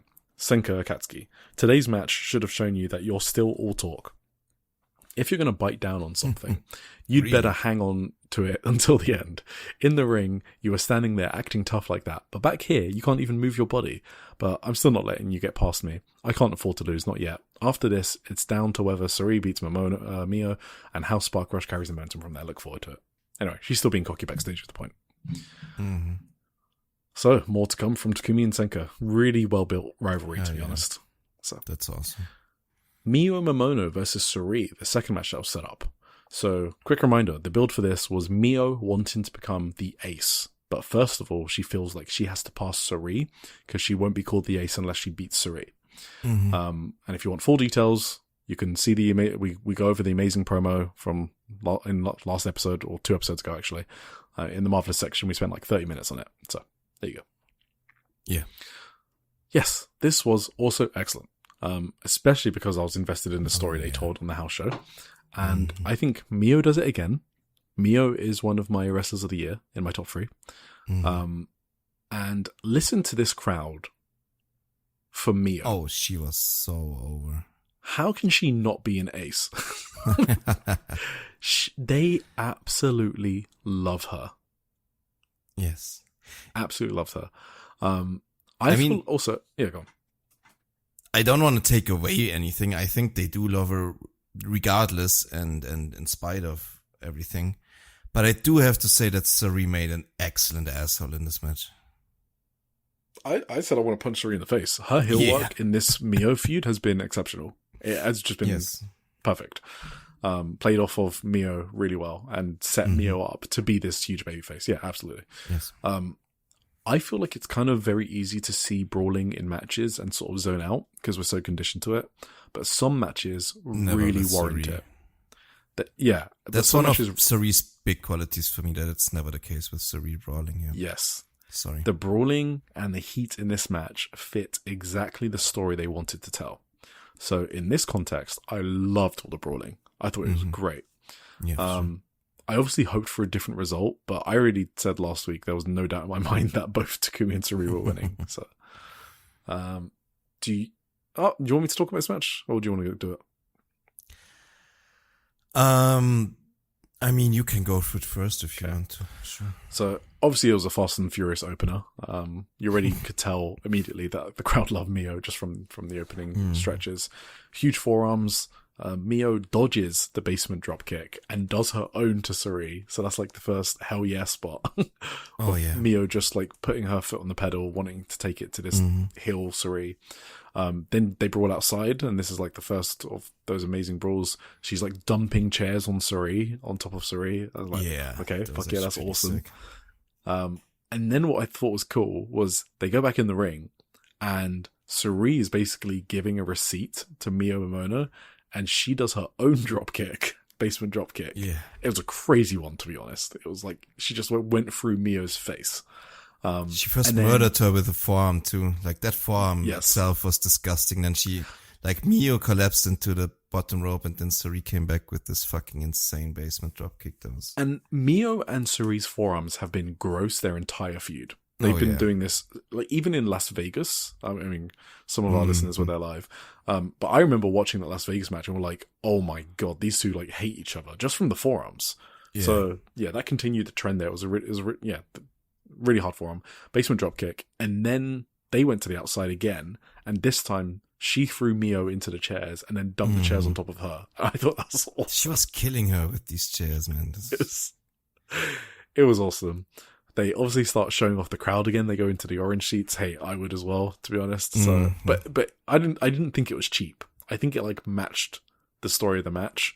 And they were aggressive with the brawling. Like Mio threw Suri into the door, right? Like out of the room, right? Like Suri carried her up, and like in the last second, Mio reversed it. So Suri, exactly. So that got a huge pop as well. So that worked. Mio does the crossbody off the Korakuen Hall stairs in the orange seats. She barely makes it. She missed. I think she She barely makes it, but Suri decides not to sell it. Yes. And instead beats Mio up, which I thought was funny. You think that was in the moment? Okay, yeah. I think so, yeah. I think she was about to go down, and then she kind of realized she was still standing after it. And she was like, oh, okay, I'll just stomp on her. So I don't think that was intended. I mean, obviously really good adaptation, right, from both of them. So for sure. So then they do some crazy slaps to each other outside the ring. These are some stiff slaps to each other. This was when I was like, where's the 20 count? I think they've been out of the ring for like 8 minutes. It was but that's okay. You have to suspend your disbelief sometimes. And yeah, it felt like a hateful feud. And I just loved the story they told in this match. So now back in the ring, Suri has the upper hand, and it's basically all about Mio being the babyface underdog. And we've said before, this is the best version of Mio Momono.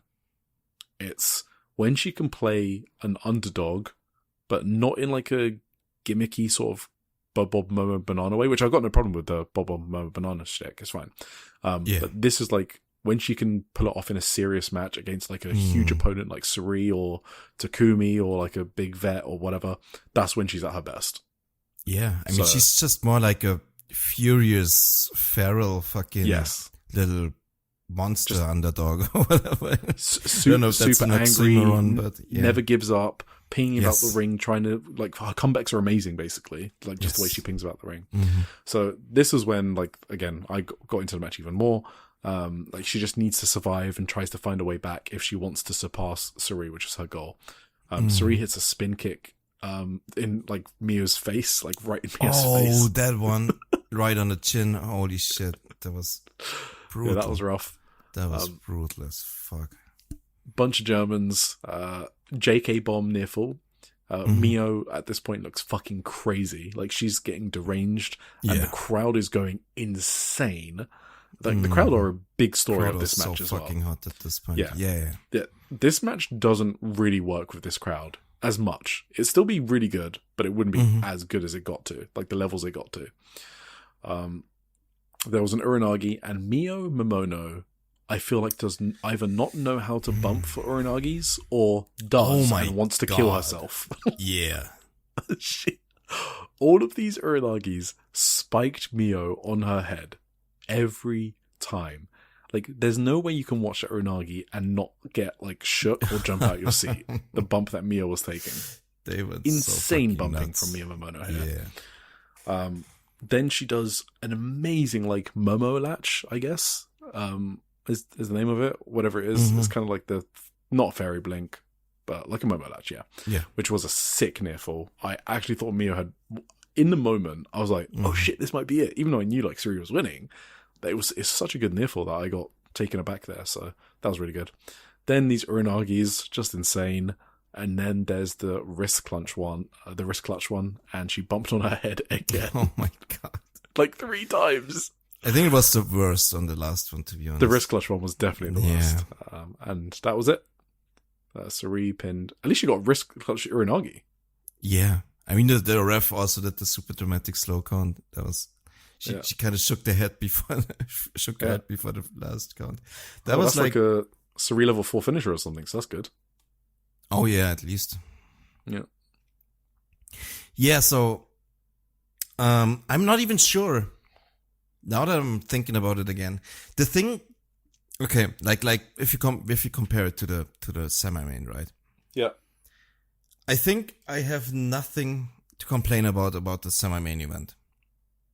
Yep. That was kind of flawless for what it was. This main event, there were some things that I didn't like as much, like the outside of the ring brawling, the fucking up the steps and whatever, the crossbody. I mean, obviously that's impressive as fuck to make that crossbody over the stairs, but like just the concept of it, I'm not a big fan of. I already talked about it in the Saya SIK match, you know. When everybody has to just fucking set up and wait for you, and then it's like that's kind of that's nitpicky as fuck, I know, but it's like on these high level matches, that's like I gotta tell it as it is. It's like it takes me out a little bit. So that's like I have some minor complaints about this match, but overall I don't know if I can say it. I like the semi-main better because that was fucking insane, actually. Everything else, like the positives in this main event were maybe even higher than the ones in the semi-main. I think I'm changing my mind right now. Like, just thinking back to it, that what they did to each other in this match, like, holy shit, they beat the shit out of each other. It was crazy. Wait, you're changing your mind to what? Putting which one over? I think I like the main event actually better, even though I actually have some negatives on it. Okay. Yeah. I actually have more negatives on the main event. Yeah. Because I don't have any negatives on the semi-main event. But like, overall, it might still be higher for me because like, the degree to which they beat the shit out of each other in this main event was just insane. So there was definitely way more like violence, ferocity, yes, like intensity. bad blood. Intensity. Yeah, for sure. Like the one before was just like, I don't know, like better classic pro wrestling, I guess, in a way, like a classic style match. I mean, it wasn't simpler, it was simpler. That's the word. Yeah, it was simpler. They just stuck to the story. They just executed it really well. Mm-hmm. Whereas the main event, I think, was just like it was just all out, right? It was kind of the special thing to me. Like, you don't see the TKO executed like this every day. So that's that's why it has extra points for me too. But like, this main event was fucking insane. I'm not sure. I guess it depends on the time of day, which one I prefer in those two. They are pretty much neck to neck for me. Now, I kind of love this. Like, one aspect that was kind of underrated still is the, like, obviously Sari is not really an invader into Marvelous. She's basically a regular. She's the tag team partner of the ace of the promotion, obviously. But they still kind of played this factor up a little bit. Miyamoto coming out with this big ass Marvelous flag and everything. Even the ref at the end, like with her little handshake. That's what I mean, though. Like, even in a promotion, she wrestles so much in Sari and literally championing. And honestly, she's kind of considered a home wrestler. Yeah. Then she played the outsider role perfectly, and Neo played the babyface role perfectly. Yeah. Yeah. And that's kind of I watched this match with a friend, you know. Yeah. And they made like this crazy comparison, like out of nowhere in the middle of the match. They said like, I might prefer this to the Kenny Omega, Gabe Kidd match. And I was like, oh shit. What the fuck? Where the fuck did you bring this comparison That's a spicy meatball from your friend. Yeah, that's a spicy meatball. Yeah. I was just so fucking, taken aback by the comparison itself. Like, how the fuck did you come to that comparison? Because Kenny was meant to be he was the outsider in that one, right? Exactly. And Gabe Kidd, That's what made me think about it, because it's actually a really fucking perfect comparison, because like it was also violent. They brought on the outside. Yeah, exactly. And it had like this aspect of like, I mean, Kenny is not really like an outsider, just like Sari isn't, but like they really played it up perfectly. With Mio had the big ass flag. Gabe obviously had his like knee pads and stuff with the lion mark, and and the vibes were very similarly, like it was just as fucking, that's kind of big brain. It's really big brain. Yeah, that's why I wanted to bring it up too. Yeah, that makes sense. So that's a great comparison. I don't know if I can say I prefer it. They also said like, you probably can't say that because I was live. You were there live, right? Yeah, 5th row or whatever for the Kenny. No, I think it was like 12th row. It was pretty good seats. Yeah. And the atmosphere in that Tokyo Dome was crazy for me. That blew me away, that match live. So I don't know. It was one of my favorite live experiences of all time for sure.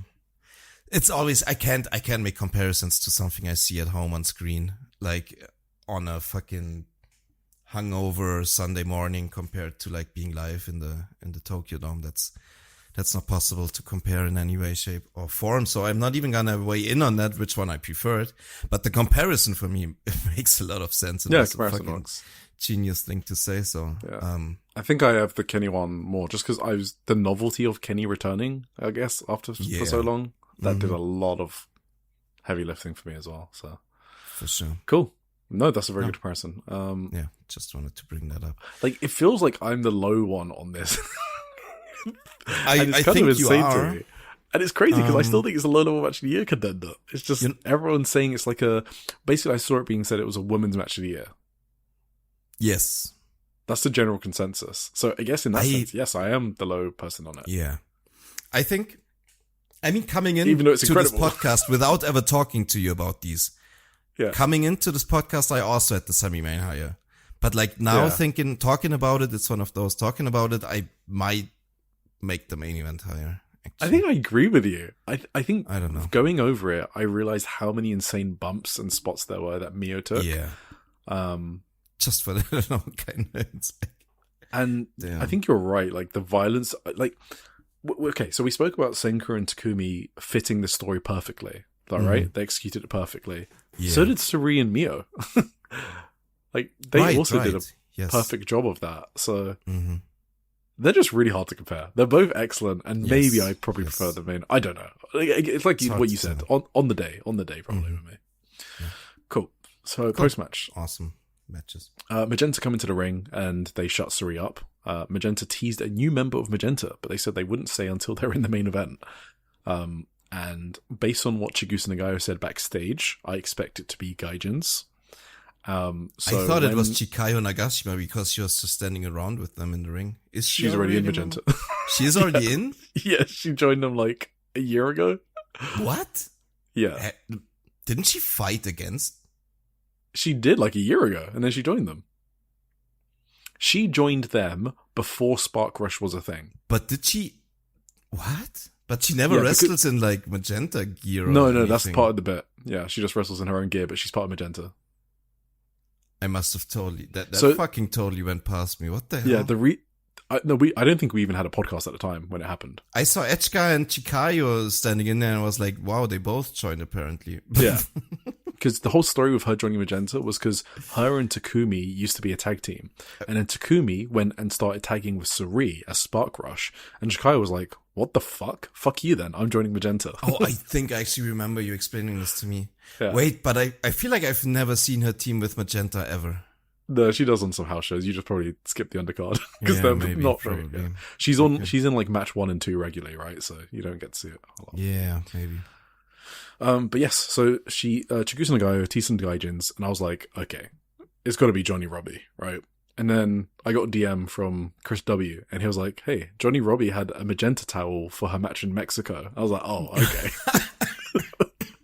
So I think one of them is at least Johnny Robbie.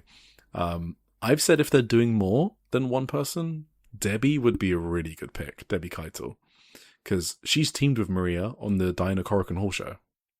And that's kind of true. They fit together very well, like aesthetically and character-wise. That would be kind of genius, yeah. It would be pretty cool if they added Debbie as well. And it would also like help Debbie's reach in the scene as well. So I think that'd be a good pick, both of them. But Johnny Robbie is a no-brainer as well.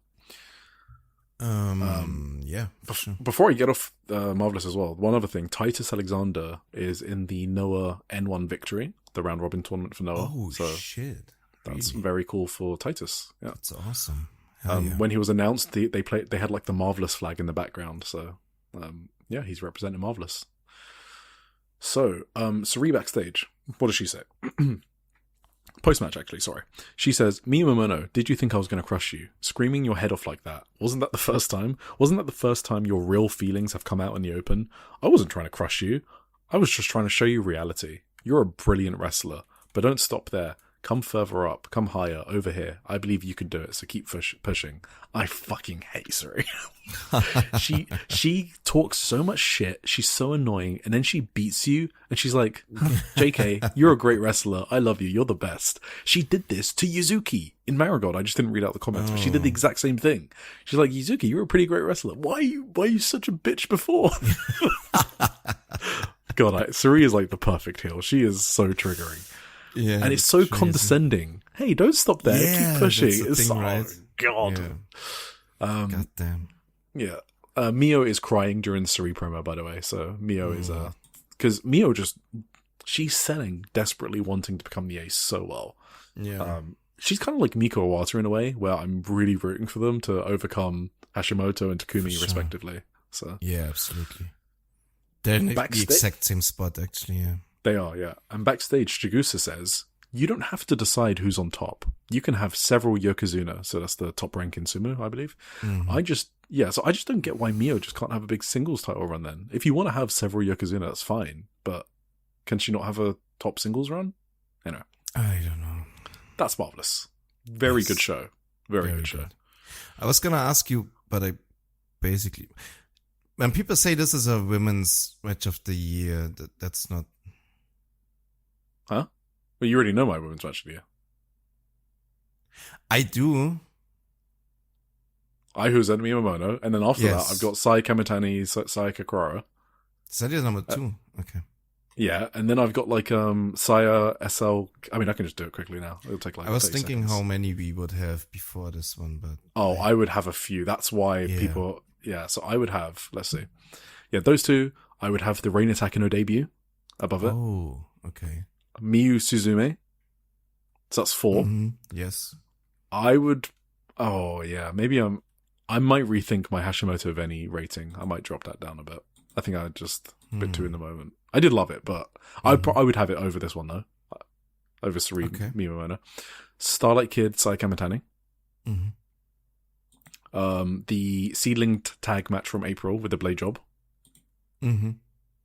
Natsuki's retirement, can't really compare that. Natsupoi and Suri. Okay. The Spark Rush tag from Grand Princess against Arisa Endo and Miya Yamashita. Mm-hmm. Sayaka Kurara and Suzu. Okay. Hashimoto and Suri. That one's... Yeah. You know what? This one is probably in the same category as these ones I'm mentioning now. Yeah, I think so too. I think it comes into this block. You're right. I think I would have this one over the Kurara-Suzu match. I would have this one over the... So, I think it comes in my top 15 then, this match, this Sarimiya. I'm thinking so as well, yeah. It's pretty high up there now that I'm thinking about it, actually. No, you're right, yeah. But because I'm reading off these, like, match of the year contender matches. I'm like, actually, it kind of competes with them. I was going to have it below these, but it kind of competes with all of these. I think so, too. I think this is one that comes down to a rewatch, maybe, or whatever. I would not have it over the Seedling Tag, Starlight Kid, Saya, Miyu, Suzume, Reina Takano debut, Saya, and Aiho Zenmiya. Reina Takano debut, I'd have to think about. Dude, that shit is fucking... I was on cloud 9 watching that. Yeah, for sure. I was on a fucking drug watching that. Mm-hmm. Cool. That's fair. Right, let's get on to some crash outs, shall we? So crash out number 1, we had Ice Ribbon on the 9th of August. So I'm actually going to skip over a lot of my notes just because I've looked at the time and no one actually cares about some of these stuff. Anchan versus Kaoru Wakana was the opener. They had a really good really good match on the Dojo show a few months ago, so I was looking forward to this. This time, it wasn't as good. I think... Okay, so context. They were late to start this show. They were like killing time before the show. There was a long talking segment. I think Yuka was doing stand-up comedy or something like that. She was like taking prompts from the audience and then doing stuff. I couldn't understand what's going on. And then I saw Moehiro and a bunch of others run in with corner pads. So I think they didn't have the corner pads arrive yet. So they started very late. Oh. And so I think some matches got cut, and I think this is one of them because this was a very short match for Anchan and Kaoru Wakana. So, then we had Misa Kagura team up with Arisa Shinose, and so that's one of Misa Kagura's 500 different established tag teams that she has. She won a match. She pinned a PPP Tokyo rookie, Non-Toraga. That was fine. Hikari Minami and Minami Katsu against Saito and Totoro Satsuki. So for those that have been paying attention, I said Saito and Totoro are going after the titles, so they're picking up wins. I was like, oh shit, okay, this is a big scalp to give them, like either Hikari Minami or Minami Katsu. Turns out Hikari and Minami are going after the titles themselves because they're like best friends, I believe, like shoot good friends, and they are a tag team. They're wearing like matching gear, so they won this match, and then they challenged for the tag titles later in the show. So Minami Katsu is challenging for the tag titles, which I'm happy about, obviously. Fantastic title, Riko versus Tsukino Umino versus Yuka. So this is one of those funky ones, I guess. So it was over the top rules elimination. And Yuka obviously attacked 12-year-old Riko during the entrances, because that's what Yuka does. And then it was like standard 3-way stuff. But then they leave the room, and only Yuka returns. So Tsukina and Riko cannot be found. So presumably Yuka tied them up somewhere. Then it continues on to the next match.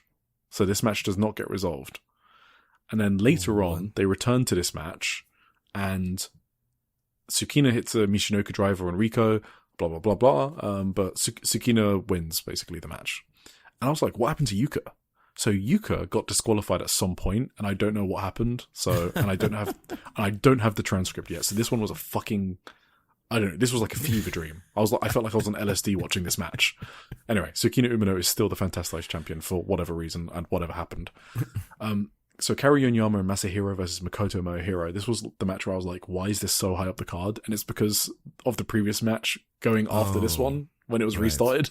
Yeah. So, anyway, this was a solid match. The big news here is Moe losing to Masahiro. So Mase pinned her big sister. Yeah, the crowd popped big for that one. So there you go. Oh yeah, let's go. Main event. Ice Xfinity title, Kaho Matsushita versus Sumika Yanagawa. Full crash out. Let's go. Sumika beat Kaho to become the new Ice Xfinity champion. This was fucking insane. I was so upset about this. You can ask some of the people that I was in the Stardom live chat with, because Stardom was going on at the same time, and I paused Stardom to finish this main event. And I just came back depressed. I should have been way lower in that Stardom show just because of how depressed I was. Okay. This result upset me almost as much as that Creo result in December, where I said I was going to stop covering Pure J. This was fucking crazy. I couldn't believe it. So during the start of the match, Sumika had her foot on like Kaho's face in the ropes, and after the rope break, Kaho got up and slapped Sumika around the face. And after that spot, I was like, damn, this ace figure, Kaho Matsushita, is so fucking good. This is why I've been so high on her when anyone asks me, right?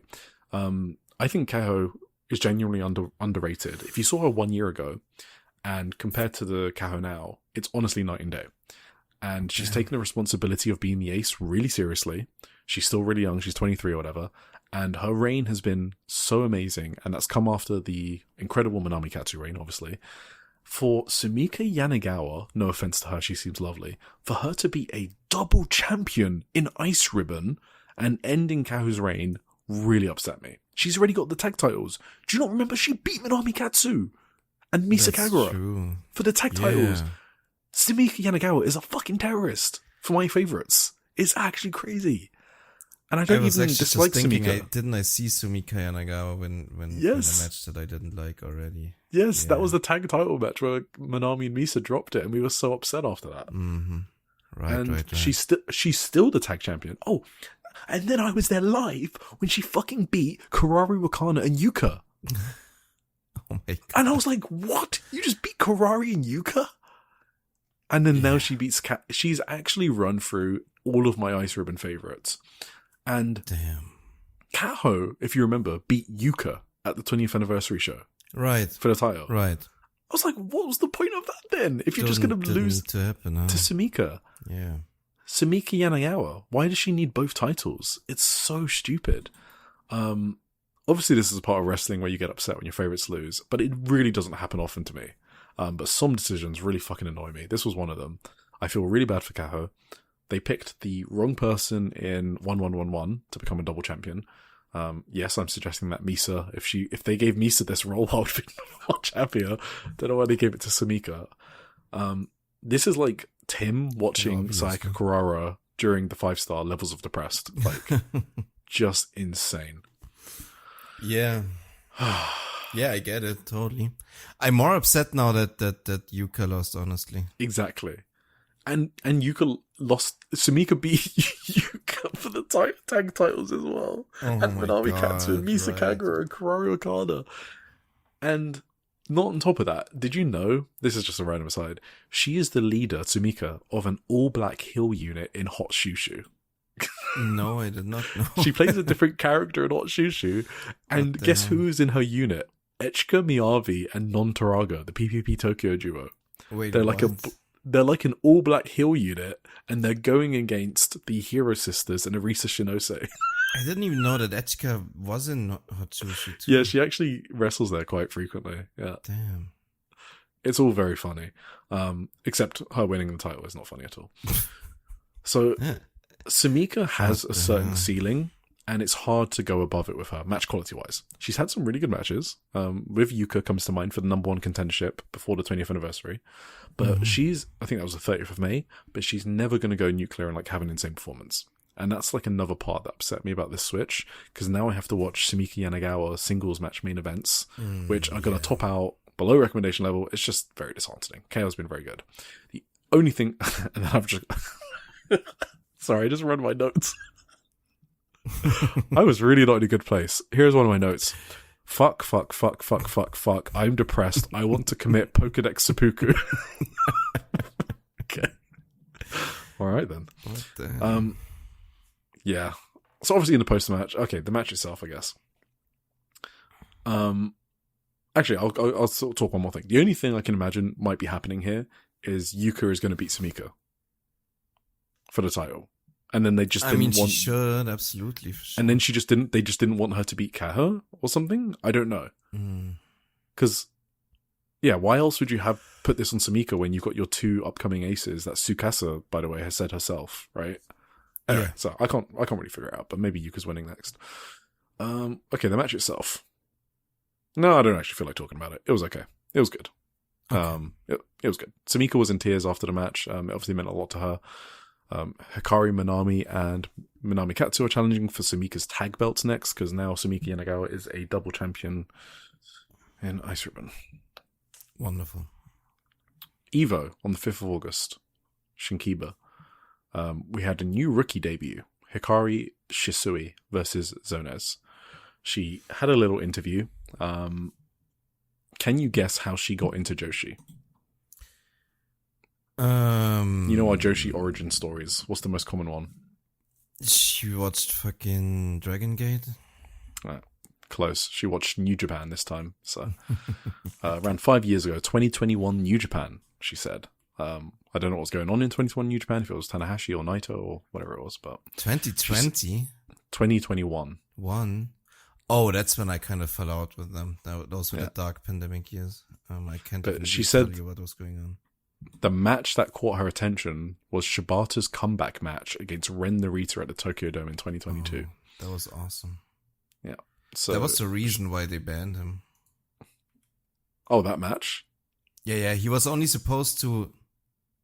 Oh, was that the Zack Sabre Jr. one? Wait, I may have I don't fucking know. No, never mind. Continue. Okay. I think I'm wrong. Yeah, so she said she's only went to one women's wrestling show for her fandom in the past 5 years, and that was a single Stardom show. Then the EVO audition announcements happened and she applied. Those were announced in like November last year. I remember writing about it in the newsletter. Blah, blah, blah. There's also a second trainee called Ayaka who hasn't debuted yet. Blah, blah, blah. Oh, so Hikari, this new rookie, Hikari Shisui, said that she likes Mayu Otani and Kairi Sane, or Hojo. But she only started watching those when she started training last year. So I think she just went back in the Stardom Vault and those were the two that stood out to her. Yeah. Which is kind of what happened to me, to be honest. But for me, it was Mayu and Io instead. Oh, yeah. She said that she also watches TJPW and Senjo nowadays, as well as old videos of Gaia, specifically Chigusa and Akira Hokuto. She has a basketball background. Yeah, she loves collecting Sofubi, which are like Sohubi is probably how it's pronounced. They're like small vinyl toys, like Godzilla stick, like plastic figurines. They talk about this a lot in this interview. I just skipped a lot of it. Okay. She loves board games. She mentions Monopoly, Catan, and Splendor. Don't know what Splendor is. I've heard of Catan, I think. So, yeah. I think we talked about Catan on the podcast. I think we spoke about Catan, yeah.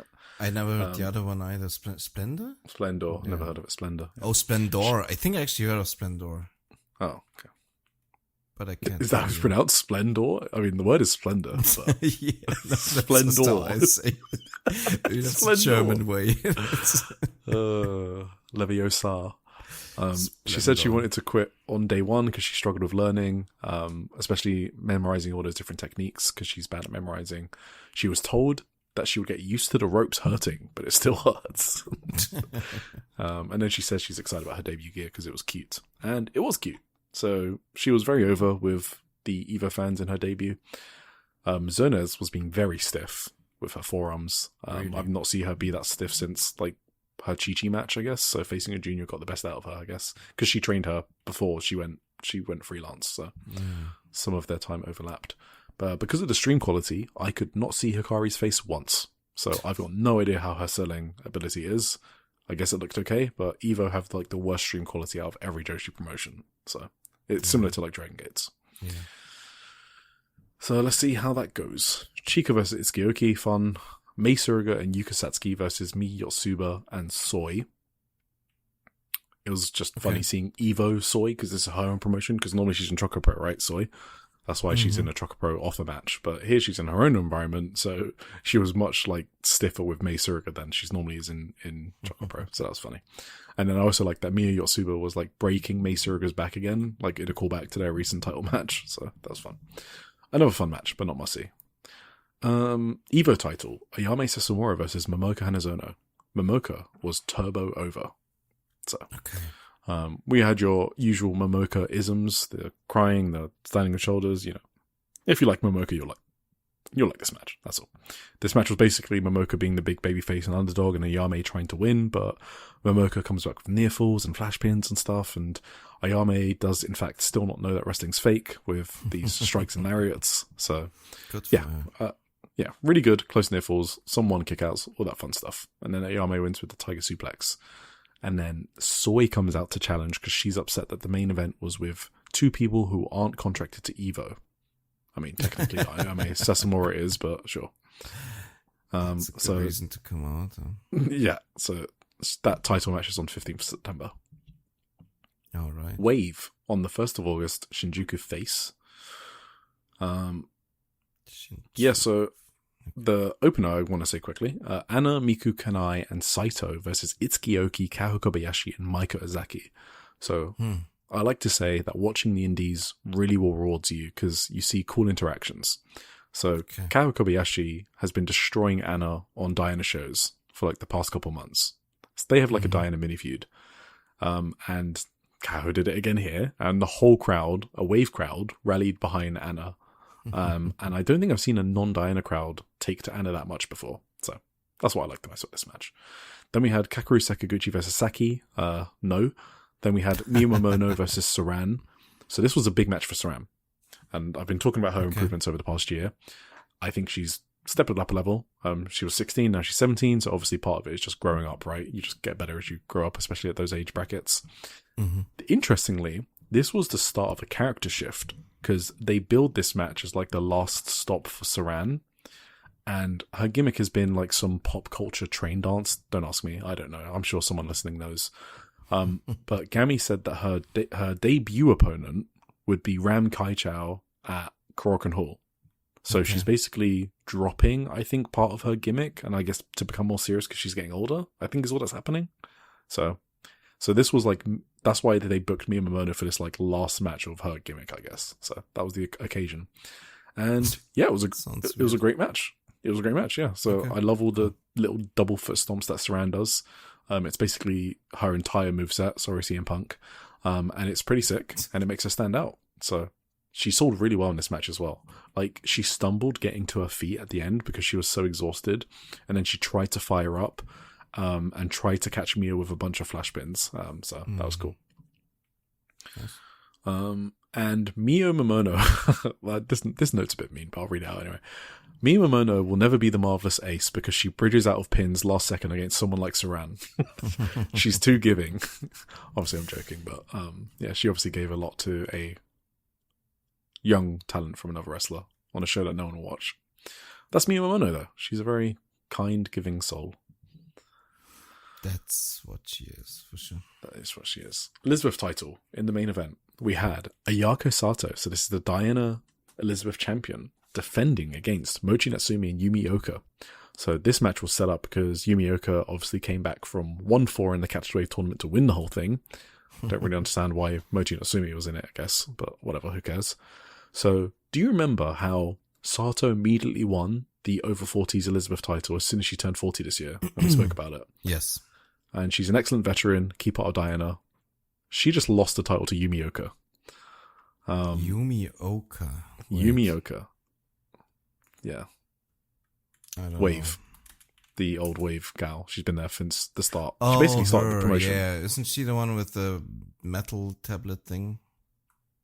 Maybe. I don't know what the metal tablet thing is, but maybe. Yeah, she started Wave with Gami, so she's been there since the start.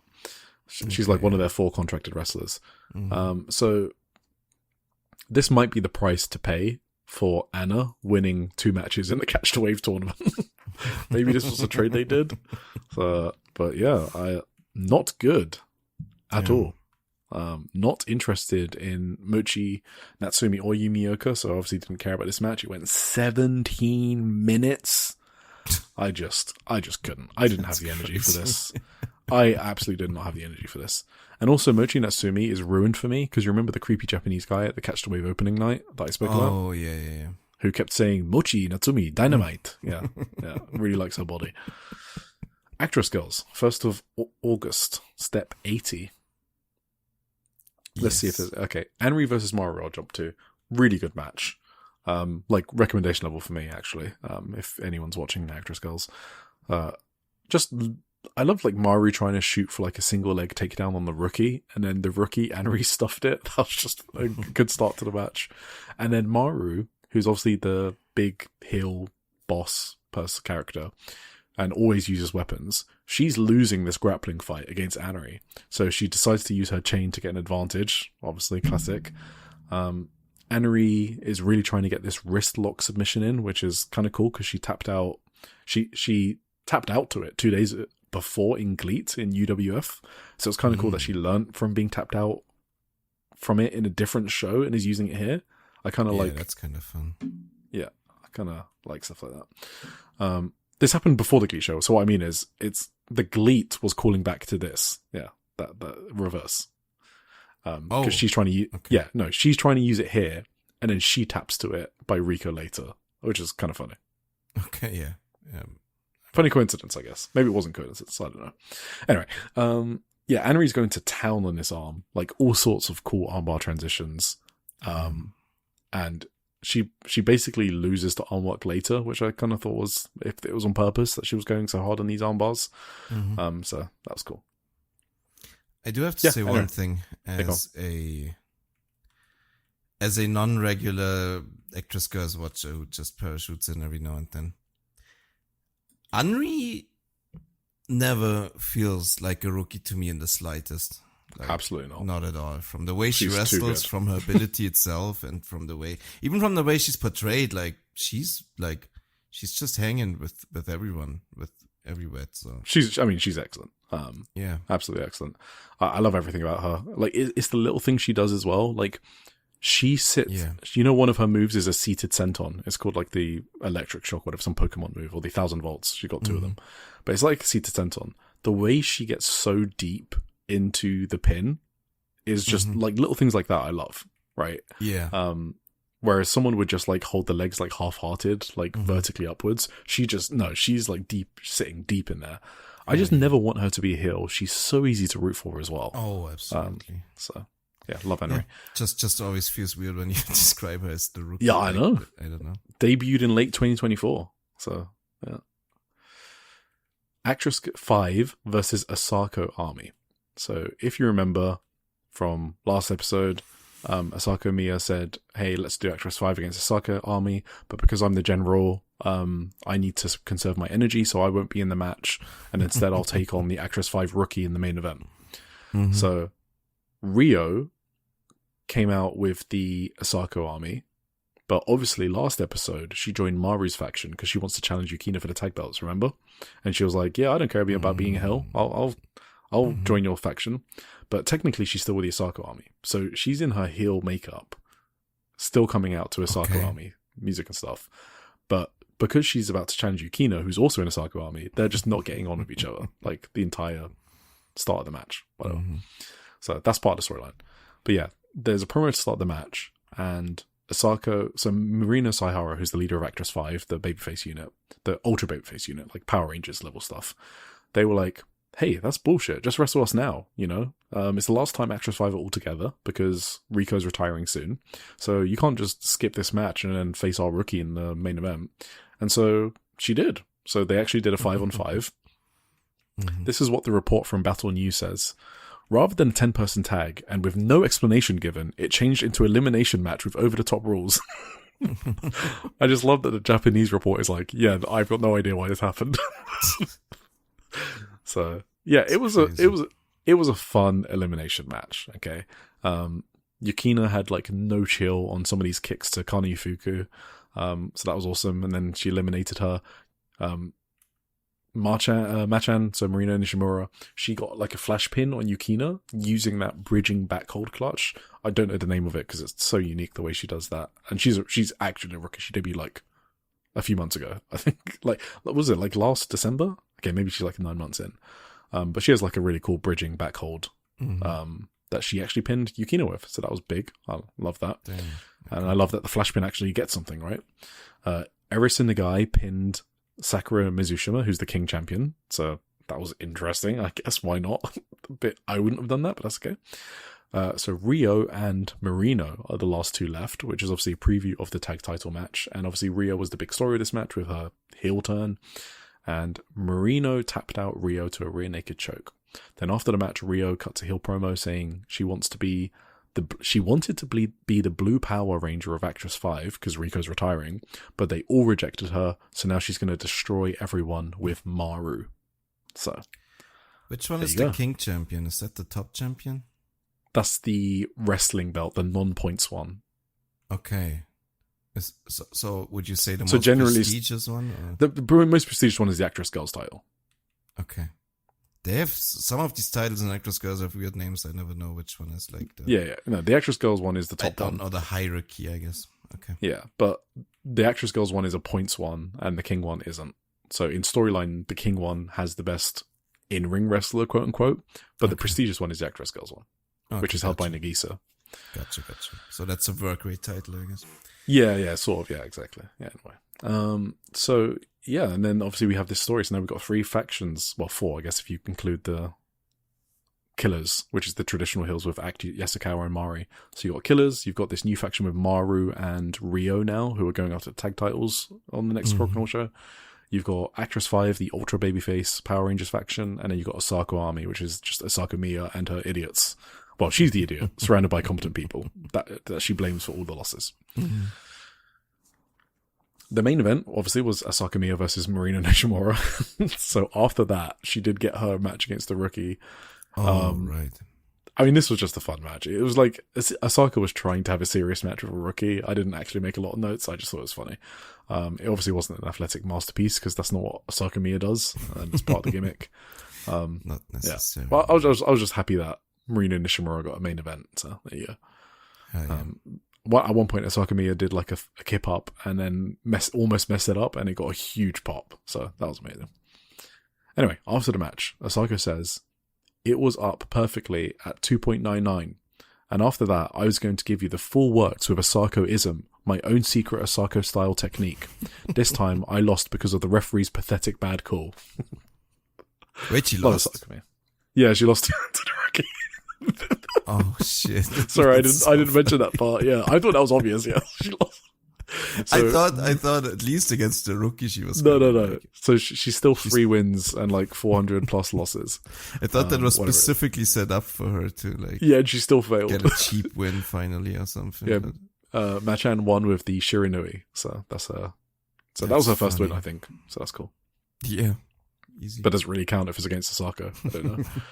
PPP Tokyo, Echika Miyabi versus, so this is 2nd of August, Echika Miyabi versus Mirai. I don't want to spend too long on this. It was a cool match, fun match. Don't think you need to go out your way to see it, but if you did see it, you'd definitely have fun watching it. That type of match. Hell yeah. For example, one spot, Mirai had Echika in like an Indian deathlock, and Echika just chopped the shit out of her to break the hold. So, yeah. It was fun. That's awesome. Definitely enjoyed it. And Mirai just sold all of these chops like death. She was and she was also inviting the chops, like holding her chest out. Like, she was a crazy motherfucker in this match, Mirai. With Echika's chops, I don't know how much selling is. That's true. How much is shoot and how much is selling. No, they shoot her for sure. That shit sucks to take. For sure. Chanyota versus Natsu Sumire for the PvP Tokyo Women's title. So, I wasn't excited about this match going into it, and I hated it coming out of it.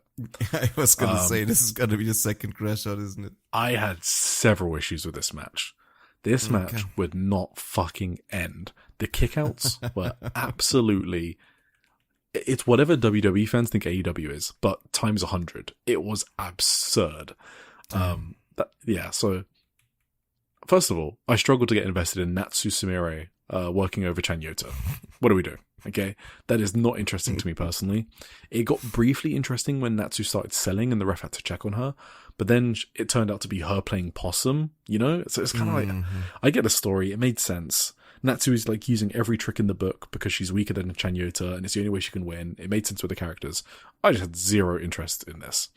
And I think Natsu is also popular enough that you could have just had Chanyota kill her in around 12 minutes and the crowd would get behind Natsu, right? Even if it's Chanyota's home promotion, Natsu is popular and the crowd were cheering her a lot. So just kill her for like 10, 12 minutes. I want to see Chanyota being awesome and hard-hitting, and killing people, not selling. Secondly, we did get to see Chanyota do some killing. And I was like, yeah, okay, this is what I wanted. So Natsu's used all her tricks in the book. Chanyota is killing her back. But Natsu is somehow still getting so much shit in. The middle portion of this match was 50-50. I was like, why the fuck is this 50-50? It's Natsu Sumire. Like, why is she like straight up wrestling Chanyota with no tricks now? Like, how did this happen? Then the real issue. Now Chanyota was starting to get the upper hand. Okay, I was like, oh, okay, at least there's some progression here. Chanyota's starting to kill her. She's doing what she does best. It took long. There was a winding path, but we got there. She's destroying her with lariats and all sorts of shit. But Natsu just kept kicking out again and again. Over 20 minutes. 20 fucking minutes. They missed the finish to this match like 4 times. Like that's an understatement. There was one moment where I had to pause it just so I could type this up because I got triggered. It was the perfect finish. Natsu had done everything she could. She was exhausted. She was actually on the verge of tears, realizing it was like the end was over. You know that kind of spot where you push in on the wrestler who's like about to get killed. Chanyota's in the corner, ready to take her head off with a lariat, right? And then Natsu's like crying. It's a bit like the Nagisa's spot, I guess, but she smiles instead. But Natsu's like devastated that she can't overcome Chanyota. It's perfect. Chanyota's in the corner, and she's just screaming at Natsu to get the fuck up. It's over. She slowly gets up, she turns around, and she's met with a fucking disgusting lariat. She kicks out. I'm like, what the fuck? This is like 6 lariats deep. Why are we doing this? So funny, honestly. This was fucking ridiculous. This is Natsu Sumire. This is Natsu fucking Sumire. Why are we 20 minutes deep kicking out of the perfect finish? It was insane. One of the reasons I love the indies is character continuity, right? I spoke about it earlier with like Anna and Kao Kobayashi and stuff like that. It's awesome. I just saw Natsu have some of the worst catch the wave tournaments in kayfabe, sorry. Like she took so many nothing losses, looked so weak, right? Itsuki, who's a similar power type to Chanyota, destroyed Natsu Sumire in like 8 minutes. This went 20 fucking minutes. Like it's crazy. Natsu just gained superpowers for this match, and it just became absurd, and it was just stupid. So, there you go. Not recommended. Absolutely not recommended, unless you want to laugh, I guess. If you get high and watch this match, it's probably really funny. Azusa Inaba produced show on the 7th of August, which made tape, JTO. This will be the last show we're talking about. Damn, okay, that's not bad. Azusa Inaba versus Kikyo Furusawa. I don't actually have much to say, except it's exactly what you expect out of these two. It was pretty good stuff. I thought it was funny that it was Azusa working over Kikyo's leg, which had to be deliberate. In what way? I don't know. Like, normally it's Kikyo working over the legs, right? But Azusa worked over Kikyo's leg. Oh, right. Oh my god. I thought it was Kyoka Kotatsu. No. Kikyo Furusawa against Azusa. Right. Yeah, this was the opener. I had the wrong person in mind. Yeah, then it's funny. Yeah, so that was funny. Azusa had like the ankle lock on Kikyo later, and then Kikyo paid her back with the exact same thing. Azusa tried to roll through, but Kikyo rolled through with her, which was like a really cool spot. I mean, Kikyo always does these cool roll throughs on the ankle lock. Does. Yeah, it did feel like 80% of this match was in submission holds, which, if you have a hard cam, I think is not great, because you can't see the people selling the hold. So that was a problem I had. Yeah. That was the problem I had with this match. Like, it was a good match, but like with 80% hold, I kind of want to zoom in on people's facial expressions and stuff like that. Azusa won with the same pin she beat Utami with in the 5-star. Damn. Then we had Kyoko Katatsu versus Tomoka Inaba. This was really good. This is like something I would tell people to go out their way to see.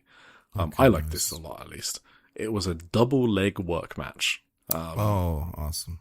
Classic. Yeah, it was basically about each of them powering through leg work to try and deliver their stiff kicks to each other.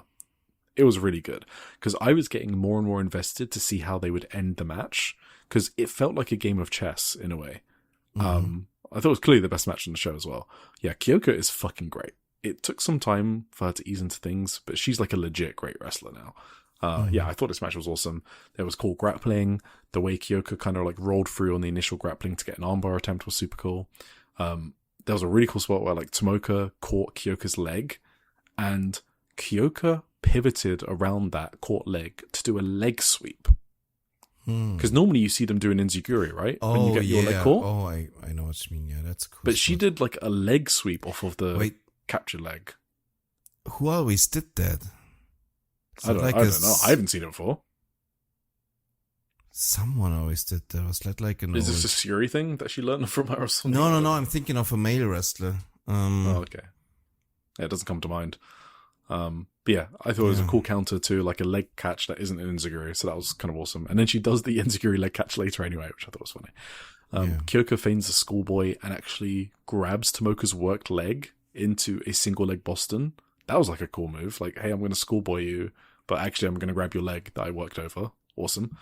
She did a fucking crazy Brazilian kick to Tomoka's head. You know, like the question mark kick? Oh, yeah. Incredible kick. It was so fucking good. Damn.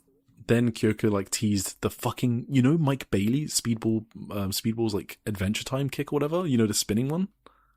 Oh, I think so. I know the Mike Bailey spinny kick. I don't know what you call it. There's a lot. He starts in the corner and then he keeps on spinning multiple times to the other corner and then it ends it with a head kick. Okay. I think it's like it's like one of his finishes. Yeah, so she teased that one. And I was like, oh shit. I mean, it looked so good. And then Tomoka dodged it. Then Tomoka feigned a head kick, but then unleashed a brutal stiff kick to Kyoko's leg. So she teased that she was going to go high and then went low to the leg she was working on Kyoko earlier. And then she tries to pin Kyoko after a facebuster. And because she has the single leg from the pin, because she's holding the leg to pin her, she transitions quickly into a leg lock for the win. This was an awesome match. I think this is actually an underrated match because I haven't seen many people talk about it. It was really awesome. Yeah, I should check this out. I was about to check this out anyway. It just had not enough time. Yeah. Yeah, I would watch this over any of the other Indie Zone matches except Marvelous. Finally, main event, Azusa Inaba and Mayumi Izaki versus Mirai and Tomoka Inaba. To be honest, it's kind of what you'd expect from these. Like, it probably sounds better on paper. It's exactly what you'd expect, basically. I don't have any notes. There was a, Tomoka was in this one as well? Yeah, they both wrestled twice. Azusa was also in the opener against Kikyo, right? So, okay. Yeah. So Azusa and Mayumi, obviously the heel, against Mirai and Tomoka. There was a nice front flip from a snapmare by Azusa, which I haven't seen before. But yeah, everything else was just exactly what you'd expect out of Mayumi Ozaki, using the chain, typical brawling. Azusa and Ozaki get heat by working over Tomoka, so Tomoka's the babyface on Azusa's produce show. Then they reverse it with Mirai and Tomoka destroying Azusa at one point. I don't know, it was like, this was like bare minimum Mayumi Ozaki stuff. That's kind of what I thought about this, to be honest. Oh, okay. So there you go. Quick previews. There's a lot of fucking Korakuen Hall shows next week. What the hell? Yes. Right, let's start off with Oz Academy, Korakuen Hall on the 16th of August. You can watch it on probably, I don't know if it's going to be on Nico Pro, but it's definitely going to be on Gaora Sports, and those bitches are cracking down on VPNs. You actually need a not popular VPN. So, like, if you're connecting to Japan, you kind of need to connect to, like, Osaka or something. Like, NordVPN is blocked on Gaora Sports. So, you need to be more creative and spend money on other VPNs like I have. Anyway, opener, Azusa Inaba, Itsuki Aoki, and Azusa, Itsuki, and Miku Kanai versus Kahaku, Misakagura, and Yukifuna. That sounds like a good fucking time. Yeah. So good opener. Then we've got the little goblins, Kari Yonyama, Momoka Nizono, and Rem Kaichao. Remember, they're going for their 10-win match streak in order to get the trios titles. They're against Jaguar Yokota, Ikeman, and Yuko Miyamoto, who's a deathmatch wrestler. Oh, that one. Yeah. Yes. I remember us previewing that before. That's going to be fun. Yes. Pioneer title, the freeway title, that's Akino versus Kakeru versus Ryo Mizunami, who's defending her title. We got the Oz Academy tag team title, so that's Hiroyu Matsumoto and Zonez versus Saori Ano and Unagi Sayaka, and the stipulation is if Saori and Unagi lose, they disband, so it's title or disband. Then it's a triple set of matches for Mayu Miyazaki. First up, she's against Saran from Wave, because Saran is 17, and this marks the 17th year that Oz Academy have become a corporation. Okay, that's cool. Then she's against Rico of Marvelous, because Rico is 27, and we're in the 27th year since Azaki started Oz Academy. Damn. Then then she's against Rina Yamashita in the main event, I believe, because Rina Yamashita is 37, and it's 37 years since Azaki began wrestling. Okay, so sorry. She booked herself 3 matches in this show. So yeah, Ice Ribbon on the 15th of August. It is Tsukasa Fujimoto's return. Hell it is happening. It is here. That's crazy. That's already... So, didn't she I don't know. It feels like it was yesterday when she thought about coming back. You know? I think it was...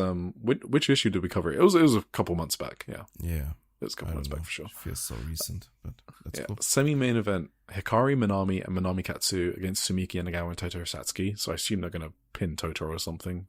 Or maybe pin Sumika, because it's her tag title. But anyway, that's a preview for the tag titles. And then we got the main event, Kao Matsushita and Makoto versus Tsukasa Fujimoto and Yuka. So what a coincidence. Yeah. The 2 people that Tsukasa said should lead Ice Ribbon into the next era are in her return match, Kao Matsushita and Yuka. And they just took the title off of Kaho, by the way. That is honestly insane. Okay, anyway. Marvelous on the 17th of August. No card as of yet. Diana have 4 fucking shows. Why? Because they run... Because it's Obon holiday on the 14th of August to the 16th. And that's the holiday where everyone travels home. Do you remember? So Kyoto is going to be packed for Stardom, because it's on Obon holiday, whatever, precisely. So it's a holiday period, basically, next week. And that's why there's a lot of Korakuens as well, to be honest. Okay. Yeah. So they have 4 shows. I've only got the card for the first, and I've actually previewed it last week already, so I'm not going to bother. So there you go. Shows on the 11th, 14th, 15th, and 16th. Wave have a Korakuen Hall show. So I already spoke about the Ram Kaichao Saran match, and it's going to be a Saran gimmick change or something. I don't know. I'm interested to see what it is. Hikari Noah? Oh, I didn't even notice this. Damn, I did not know. No, wait, sorry, this is the Wave Korakuen. Oh, okay. 15th of August, Wave Korakuen. Yeah. I did not see her on here. So Kahaku, Momoka Nizono, Saito, and Natsu Sumire versus Hikari Noah, Kakeru Sakaguchi, Misa Kagura, and Unagi Sayaka. So that's Papa Royal Party, right? That's the Unagi's faction. Oh, right. Okay, I didn't actually notice that card. That match was on here. That must be recent, and I didn't even look at it. Yumi Yoka's 25th anniversary. She's against Ken Oka for the Battle of the Yoka name. Okay. Pop title. Honoka is defending the Pure J Pop title. It's like a secondary title in Pure J that she never defends. She is against Miria Koga as a result of the Young Block winning. So, interested who wins that, I guess. That's going to be a great match. Wave Tag Team title 3-way. So that's Rina Mikura and Yuko Sakurai defending against Kao Kobayashi and Zonez, and Maika Ozaki and Saki. Whatever. Main event. Regina the Wave title. Itsuki defends against Haruka Omasaki. Should be a good match. Hell yeah. Pure J have a Korakuen Hall show. Let's see what we got here. Was it anything fun? Oh, Minami Yuki makes her return from Marigold retirement. Do you remember Minami Yuki? Her. Yeah. So the she's very back. Bad one? No, that's Ryoko Sakamura. That's who's already made her return. Yeah, I realized that after I said it. Oh, that's good. But she is teaming with Ryoko Sakamura. So it's. I don't even know if I know the Yuki one. Then maybe that she was pretty. By the end of her run, she was pretty good, but she took a while to get there, basically. But yeah, she's teaming with Ryoko, her old Marigold teammate, against Jenny and Mia. People don't maybe not know these wrestlers. Jenny is a comedy character, masked, and Mia is the Pure J rookie, who's actually quite good. Then we got a three-way, Akari and Kao Kobayashi and Leon. Sounds good. Kreia versus Nagisa Nozaki. Okay. She's even invading my Pure J promotion. Then we've got, not interesting, tag title match. So Chiyazora and Misa Kagura are going after the tag titles held by Kaori Onyama and Kazuki. I hope they win that, to be honest. And then the main event is Hanako Nakamori defending her Pure J Openweight title against Makoto. All right. Actress girls have a Korakuen Hall show. Damn. So Gonbei is re-debuting. If you guys don't remember Gonbei, she was called Lady Gonbei. So she was like a police officer character. She debuted while injured and then immediately disappeared again, and it was really weird. Basically, she has one of those police sticks, and she uses it like as a weapon. It's like a total like 80s WWF character. Like seriously. Damn. And she's teaming with Asako Miya against Kana Yufuku and Marina Nishimura. So one of our favorite tag teams in Actress Girls. That is a bit of a waste of my favorite tag team, I must admit, but we'll see. We have Polaris' last ever match, Anri and Arisa Nagai versus Act Yasukawa, making her return from quote-unquote injury, and she's teaming with Nene Arahata. And then we have a King title match with Sakura Mizushima against Ayano Iri. She's the Tam lookalike that you like. And then we have the Actress Girls Tag Team title, which is Maru and Rio's new heelish faction against Marina Sahara and Yukina Uehara. And then in the main event, we've got Riko Fukunaga in her retirement match, going after the Actress Girls title held by Nagisa Shiitsuki. All right. The 0-1 had a Korakuen Hall show last week, but it hasn't made tape yet. But again, I'm waiting for Mika Kanai versus Rika, so we will cover that when it makes tape. Match of the week. Oh, sorry. No, last news item from 0-1. The rookie, Konomi Hori, has undergone surgery on the 7th of August for a fractured right finger, so she will be out for the foreseeable future. So now they've got Yuki Mashiro, their ace, or was meant to be their ace, and Konomi Hori, both out. So both their contracted wrestlers are out. Damn. Because they have a third rookie who didn't debut yet because they got injured before they debut. So all three of their contracted wrestlers are out. Damn. So bad times for Rose Girls. That's fucking bad luck, huh? Yeah. Match of the week. Well, it's gotta be between the three we talked about, right? The 3 Spark Rush matches, I guess. I think I'm going... Yep. For now, I'm going with Sari and Miyamomono. With the other 2 as my shoutouts, obviously. Yep. So I had all 3 on the same level, and I think after talking with it from you, I think I am going to go Sari, Mio first, Senki Tsukumi just behind, and then Spark Rush, Mayu Yuzuki just behind that. Yes, I have it the same. Shoutouts, Shoko Suzume, obviously just really unique match. Everyone should watch that. Kyoko Katatsu versus Tomoka Inaba. It's free on YouTube. I assume it's still up on YouTube. Everyone should watch that. Yeah. Oleg Bolton versus Yota Tsuji. That was pretty sick. I still need to watch that, yeah. Shit. If you're going to catch up on G1, I would just watch that. That one was a very good. I don't even know if I have any chance to ever catch up on that, but yeah. Oleg's the guy. Oleg is the guy. Awesome. I got some All Japan shoutouts. Dan Tamura versus Yuya Aoki. That was crazy. And then I watched some US shindies. I watched No Holds Barred, a deathmatch promotion. Why? It was Schlack versus Slade. Because I have a thing where every week I go through the highest rated cage match matches that I haven't seen. Really? And if it's like above a certain rating, I'll just watch it. Just to see what it's like. Shit. And this one was highly rated. This was fucking disgusting. Oh my god. I'm pretty sure one of the competitors, Schlack, his cheek was hanging off his face by the end of this match. Oh, ew. It was just, I've never seen blood pool in that way on the mat before, because this guy's flesh is hanging off his face. Disgusting. What the fuck?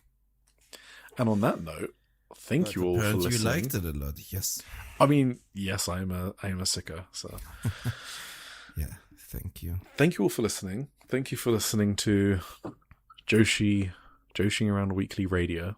With Eric, I hope you mainly. With Eric and Tim. I couldn't do it without Tim. I'm gonna be back next week in full power, but this Dude, was yours. You're gonna watch all of those 4 Stardom shows. We've got block finals to review. Are you excited? Yeah, I'm gonna return like Saturday night probably from my festival. I'm gonna be fucking dead for Sunday, but I'm just gonna put these shows on in the background. I mean, we're recording on Wednesday, so you could probably just have a day rest and just focus on Stardom. Are? Yeah, just give you more time, remember? Yeah, I didn't know if you... I mean, I have completely Monday and Tuesday off. I can watch a lot in there, but we're gonna talk about it. Maybe we'll talk about it. Wednesday. The block finals are on Tuesday, so we want to give that proper time and make sure we... Yeah, that's true. Maybe let's do Wednesday then, yeah. So, yeah, and thank you all for listening. Absolutely. We wouldn't be doing this if we didn't enjoy it, so all of you help us enjoy it.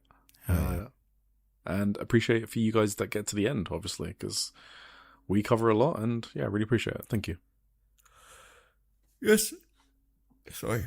Yes, thank you. Check out everything else on Social Suplex Network. You know the drill.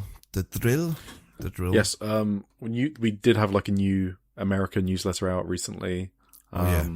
Trish had 2 episodes out in the last week, both focusing on different things. The first one was New Japan with Frankie, one of our close associates.